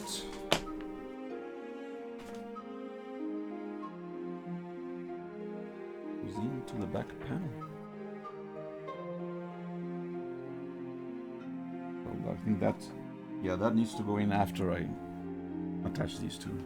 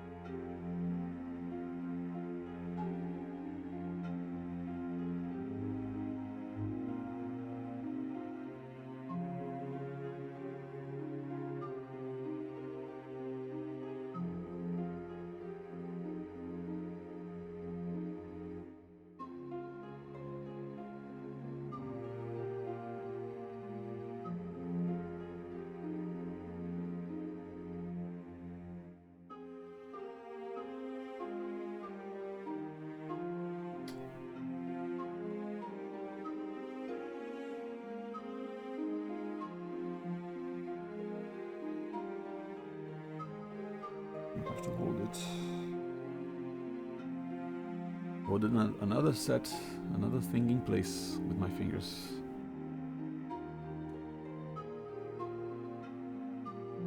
Come to 100. 1, 2, 3, 4, 5, 6, 7, 8, 9, 10, 11, 12, 13, 14, 15, 16, 17, 18, 19, 20. 1, 22, 23, 24, 25, 26, 27, 28, 29, 30. 31, 32, 33, 34. Or I can just use the timer there. Look at how many seconds it's been.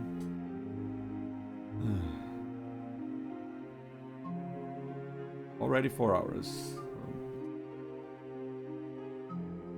I'm going to be doing the few final steps and then we're done. Also getting hungry.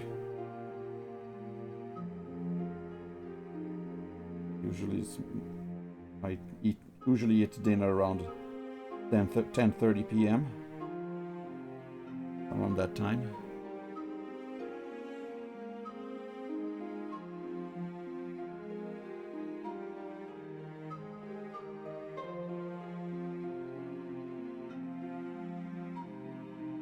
More seconds.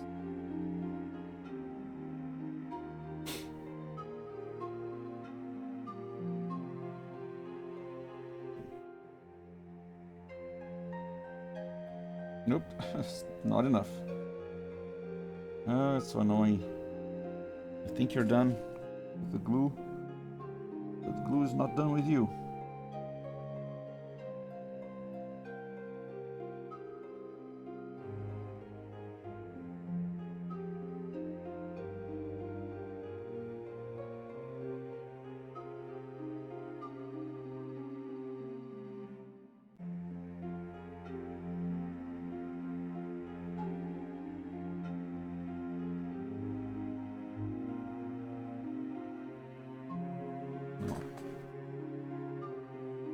I have to hold it like this for a few more minutes.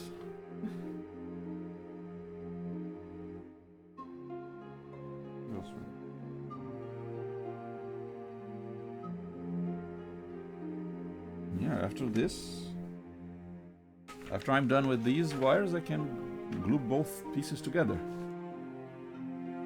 Nice.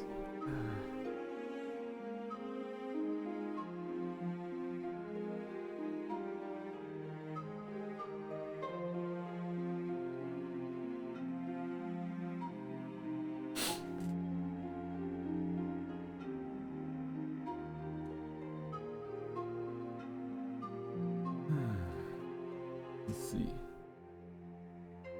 Yeah, next stream should be another DOS game. I'm finished. I finished with Zork Nemesis, and then after might be the final Chrono Trigger stream, and then the final Back to the Future stream, and then after that, also I think I'm gonna take a break from JRPGs, go back to Western RPGs. I have at least 3 Western RPGs that I want to stream. I do have Final Fantasy IV and Final Fantasy VI on my Wii Virtual Console, so if I ever want to go back to JRPGs, I could start those as well. Been a while since I played those also. I think I played those around the same time as I played Chrono Trigger. Not around the same time as they were released, but much later. But yeah, could be fun to revisit them at some point.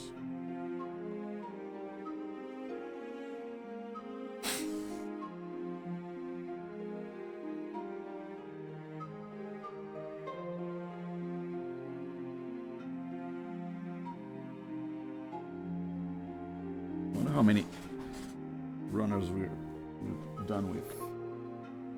I feel like I should, I don't know, I don't usually discard the runners. I usually keep them in the old box, but I feel like I could temporarily keep them out. So next stream I will only have the few runners that have pieces left in them.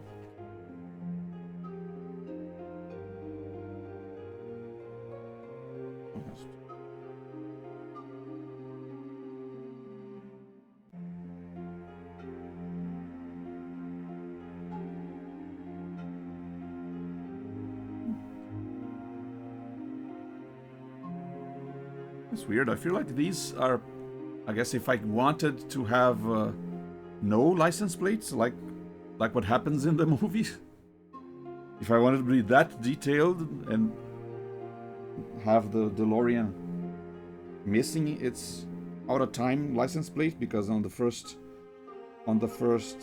time travel it fell off. I really wanted to give you all the options for any scene that you want. These.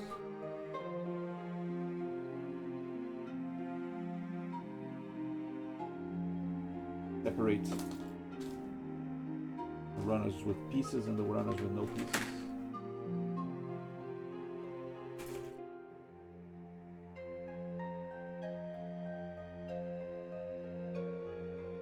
Still have few.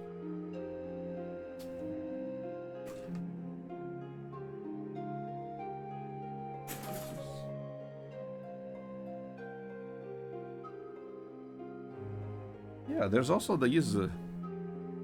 Oh yeah, I think we already saw these. These are foot pedals. If you wanted to make the DeLorean an automatic car or a shift car, gear shift car. I went with the gear shift one with the 3 pedals instead of 2. Again, kind of weird that they give you this option. Oh, here, these are probably the support for the doors. You want to keep them up. I got the hook from the end of the movie. Probably not going to use it, but in case I want to. There.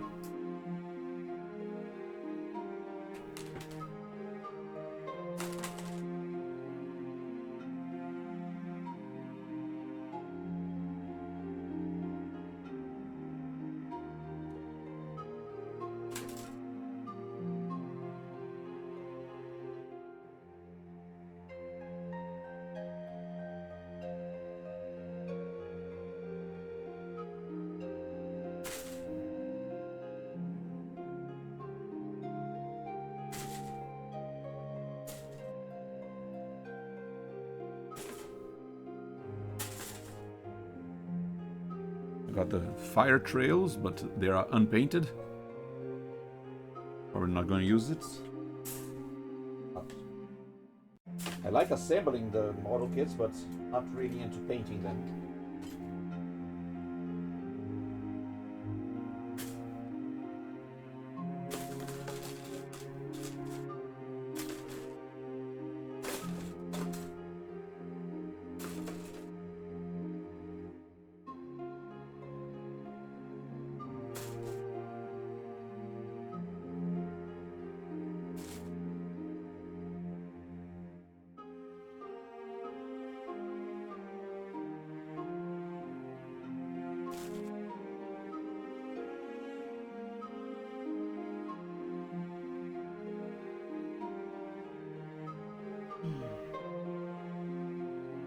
Okay, let go now.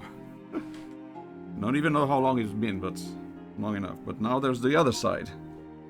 Deal with the same problem.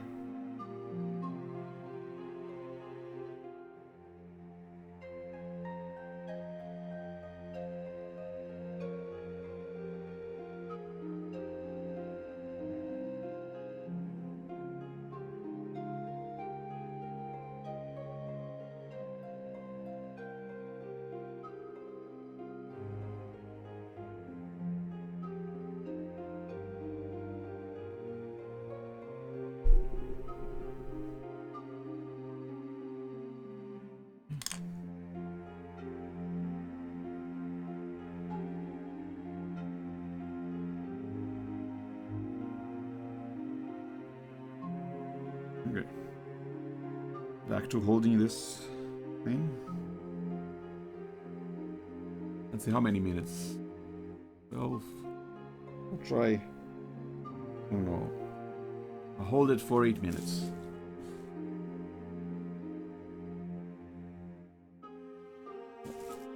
Might as well doing the cleanup. A little bit of cleanup as well.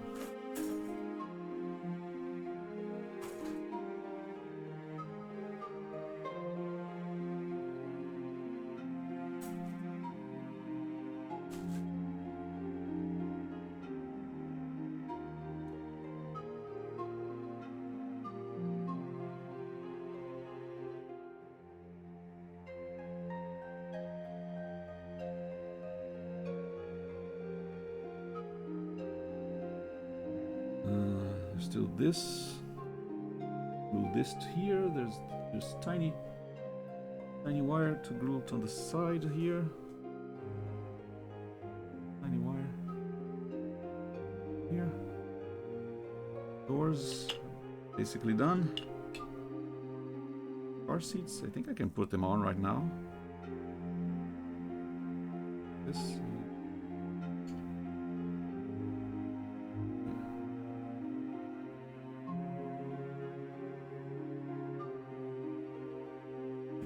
Which side is which?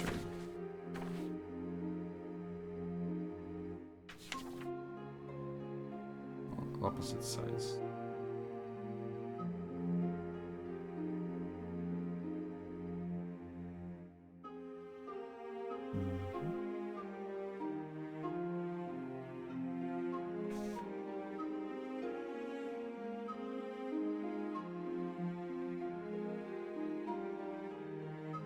Yeah.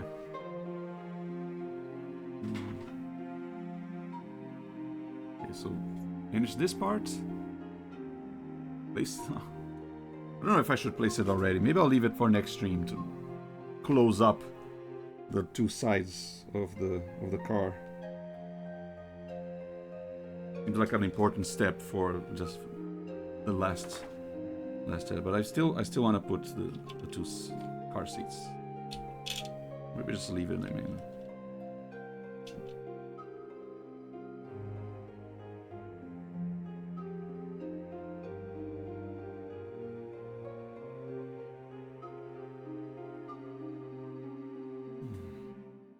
The other side door got off.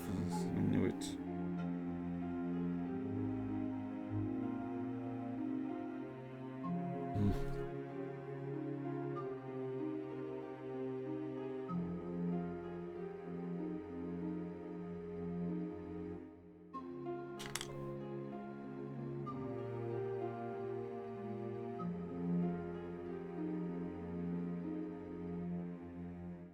Might have glued this wire a little bit offset.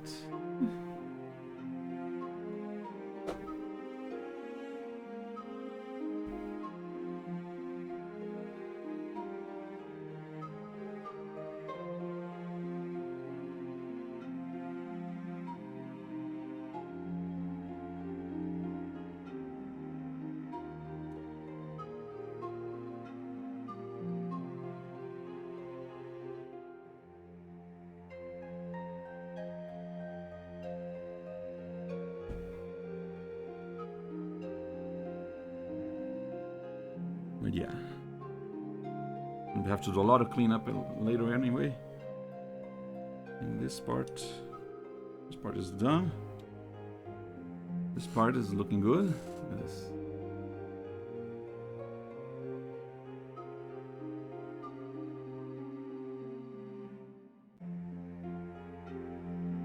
Okay. Starting to look. I wonder, can I snap the doors on yet? Might be able to.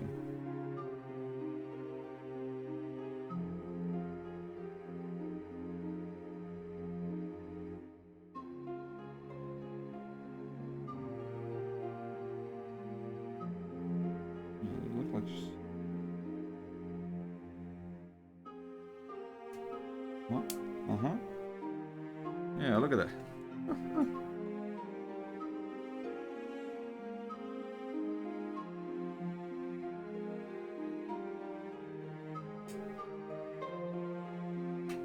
There we go. Haha.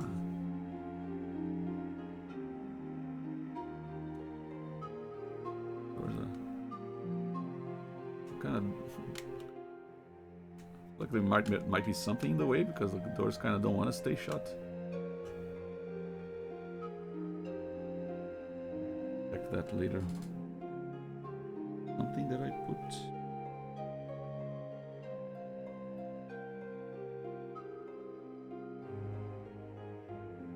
What could it be? But yeah, look at this.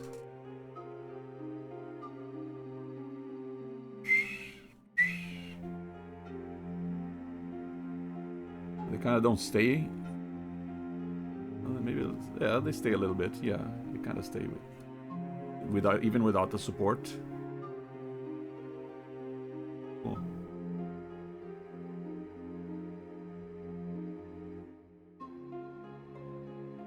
Actually, this already.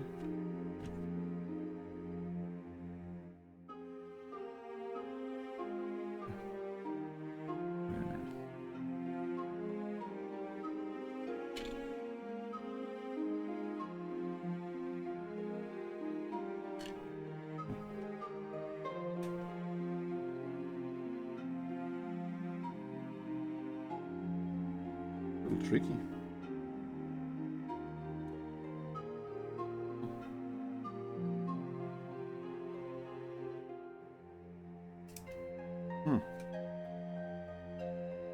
Like maybe I shouldn't have put this here yet.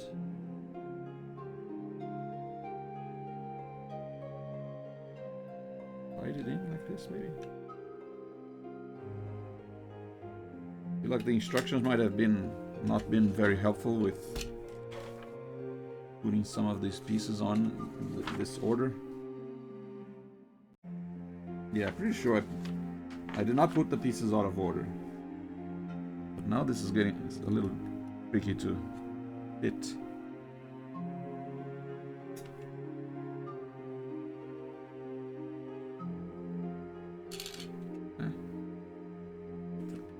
Seats out of here first.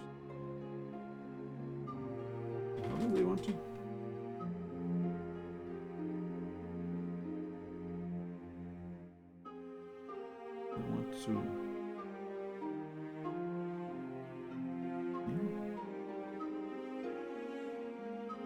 Yeah, it should go down immediately, but there's these black parts are in the way. I just open a little bit without it breaking.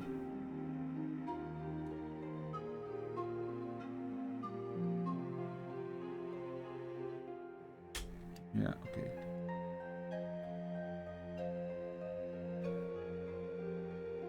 Okay. Easy does it. Easy does it.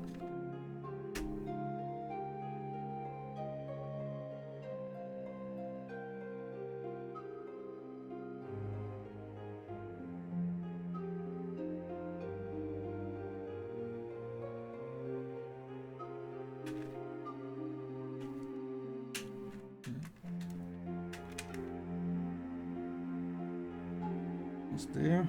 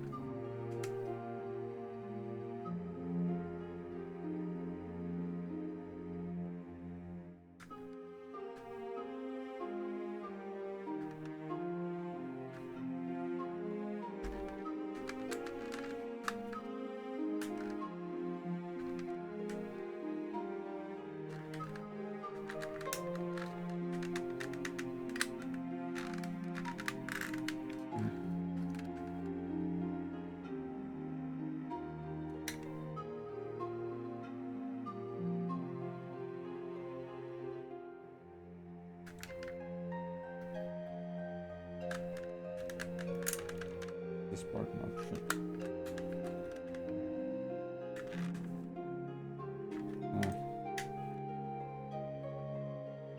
Almost there, but there's one part that doesn't want to fit. Why not?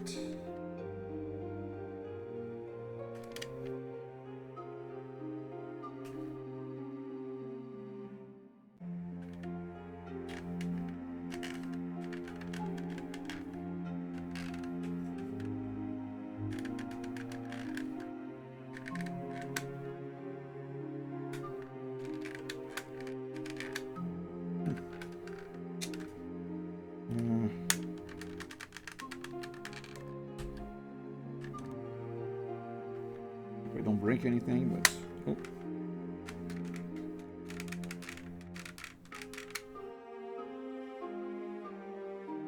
There's something in the way.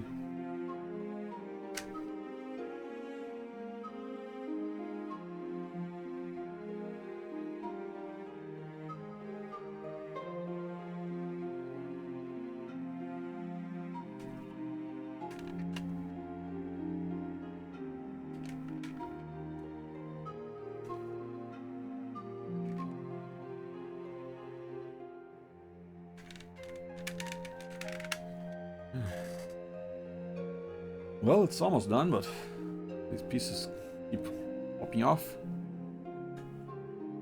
And yeah.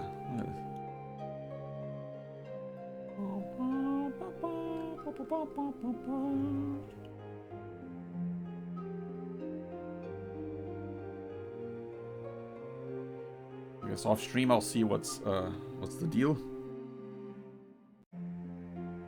Yeah.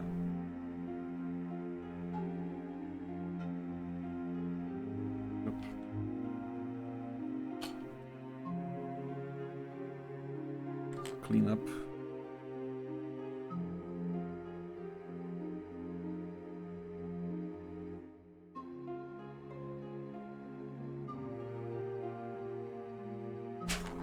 Yeah.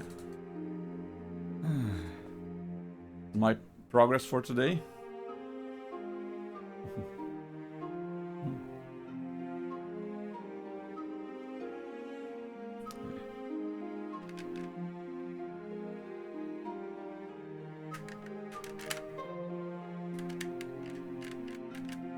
One side of the car doesn't want to fit. Not sure why. I have to look at it a little closely, but yeah.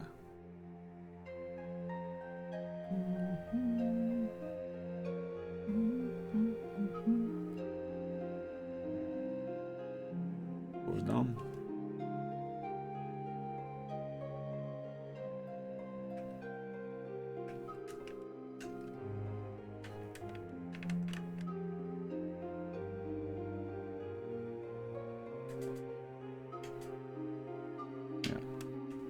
Things not quite snapping together just yet.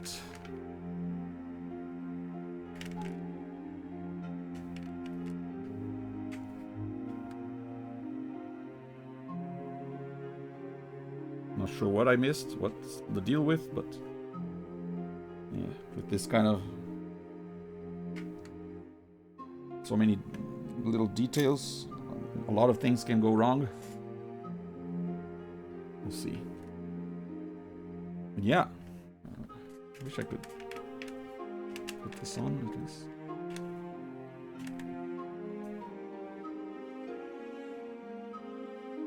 Why is this door not closing?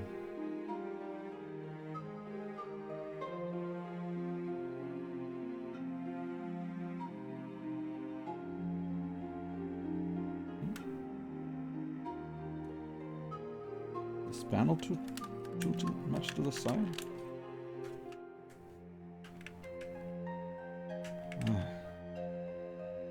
Yeah, I don't know. Could be anything. Oh well.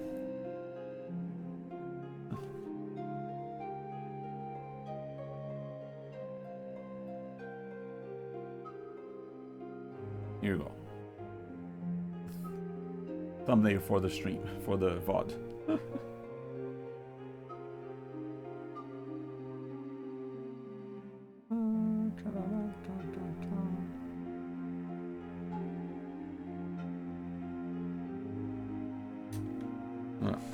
Okay.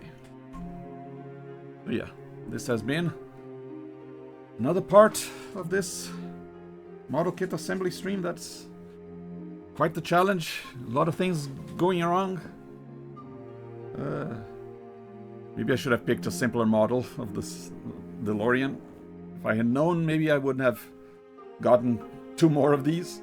Oh yeah. Like these kind of retro themed streams, I guess. Either retro games or model kits about retro movies, retro cartoons, themes. Make sure to follow the channel. And like showcasing things from my childhood, I guess. I was born in the 80s, so this is right up my alley, but really something that really came out during my childhood. So and yeah, if you want to check out all the retro games that I've already streamed, you can look at my YouTube channel. All my VODs are there. So yeah. Hope you had fun. Thank you very much for watching. See you next time. Bye.